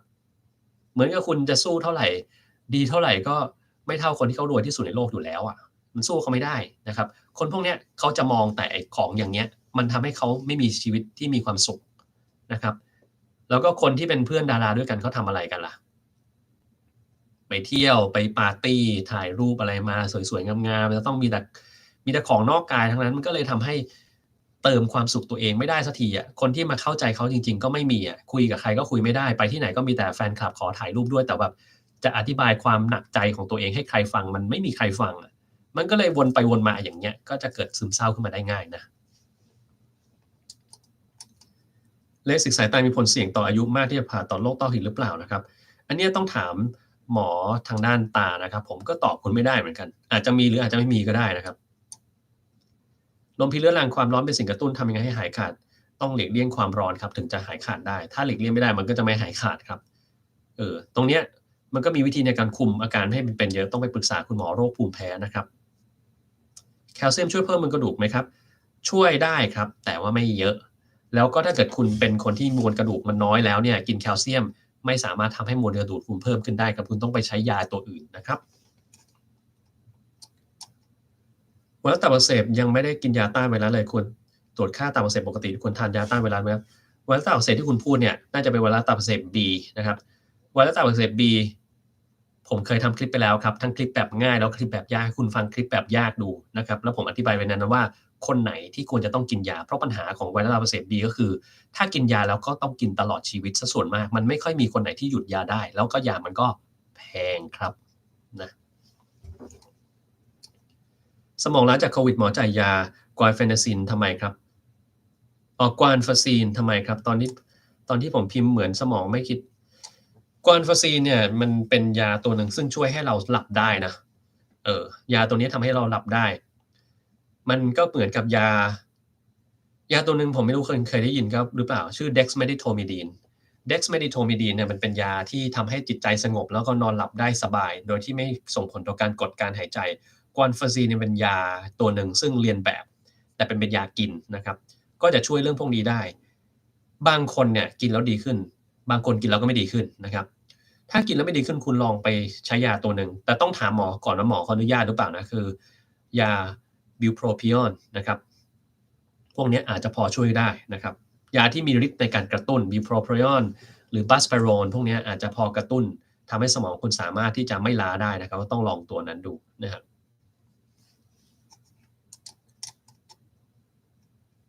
ทานข้าวเที่ยงเยอะๆก็ขี้เกียจนะครับทานนิดเดียวก็พอนะครับอิ่มแล้วผ่าตัดข้อศอกติดแล้วจะยืดงอได้เหมือนเดิมไหมครับไม่ครับขึ้นอยู่กับว่าคุณติดมากแค่ไหนถ้าติดมากมันก็ไม่เหมือนเดิมนะฮะแต่ถ้าติดน้อยแล้วคุณตั้งใจทำกายภาพแบบหักโหมจริงๆทำจริงๆเลยจริงๆจังทำทุกวันวันไหนไม่ไปกายภาพก็ทำแต่เองที่บ้านทำมาหลายๆครั้งเนี่ยอันเนี้ยจะยิ่งมีโอกาสทำเหมือนเดิมได้ดีมากขึ้นนะครับปวดหัวตั้งแต่ต้นคอขึ้นมาที่ขมับพอกินลูกอมของหวานแล้วหายเกิดจากการที่คุณมีพลังงานไม่เพียงพอครับ ปวดท้องว่างกินน้ำอัดลมบ่อยใช่ไหมครับไม่จำเป็นครับกินอย่างอื่นบ่อยก็มีปัญหาได้หรือบางคนก็ไม่เกี่ยวข้องกับการกินได้ครับเชื้อโควิดไม่โดนคลอรีนในสระว่ายน้ำแล้วเชื้อโควิดจะโดนทำลายไหมครับโดนครับ ทำไมถึงไวต่อคาเฟอีนเฉพาะกาแฟเครื่องดื่มชูกำลังสามารถกินได้กาแฟไม่ได้มีเฉพาะคาเฟอีนครับมันมีสารตัวอื่นเยอะแยะไปหมดคุณอาจจะไวต่อสารพวกนั้นก็ได้นะครับนักรังสีที่อเมริกาเขาให้ความสำคัญสูงนะครับสูงครับ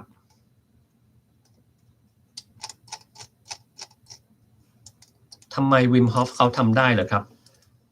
เพราะว่าเขาฝึกนะคุณฝึกเหมือนเขาหรือเปล่าถ้าฝึกเนี่ยสามารถทำได้นะครับแต่ถ้าไม่ฝึกเนี่ยไม่สามารถทำได้แล้วที่สำคัญคือแน่นอนว่าร่างกายของเราก็ไม่เหมือนกันดังนั้นเนี่ยถ้าคุณไม่ใช่วิมฮอฟเนี่ย DNA ของคุณกับวิมฮอฟก็ไม่เหมือนกันก็จะมีความแตกต่างทางด้านของพันธุกรรมถูกไหมครับดังนั้นถ้ามีพันธุกรรมบวกกับการฝึกมันก็ต้องทำได้ถ้าคุณไม่มีพันธุกรรมแล้วคุณไม่ฝึกมันก็ทำไม่ได้นะครับหรือถ้าเกิดคุณไม่มีพันธุกรรมแล้วคุณฝึกมันก็ทำได้แต่อาจจะไม่เหมือนเขาเพราะว่าคุณไม่ใช่คนคนเดียวกับเขาถูกไหมครับ วางแผนมีลูกควรจะตรวจร่างกายอะไรก่อนบ้างครับไปหาหมอสูเลยครับเขาจะแนะนำคุณได้หมดทุกอย่างที่ควรจะตรวจนะครับทำยังไงต่อวันจะได้ดื่มน้ำได้เยอะๆก็มีขวดน้ำใหญ่ๆติดตัวไว้ตลอดเวลาแล้วก็นึกได้เมื่อไหร่ก็จิบนะครับแล้วก็ตั้งไว้เลยว่าวันนี้ต้องจิบให้หมดขวดเนี้ยนะครับตัวเองอาจจะแพ้กลูเตนมีอาการปวดกล้ามเนื้อทั่วร่างกายอันนี้ไม่ใช่แล้วครับปวดกล้ามเนื้อทั่วร่างกายไม่ใช่อาการแพ้กลูเตนนะครับตรวจเลือดแล้วปกติดีตอนนี้ทดลองเลี่ยงอาหารที่มีกลูเตนควรจะทดลองสักกี่วันแล้วเกิดผลครับวันเดียวก็เกิดแล้วครับ แล้วจริงๆการแพ้กลูเตนคือโรค Celiac เนี่ยมันตรวจไม่ยากนะครับมันตรวจเลือดก็รู้เลยนะครับถ้ากดตรวจเลือดแล้วคุณไม่เป็นก็คือไม่เป็นนะเออผมเคยเล่าเรื่องการแพ้กลูเตนไปแล้วนะครับเรื่อง Celiac มีในหลายๆคลิปด้วยนะครับแทรกสอดไปในหลายๆคลิปก็ต้องลองไปหาดูนะครับมันคือตรวจ Tissue Glutamine A นะครับเคยถูกแดงว่าเป็น PCOS ตอนอายุ20lost follow-up ไปประจำเดือนมาปกติแล้วควรไปหาหมอมาเองหรือเปล่าครับถ้าประจำเดือนมาเป็นปกติไม่ได้มีน้ำหนักตัวเกินนะครับหนวดเคราอะไรก็ไม่มีปัญหาสิวก็ไม่ขึ้นไม่มีความจำเป็นครับแต่ถ้าไม่ใช่ตามนี้แล้วคุณกังวลก็ต้องกลับไปหานะครับเพราะ PCOS เป็นโรคที่ไม่หายนะครับกินยานอนหลับแค่ไหนเป็นอันตรายส่วนใหญ่ถ้าเกิดเกิน1เดือนแล้วจะเป็นอันตรายแล้วครับ Panic Disorder หายขาดได้ไหมครับได้ครับแต่ต้องไปถามหมอจิตเวชนะครับ วิธีป้องกันสโตรกหน่อยออกกำลังกายทุกวันนะครับนอนพักผ่อนให้เพียงพอไม่เครียดทานอาหารให้สมดุลครับถ้าหมอเขาให้กินยาอะไรก็ต้องกินครับถ้าไม่กินแล้วคุณมีปัญหาอันนั้นก็เป็นเพราะคุณทำปัญหากับตัวเองนะครับชานมไข่มุกผมกินหรือเปล่ากินครับนี่พูดซะผมอยากจะไปกินเลยเดี๋ยววันนี้เราไปหากันแล้วกันชานมไข่มุกไหนๆร้านข้างโรงพยาบาลก็มีเดี๋ยวเรากินมุกเยอะๆเลยนะครับโรค SLE มีโอกาสหายเป็นปกติไหมครับไม่มีครับ SLE เป็นตลอดชีวิตนะครับมันจะคุมโรคได้หรือไม่ได้นั่นอีกเรื่องหนึ่งนะครับมีเลือดออกตามวุ้นตาขาวอันตรายไหมครับไม่ครับมันจะค่อยๆหายไปเองนะครับมีอาการไอเหมือนละละลายคอฮะอาการไอเหมือนละลายคอมาประมาณเดือนกว่าแต่ไม่ได้เจ็บคอระคายคออ๋อไม่ใช่ละลายครับระคายรอเรือนะครับคอควายสระอายอยักษ์ระคายไม่ใช่ละลายนะครับคนละอย่างกันนะจิบน้ำผึ้งผสมมะนาวและเกลืออมลูกอมที่มีมะขามป้อมก็ไม่หายมันเป็นพักๆทำยังไงถึงหายขาดครับต้องไปหาเหตุผลก่อนว่าทำไมคุณมีอาการเช่นคุณมีกรดไหลย้อนแล้วทำให้เป็นแบบนี้หรือเปล่าคุณมีอาการภูมิแพ้แล้วน้ำมูกไหลลงคอไหมคุณมีลมเป่าโดนหน้าเรื่อยๆคุณไปเจอ PM 2.5หรือเปล่าถ้ามีของพวกนี้คุณก็จะไม่หายครับต้องไปแก้ตรงนั้นก่อนนะเอไอพัฒนาจนสามารถวินิจฉัยโรคไข้เจ็บในมนุษย์ได้ไหมครับได้ครับแต่ได้ไม่หมดนะฮะพาร์กินสันรักษายังไงกินยาครับยาอะไรแล้วแต่คนด้วยครับ เวลานอน Apple Watch แจ้งเตือนหัวใจเต้น40มีปัญหาไทรอยด์ต่ำควรทำยังไงครับรักษาเรื่องไทรอยด์ครับน้ำอัดลมชูการ์ฟรีทำให้เป็นเบาหวานประเภท2ไม่จริงครับกินถั่วฝักยาวแล้วปัสสาวะชอบเป็นสีเข้มเกิดจากอะไรครับอันนี้คุณอาจจะเป็นโรค G6PD นะคุณต้องไปตรวจนะครับถ้าคุณขาดเอนไซม์ glucose 6-phosphate dehydrogenase เนี่ยเวลาไปเจอสิ่งที่ทำให้เกิดอนุมูลอิสระเช่นออกซิไดเซอร์ต่างๆนะครับถั่วปากนี่แหละครับตัวดีเลยมันจะทำให้เม็ดเลือดแดงของคุณแตกนะครับแล้วก็ออกมาในปัสสาวะอันนี้น่ากลัวนะคุณควรจะต้องไปตรวจเดี๋ยวนี้เลยด้วยนะครับฉีดวัคซีนมาเป็นกรดไหลย้อนไม่หายเลยครับก็กินรักษาวิธีรักษากรดไหลย้อนผมเคยบอกไปแล้วว่าต้องทำยังไงนะครับนอกจากกินยาต้องมีการปรับพฤติกรรมของตัวเองถ้าคุณไม่ปรับมันก็ไม่หายสิครับกลับไปฟังคลิปนั้นก็ได้นะครับไอตอนคืนเพราะอะไรกลางวันไม่ค่อยไอพวกนี้มักจะเป็นกรดไหลย้อนหรือไม่ฉะนั้นก็มีลมเป่าโดนหน้าหรือมีฝุ่นในห้องนอนครับ แค่นั้นเลยไม่มีโรคอื่นแล้วนะครับอาจจะมีถ้าคนที่นอนราบไม่ได้เนี่ยแล้วมันเหนื่อยง่ายพวกนี้ก็ต้องระวังโรคหัวใจกับน้ำท่วมปอดนะอะไรคือความสุขของชีวิตอันนี้คุณถามตัวเองหรือถาม FC หรือถามคนในช่องนี้นะครับลองคุณลองตอบความสุขในชีวิตของคุณมาดูก่อนดีกว่าครับว่าเป็นยังไงนะครับความสุขถ้าเป็นของผมนะผมจะถือว่าความสุขชีวิตเนี่ยคือการได้ทำอะไรให้ตัวเองดูมีประโยชน์กับสังคมแล้วก็คนรอบข้างนั่นคือความสุขของผมนะครับมันจะทำให้ตัวเองดูมีคุณค่านะปิดประตูหน้าต่างในห้องนอนจะสูดอากาศในห้องจะเพียงพอหรือเปล่ามีเพียงพอครับแต่คุณจะต้องเปิดในระหว่างวันด้วยให้มันมีลมเข้ามาถ่ายเทไม่ฉะนั้นจะมีปัญหาจะปวดหัวนะครับวิธีเพิ่มเซโรโทนินดีที่สุดออกกำลังกายครับเปิดเรื่องร่วมกับฮอร์โมนมากก็ประมาณนั้นนะครับไปตรวจเลือดแล้วค่า HDL สูงมากไม่ได้มีปัญหาอะไรครับทำอะไรกับมันไม่ได้นะพวกที่ HDL เกินร้อยเกิน100 120อย่างนี้ขึ้นไปบางคนมีความเสี่ยงต่อการเกิดปัญหาโรคหัวใจบางอย่างแต่มันรักษาไม่ได้ครับคุณก็ต้องทำการออกกำลังกายตามปกติมันไม่สามารถลดได้นะโรคนี้ยังไม่มีอะไรลดมันลงมาได้นะครับ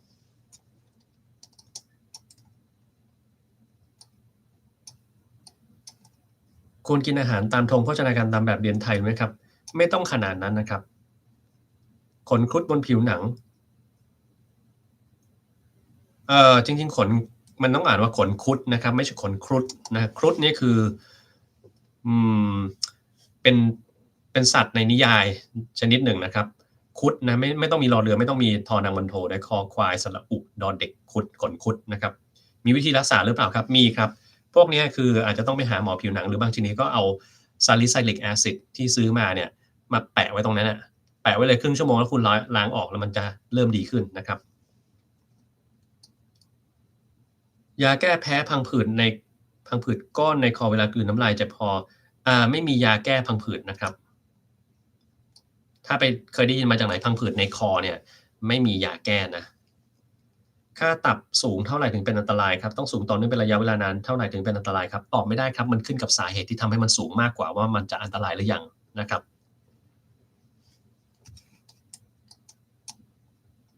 เอ่อเคยตรวจร่างกายแล้วสแกนเจอลิ้นหัวใจโก่งตัวมีผลต่อความเสี่ยงอะไรต่ออนาคตหรือเปล่าครับถ้าหมอที่เขาตรวจเนี่ยเขาบอกอะไรคุณเชื่อตามนั้นถ้าเขาไม่บอกแปลว่าไม่มีอะไรที่น่ากังวลครับ ขอบคุณคุณลูกช้างนะครับที่สนับสนุนมานะครับและลิ้นหัวใจโก่งตัวเนี่ยไปเอาชื่อทางการแพทย์นะครับว่ามันเรียกว่าอะไรเพราะว่าหลายครั้งที่แปลเป็นภาษาไทยให้คนเข้าใจทั่วไปเนี่ยพอแปลกลับมาเป็นภาษาแพทย์แล้วเนี่ยมันงงกันทั้งสองฝ่ายนะครับไม่รู้ว่าแปลว่าอะไรมันแปลได้หลายตัวนะบางทีนะครับทำให้เราตอบไม่ได้นะนั่งสมาธิมีผลประโยชน์ต่อสุขภาพหรือเปล่ามีครับหมอประเทศไทยจ่ายยาฆ่าเชื้อพร่ำเพรื่อผมคิดว่ายังไงครับคิดว่าจริงเลยครับแล้วรู้ไหมครับว่าทำไมถึงพร่ำเพรื่อ ก็เพราะว่าพวกคุณนี่แหละครับเวลาไปหาหมอแล้วเจ็บคอหมอขอยาฆ่าเชื้อที่แรงๆหน่อยขอให้มันหายเลยหมอไม่ให้ไม่ได้หมอทุกครั้งมันต้องกินตัวนี้มันถึงจะหายหมอคนนั้นก็ยังให้ทำไมหมอไม่ให้เถียงกันอีกนะครับสมน้ำหน้าเจอปัญหาซะเองเลยอย่างเงี้ยนะครับคนคนที่เจอปัญหาไม่ใช่หมอนะพวกคุณนี่แหละเดี๋ยวสุดท้ายแล้วมันเป็นเชื้อดื้อยาคราวนี้แหละก็โชคดีแล้วกันนะครับหวังว่าจะเป็นเชื้อดื้อยาที่มียารักษานะถ้ามันไม่มีก็ มันเป็นเพราะคุณทำตัวเองไม่ใช่เป็นเพราะว่าหมอเขาไม่เก่งหรือว่าใครเขาไม่ได้รักษาคุณนะครับคุณเจอเองเจอตอนหนุ่มเจอตอนสาวเนี่ยไม่เกิดอะไรขึ้นครับรอคุณไปเจอตอนคุณแก่สิ70-80เข้าโรงพยาบาลแล้วทำไมติดเชื้อดื้อยาได้ง่ายๆจังนั่นแหละรู้สาเหตุหรือยังเนาะ Apple Watch อยากทราบว่านอนกี่ชั่วโมงใน Deep Sleep เท่าไหร่อันเนี้ยเชื่อมันมากไม่ได้นะครับผมก็จะไม่ค่อยเชื่อนะครับคิดยังไงกับกีฬาปีนหน้าผาแฟนบอกว่าเธอกลัวความสูงจะเรียนปีนหน้าผาเช่นแฟนปีนประจำสูงมากจนเราไม่กล้ามองก็ดีครับจริงๆปีนหน้าผาเป็นการออกกำลังกายที่ดีนะสนุกด้วยน้ำตาลในเลือดสูงมีความเสี่ยงเป็นเบาหวานแต่ยังไม่เป็นหมอที่ดูแลอาการให้ยาเม็ดฟอร์มินกินได้ไหมครับได้ครับหายใจทางหมูกทางปากออกกำลังกายที่แตกต่างกันครับแตกต่างกันครับผมเคยเล่าไปแล้วครับต้องลองไปฟังว่าหายใจยังไงให้ถูกต้องนะครับฉายแสงที่หัวจะกระทบจะส่งผลดีมากไหมครับจะอันตรายหรือเปล่าครับ อันนี้ต้องแล้วแต่ว่าคุณหมอเขาฉายทำไมฉายเพราะว่ามะเร็งหรืออะไรพวกนี้หรือเปล่าถ้าฉายเพราะมะเร็งมันต้องฉายครับมันมีผลดีมากกว่าผลเสียนะครับทายาลดรอยแดงสิวไม่ค่อยมีเลยก็ดีแล้วครับหมอมีตัวไหนไม่มีตัวที่ผมแนะนำนะครับต้องถามหมอผิวหนังเลยนะครับ ไนซินามายช่วยลดรอยแดงจริงหรือเปล่าครับอาจจะจริงครับฉีดสเตียรอยด์เพิ่มกล้ามอันตรายไหมครับอันตรายครับอายุเท่าไหร่ควรไปตรวจมะเร็งครับขึ้นอยู่กับมะเร็งที่คุณกำลังบอกนี่คือมะเร็งอะไรครับให้ไปฟังคลิปเรื่องการตรวจร่างกายในแต่ละอายุควรจะต้องตรวจอะไรบ้างฟังคลิปนั้นมันจะมีคำตอบอยู่แล้วครับออกกำลังกายสม่ำเสมอแต่มีปัญหานอนกรนผิดปกติไหมครับผิดปกติครับนอนกรนกับการออกกำลังกายมันไม่เกี่ยวข้องกันครับอันเนี้ยต้องไปตรวจการนอนหลับแล้วครับมันมีภาวะหยุดหายใจในขณะหลับได้คุณต้องใช้ CPAP แล้วครับนะหรือถ้ายังไม่อยากใช้แล้วคุณมีน้ำหนักเยอะคุณต้องลดน้ำหนักลงให้ได้ซะก่อนถ้าน้ำหนักมันปกติแล้วยังนอนกรนแล้วไม่อยากใช้ CPAP คุณก็ต้องไปดูเรื่องของคลิปที่ผมบอกว่าวิธีในการออกกำลังกายแก้การนอนกรนคุณทำตามนั้นให้ได้อย่างน้อย3เดือนถ้าคุณหายก็โชคดีถ้าไม่เป็นอีกเลยก็ทำการออกกำลังกายแบบนั้นไปเรื่อยๆแต่ถ้าทำแล้วมันไม่หายคุณก็ต้องใช้ CPAP แล้วครับนะปัญหาในวันหยุดเมื่อคืนเที่ยงตื่นบ่ายจะปวดหัวมากก็ไม่แปลกใจอะไรนะครับนอนเยอะเกินไปก็มีปัญหาได้นะดาราเซเลบคนดังเสพยาเสพติดโดปามีนสูงแล้วมีผลข้างเคียงทำให้ซึมเศร้าเกี่ยวไหมครับก็อาจจะมีส่วนนะครับแต่ว่าสารเสพติดมันไม่ได้ทำให้คุณซึมเศร้าสักเท่าไหร่หรอกนะครับ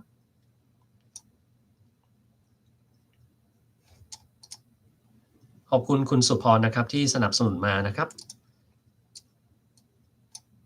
แขนไขว้ไปถูสบู่ที่หลังรู้สึกขัดเจ็บแต่ยกเวทได้ปกติเกิดจากอะไรครับก็พวกนี้มักจะเกิดจากเส้นเอ็นบางเส้นเอ็นที่มันเจ็บนั่นแหละที่มันมีปัญหา How to prevent car sick? Well, you have to look out as far as you can and be the driver and sit in the front seat. That's actually how you prevented it. If that's not helpful, you can actually take some medicine to help with your car sick. มีลูกไหมครับไม่มีครับมีอยากมีลูกครับไม่อยากมีครับเจาะคออยู่แล้วท่อมีกลิ่นอับๆนิดๆเป็นเพราะอะไรครับเป็นปกติของคนเจาะคอเป็นเพราะว่าแบคทีเรียมันเจริญเติบโตตรงนั้นครับคุณต้องเอาท่อไปล้างครับปลูกถ่ายสเต็มเซลล์สามารถรักษาโรคอะไรให้หายขาดได้บ้างครับได้แค่บางโรคและบางระยะโรคที่หายขาดได้ยกตัวอย่างเช่นมะเร็งในมะเร็งเม็ดเลือดบางชนิดหายขาดได้จากการปลูกถ่ายสเต็มเซลล์ครับแต่คนที่ไปฟังมาว่าฉีดสเต็มเซลล์แล้วหน้าเด็กนะครับแก้ไขโรคหัวใจทำให้เป็นการย้อนวัยพวกนี้ไร้สาระทั้งนั้นเลยนะครับไม่มีอะไรเป็นจริงหรือสักอย่างนะครับแต่คุณอยากจะทำก็ได้นะครับไม่ได้มีข้อห้ามอะไรเพราะผมก็รู้ว่าดาราบางคนเนี่ยไปทำมานะครับบางคนไปเอามาจากเยอรมันไปทำที่เยอรมันบินไปทำที่เยอรมันเลยผมก็รู้ว่าใครแต่ผมก็ไม่บอกคุณนะครับไม่ใช่หรอกครับอยากจะทำก็ได้นะครับแล้วแต่ชอบนะเสพสื่อที่ได้โดปามีนเยอะๆแทบทั้งวันมีผลเสียไหมครับหยุดไม่ค่อยได้ก็ต้องมีผลเสียสิครับถูกไหมครับขอบคุณคุณโฮชินะที่สนับสนุนมานะครับบางช่วงรู้สึกหายใจไม่ติ่มถือว่าปกติไหมครับช่วงที่หายใจไม่อิ่มก็ไม่ปกติสิครับแต่ว่าทำไมมันเป็นเช่นนั้นเนี่ยก็ต้องไปหาดูนะครับตรวจการนอนหลับต้องไปพบหมอสาขาไหนครับหมอทางด้านการนอนหลับโดยเฉพาะครับต้องโทรไปถามโรงพยาบาลว่ามีหรือเปล่าเพราะว่ามันไม่ได้มีกันทุกโรงพยาบาลครับผมมีปัญหาทางด้านใจมักจะเกลียดใครด่าใครอยู่ในใจตลอดเวลาทำไมคนนั้นคนนี้ทำอย่างนั้นถ้าไม่ดูหนังก็ไม่สนุกเที่ยวก็ไม่สนุกทำอะไรก็ไม่ดีนะครับควรทำยังไงครับกรณีนี้ผมคิดว่าคุณควรจะต้องไปปรึกษาทางด้านจิตแพทย์ละนะครับแล้วเวลาจะด่าใครสักอย่างในใจเนี่ยคุณจะเขียนมันออกมาเลยดีกว่าคุณด่าเขาด่าทำไมนะครับด่าเพราะว่าอะไรมันมีเหตุผลจริงๆไหมนะครับและเหตุผลนั้นคืออะไรตัวคุณเนี่ยแก้ไขปัญหานั้นได้ด้วยตัวคุณเองหรือเปล่านะครับเช่นสิ่งที่คุณด่าเนี่ยคุณกำลังทำด้วยหรือเปล่านะครับถ้าคุณทำด้วยอย่างนี้ก็แปลว่าเราควรจะต้องมาแก้ไขตัวเองมันมีหลายกรณีนะครับการที่เราว่าใครเราไม่ชอบใครสักอย่างเนี่ยมันมีทฤษฎีหนึ่งเรียกว่าทฤษฎี reflection คือเราprojection คือเรา project ตัวเราเองออกไปให้คนอื่นคือเรากำลังด่าสิ่งที่ตัวเราเองเป็นนะครับคือเราเอาสิ่งที่เราเป็นโยนไปให้คนอื่นเขาพูดง่ายคือโทษคนอื่นไม่ได้โทษตัวเองแต่การโทษคนอื่นคือสิ่งที่ตัวเองทำไปนั่นแหละครับมันเป็นการสะท้อนให้เราเห็นว่าไอเนี่ยเราไม่ชอบแต่มันคือสิ่งที่เรากำลังทำอยู่ถ้าคุณคิดขึ้นไม่ได้แบบนี้นะแล้วคุณแก้ไขตัวเองนะคุณจะหายเลยนะครับดังนั้นคุณต้องมีความคิดอย่างนี้ให้ได้ซะก่อนนะถ้าทำไม่ได้ลองปรึกษาจิตแพทย์ดูนะครับประเทศญี่ปุ่นมีของหมักดองถั่วเน่ากินมีประโยชน์ต่อร่างกายประเทศไทยห้ามกินของดองเพราะอะไรครับมันดองกันคนละแบบกันครับดองกันคนละวิธีก็ต้องไม่เหมือนกันนะครับกินเพลโซมา10 ปีเพราะเป็นโวลโคยานาจิฮาราดะท้อมากเลยครับแต่ตอนมีความแรงของโรคเบาลงแล้วครับก็ดีแล้วครับอาจจะต้องใช้ยาตัวอื่นคือเพลโซลถ้ามันกินมา10 ปีโดยที่คุณไม่กินยากดภูมิตัวอื่นเนี่ยก็อาจจะมีปัญหานะครับรู้จักโรคโวลโคยานาจิฮาราดะไหมครับคนไทยเป็นกันเยอะเหมือนกันนะ แต่เป็นโรคของหมอตาครับไม่ใช่หมอระบบประสาทเลยนะฮะเพราะว่าพวกนี้มันจะมีการอักเสบที่จอประสาทตาบางคนมีการตาบอดฉับพลัน2ข้างพร้อมกันได้นะครับก็ต้องไปกินยากลุ่มพวกนี้ให้มันหายบางคนก็มีอาการทางหูก็ได้นะครับเส้นประสาทที่หูเสียอืมค่า BMI ใช้ประเมินความสมส่วนได้ครับแคลเซียมแอลทิโอเนตร่างกายสามารถดูดซึมกับแคลเซียมซิเตรตแคลเซียมคาร์บอเนตจริงหรือไม่ครับจริงครับแต่ว่าทั้ง3ตัวนี้ได้ผลเท่ากันเพราะว่าคุณลองไปดูสิครับว่าแคลเซียม3ตัวนี้มันใช้ปริมาณเท่ากันหรือเปล่าในแต่ละเม็ดไม่เท่าอย่างที่ผมบอกครับเมื่อกี้ผมบอกแล้วว่าคุณฟงวีจะเป็นคนตอบคำถามพวกนี้ให้ผมแทนนะครับดังนั้นคุณฟงวีหายไปไหนแล้วครับกลับมาตอบนะครับผมจำชื่อคุณได้นะเออเวลาที่มีใครถามเรื่องของอาหารเสริมแต่ละประเภทมันมีหลายอย่างจังแล้วมันเหมือนกันหรือเปล่าคุณถามคุณฟงวีเลยครับผมจ้างให้เขาเป็นคนตอบแล้วในไลฟ์ครั้งนี้ในฐานะที่เขาเป็นคนฟังคำตอบของผมคนแรกในไลฟ์วันนี้นะครับเดี๋ยวอย่าหายไปไหนนะมาตอบด้วยนะฮะต่อไปใครตอบมาตอบแทนผมด้วยนะครับอืม หมอในไทยอ้างว่าการทำเดลี่ไม่ดีต่อกระดูกสันหลังจริงครับถ้าคุณทำผิดส่วนใหญ่แล้วคนก็ทำผิดซะด้วยนะครับโรคผิวหนังที่เป็นโปรตีนอะไมลอยด์หายได้ไหมครับไม่ได้ครับกินข้าวโอ๊ตใส่เม็ดเจียอร่อยดีครับดูสภาพธงโภชนาการที่ปลูกฝังเด็กๆมากี่รุ่นต่อรุ่นส่วนนั้นก็ทำให้หมอต้องมานั่งตอบคำถามวุ่นๆแบบนี้ธงโภชนาการไม่เคยถูกแก้ก็จริงๆไม่ได้สนใจอะไรมากหรอกครับก้อนเล็กที่คอกลิ่นเหม็นมากเกิดจากอะไรก็นิ่วในทอนซิลครับไม่ได้อันตรายอะไรแค่ไปเขี่ยมันออกก็ได้นะครับ ขอบคุณคุณภารัตน์นะครับที่สนับสนุนมานะเราตัดน้ำมันต่อไปได้เลยไหมครับได้ครับโดปามีนดีท็อกมีประโยชน์ไหมก็มีเหมือนกันครับ SLE เกิดเพราะกรรมพันธุ์หรือการใช้ชีวิตประจำวันทั้งคู่ครับการใช้ยาปฏิชีวนะเลี้ยงปศุสัตว์เกี่ยวข้องกับเชื้อได้อย่างไรรู้ไหมครับมีความเกี่ยวข้องกันได้บ้างนะครับแต่ก็ไม่มากนะครับส่วนใหญ่จะน้อยซะมากกว่าการกรนเกิดขึ้นกับทุกคนไหมครับได้ครับเหนื่อยเกิดการกรนการเครียดจัดไหมครับได้ครับทำให้กรนได้ค่า BMI ต่ำกว่ามาตรฐานมีผลอะไรครับมีครับ ถ้าต่ำมากๆเนี่ยคือภาวะผู้ทุพโภชนาการแล้วครับสภากาชาดขายเลือดแพงมากในขณะที่เลือดมาจากการบริจาคแต่ก็ค่าเก็บรักษาไม่แสวงกำไรหรือเปล่าคิดยังไงกับสิ่งนี้ครับคิดว่าถูกต้องแล้วครับเวลาคุณจะวิจารณ์ใครสักคนเนี่ยวิจารณ์ตามสิ่งที่คุณเห็นไม่ได้นะถ้าคุณไม่เข้าใจกลไกการทำงานของทั้งหมดเลยคุณรู้ไหมว่าไอการที่เราจะเอาเลือดออกมาแต่ละอย่างเนี่ยมันไม่ได้ง่ายมากเลยนะครับการแยกส่วนประกอบของเลือดเนี่ยมันไม่ได้ถูกเลยน้ำยาที่ใช้กำลังคนที่ใช้เครื่องจักรที่ซื้อมารู้ไหมเครื่องจักรพวกนี้ราคาเท่าไหร่หลายล้านอยู่นะฮะเครื่องจักรงี่เง่าแค่นี้แหละหลายล้านนะฮะแล้วมันมีเครื่องเดียวไหมครับไม่คุณรู้หรือเปล่าใช่ไหมฮะต้องจ้างคนกี่คนในการทำงานแล้วคุณบอกว่าจ้างถูกๆไม่ได้เหรอเออถ้าจ้างถูกๆได้นะก็แปลว่าคนทุกคนในประเทศไทยควรจะต้องได้รับค่าจ้างที่ถูกสิครับถูกไหมฮะถ้าผมจ้างคุณทำงานเนี่ยคุณอยากได้เงินเดือนเยอะหรืออยากได้เงินเดือนน้อยอะ คุณก็ต้องอยากได้เงินเดือนเยอะ ถ้าคุณมาทำงานกับผมแล้วคุณได้เงินเดือนน้อยแล้วไอ้บริษัทข้างเคียงเขาให้เงินเดือนเยอะคุณไปบริษัทนั้นไหมหรือคุณจะทำกับผมคุณก็ต้องเป็นบริษัทที่เงินเดือนเยอะนี่เป็นธรรมดาอยู่แล้วของโลกเราดังนั้นอะไรก็แล้วแต่ที่มันมีกระบวนการที่แบบราคาสูงอย่างเงี้ยเราก็ต้องมีการค่าใช้จ่ายสูงตามไปด้วยดังนั้นมันก็เหมาะสมอยู่แล้วผมไม่ได้รู้สึกว่าแปลกใจอะไรนะครับรักษากล้ามเนื้อตึงหรือเอ็นมากๆจากกายภาพมีวิธีอื่นไหมครับการยืดกล้ามเนื้อครับ ประจำเดือนผิดปกติแค่ไหนควรไปพบแพทย์เมื่อคุณคิดว่ามันผิดปกติคุณควรจะไปพบแพทย์เสมอครับผิวหนังผื่นคันไม่หายยิ่งเกายิ่งคันนะครับไปเจอหมอโรคภูมิแพ้เลยครับ motion sickness ยิ่งหนักนะครับเมาเรือเกมที่เคยเล่นก็ไม่ปกติรักษากันได้ไหมครับรักษาได้ครับต้องไปทำ vestibular rehab กับหมอทางด้านหูคอจมูกครับอืม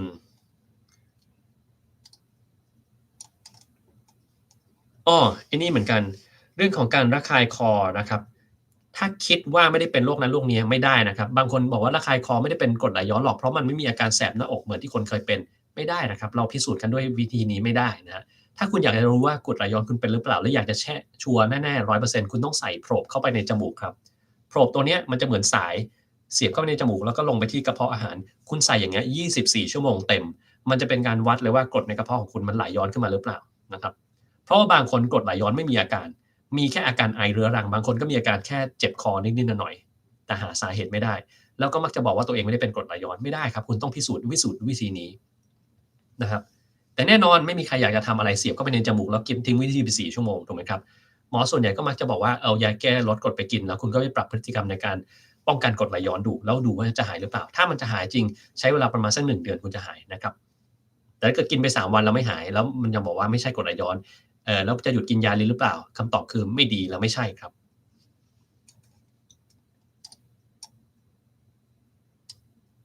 ยาฆ่าเชื้อทำให้แบคทีเรียในลำไส้เสียสมดุลไหมครับเสียครับ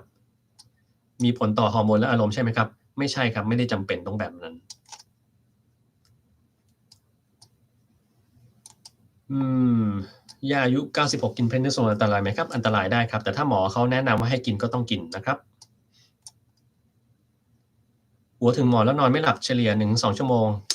ถือเป็นโรค insomnia ไหมครับมีครับเกิดจากสมองฟุ้งซ่านอยู่ครับแล้วทำสมาธิก่อนนอนช่วยไหมครับช่วยครับแต่มันมีวิธีอื่นที่ผมแนะนำไปแล้วไปฟังคลิปเรื่องของการนอนหลับของผมดูนะครับติดนิสัยตั้งแต่ช่วงโควิดไม่กล้าหายใจลึกๆควรแก้ยังไงครับก็ถ้าเข้าใจแล้วก็ต้องแก้ก็ต้องบังคับตัวเองในการทำในสิ่งที่ควรจะต้องทำลุกเร็วและหน้ามืดเกี่ยวกับไขมันสูงหรือต่ำกว่าเสพไหมครับไม่เกี่ยวครับเกี่ยวกับอะไรนั้นผมเคยตอบไปในหลายไลฟ์แล้วไปหาเอาเองครับว่าผมตอบในไลฟ์ไหนนาทีที่เท่าไหร่ถ้าคุณฟังไลฟ์ไม่จบก็อืมเสียใจด้วยนะครับความรู้ดีๆไม่ได้หาง่ายๆนะครับเกิดหงุดหงิดง่ายกับทุกสิ่งรอบตัวนะครับจะเข้าข่ายเป็นพวก perfectionist ไหมครับไม่ได้จำเป็นนะครับการบ้านเพนกับพรีการมะเร็งช่วยรักษาประสาทอักเสบได้จริงหรือไม่ครับช่วยลดอาการนะครับแต่ไม่ได้รักษาให้หายนะครับเส้นเลือดขอดแบบโป่งชนิดต้องผ่าตัดถ้าไม่ผ่าตัดมีอันตรายไหมครับไม่ได้มีอันตรายครับแต่ว่าบางคนจะมีอาการปวดได้นะครับแล้วบางคนก็มีริ่มเลือดอยู่ในนั้นได้วิตามินเสริมแทบทุกชนิดกินคู่กับนมประสิทธิภาพลดลงไม่ครับติดเชื้อในปอดซูโดโมนาสได้เลวาควิน14 วันยังไม่ดีขึ้นต้องกินยาตัวไหนร่วมไหมต้องกลับไปหาหมอใหม่ครับว่ามันดื้อเลวาควินหรือเปล่าหรือว่าคุณมีอาการอย่างอื่นที่ไม่เกี่ยวข้องกับการติดเชื้อเพราะว่าการติดเชื้อมันทำให้เกิดการอักเสบในปอดถ้าการอักเสบในปอดมันยังไม่หายแต่เชื้อมันตายไปแล้วการอักเสบในปอดนั่นแหละครับที่ทำให้คุณมีอาการอยู่คุณต้องไปแก้ตรงนั้นเองนะครับ blood age คำนวณจากปัจจัยอะไรครับเชื่อถือได้ไหมครับผมไม่เคยได้ยินคำว่า blood age นะครับแต่ว่าคุณไม่ควรจะเชื่ออะไรพวกนี้ถ้าคุณไปฟังจากหมอทางด้านชะลอวัยมาอย่าไปเชื่อนะครับแต่ถ้าเกิดคุณคำนวณ biological clock นะครับอันเนี้ยต่างกันแล้วนะครับมันจะมี biological aging นะครับโดยการไปตรวจเรื่องของDNA methylation ไอ้อย่างเงี้ยเชื่อได้ถ้าคุณไม่ได้ตรวจ DNA methylation นะครับเชื่อไม่ได้และปัญหาคือ DNA methylation ไม่ได้ตรวจกันง่ายๆนะครับแล้วถ้าคุณไปตรวจขึ้นอยู่กับบริษัทไหนที่ตรวจที่อเมริกาเนี่ยเท่าที่ผมจำได้มันมีทั้งหมด11บริษัทที่ตรวจแล้วมันมีแค่5บริษัทเท่านั้นที่ตรวจแล้วได้มาตรฐานที่ดีไอ้6บริษัทที่เหลือเนี่ยตรวจแล้วไม่ดีแต่บริษัทไหนนั้นผมไม่สามารถบอกคุณได้เพราะมันจะเป็นเรื่องประเด็นฟ้องร้องได้แล้วก็ไม่ต้องหลังไมค์มาผมก็จะไม่ตอบคุณเช่นกันเป็นหน้าที่ของคุณที่ต้องไปหาเอาเองนะครับแต่มันไม่มีความจำเป็นต้องตรวจตั้งแต่แรกอยู่แล้วจะไปหาเรื่องให้ตัวเองทำไมถูกไหมครับเจ็บแปลบที่ปลายนิ้วมือจะมีคันๆยิบๆประสาทอักเสบไหมครับมีส่วนได้ครับ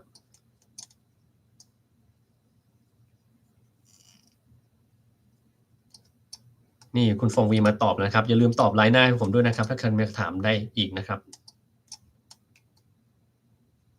ชอบทานอาหารญี่ปุ่นก็ดีนะครับอร่อยดีคนขวายต้องหาโดปามีนทั้งวันไม่ปกตินะครับสู้ๆไม่ควรใช้กับคนเป็นซึมเศร้าเลยจริงไหมครับก็มันพูดได้บ้างแต่อย่าพูดบ่อยแล้วกันนะครับกระดูกพรุนแก้หายได้ไหมครับได้ครับไปฟังคลิปเรื่องกระดูกพรุนแล้วก็ในไลฟ์เรื่องกระดูกพรุนบอกไปแล้วนะครับตรวจเลือดมาได้ค่าเม็ดเลือดขาวเป็น 3,100 ถือว่าอยู่ในเกณฑ์อันตรายไหมครับไม่ครับขึ้นอยู่กับคุณมีโรคประจำตัวอะไรอย่างอื่นหรือมีอาการอย่างอื่นอีกหรือเปล่านะครับเราถ้าดูค่านี้ตัวเดียวเนี่ยไม่ได้รู้สึกว่ามันมีอะไรที่ต้องทำเลยนะครับ What my roommate is my roommate is snores no you have to say my roommate snores not my roommate is snore that's wrong right if your roommate is now snoring he or she is like laying down right here and sleeping right you're saying your roommate is snoring but if you're gonna say this roommate has been snoring forever has been snoring or my roommate snores that's okay really loud every night yeah I understand what that means the noise even penetrates through my earmuffs he refused to do sleep study and buy a CPAP I can't change roommate mid-semester what should I be doing what you should be doing is at least send him some kind of video of YouTube saying what's wrong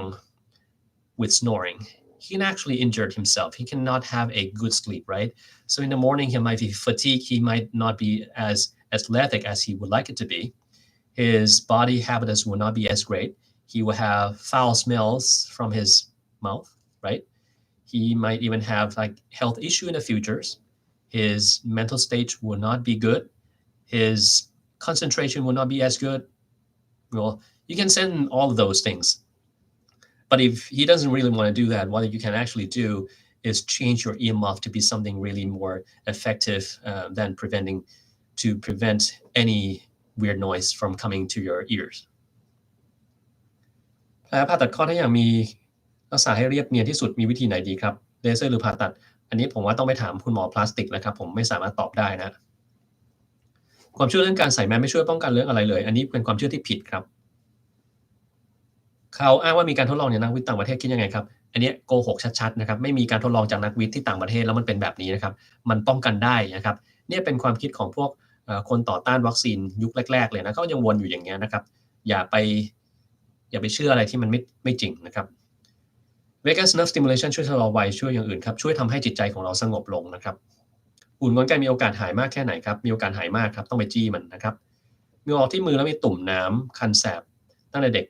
เป็นโรค dyshydrosis ครับไปฟังช่องหมอแตงโมเลยครับมีวิธีรักษานั้นอยู่แล้วนะครับปวดปัสสาวะตอนดึก 4-6 รอบไปหาหมอตรวจแล้วไม่เป็นเบาหวานมีรักษาอื่นไหมครับไปฟังคลิปเรื่องทำไมถึงปัสสาวะบ่อยในเวลากลางคืนครับผมบอกไปแล้วว่ามันเป็นอะไรได้บ้างนะครับ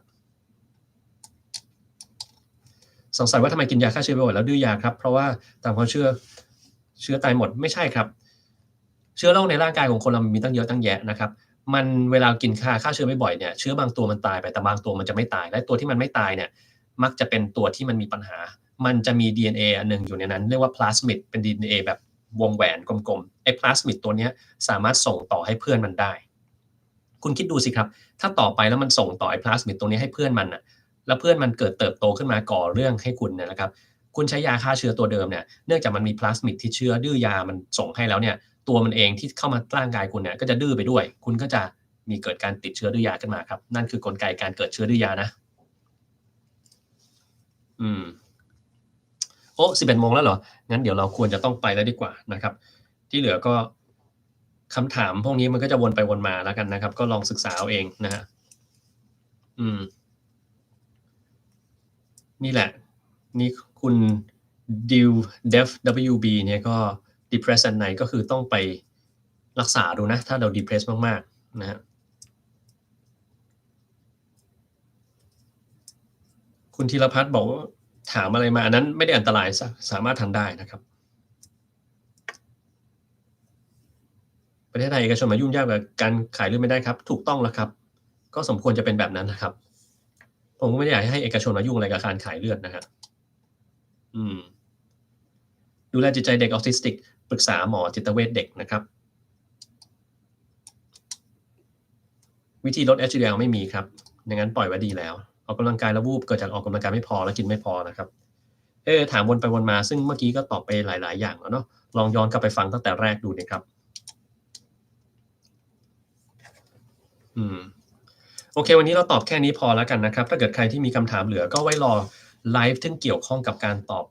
สุขภาพโดยทั่วไปครั้งหน้าแล้วกันนะครับคือผมจะตอบที่มันตรงกับหัวข้อคลิปนะถ้าเกิดว่าหัวข้อคลิปผมบอกเรื่องอื่นแล้วคุณมาถามปัญหาพวกนี้ผมก็จะข้ามไปไม่ตอบนะครับแต่ถ้าเกิดว่าเป็นสิ่งที่มันตรงกับหัวข้อคลิปผมก็จะตอบแต่ถ้ามันเป็นปัญหาเรื่องของสุขภาพทั่วไปคุณจะถามอะไรมาก็ได้แล้วก็ถามอยู่ในกรอบเวลาผมก็จะตอบคุณเหมือนกันนะฮะถ้าถามซ้ำหลายๆรอบอันนี้อาจจะไม่ตอบแล้วก็อาจจะบล็อกไปด้วยนะครับเพราะว่ามันเยอะเกินไปนะดังนั้นเนี่ยถ้าอยากจะถามอะไรผมก็รอฟังไลฟ์แล้วกันไลฟ์ของผมเนี่ยไม่แน่ไม่นอนนะครับถ้าผมไม่อยู่เวรผมก็อาจจะมาไลฟ์ในวันที่ผมไม่ได้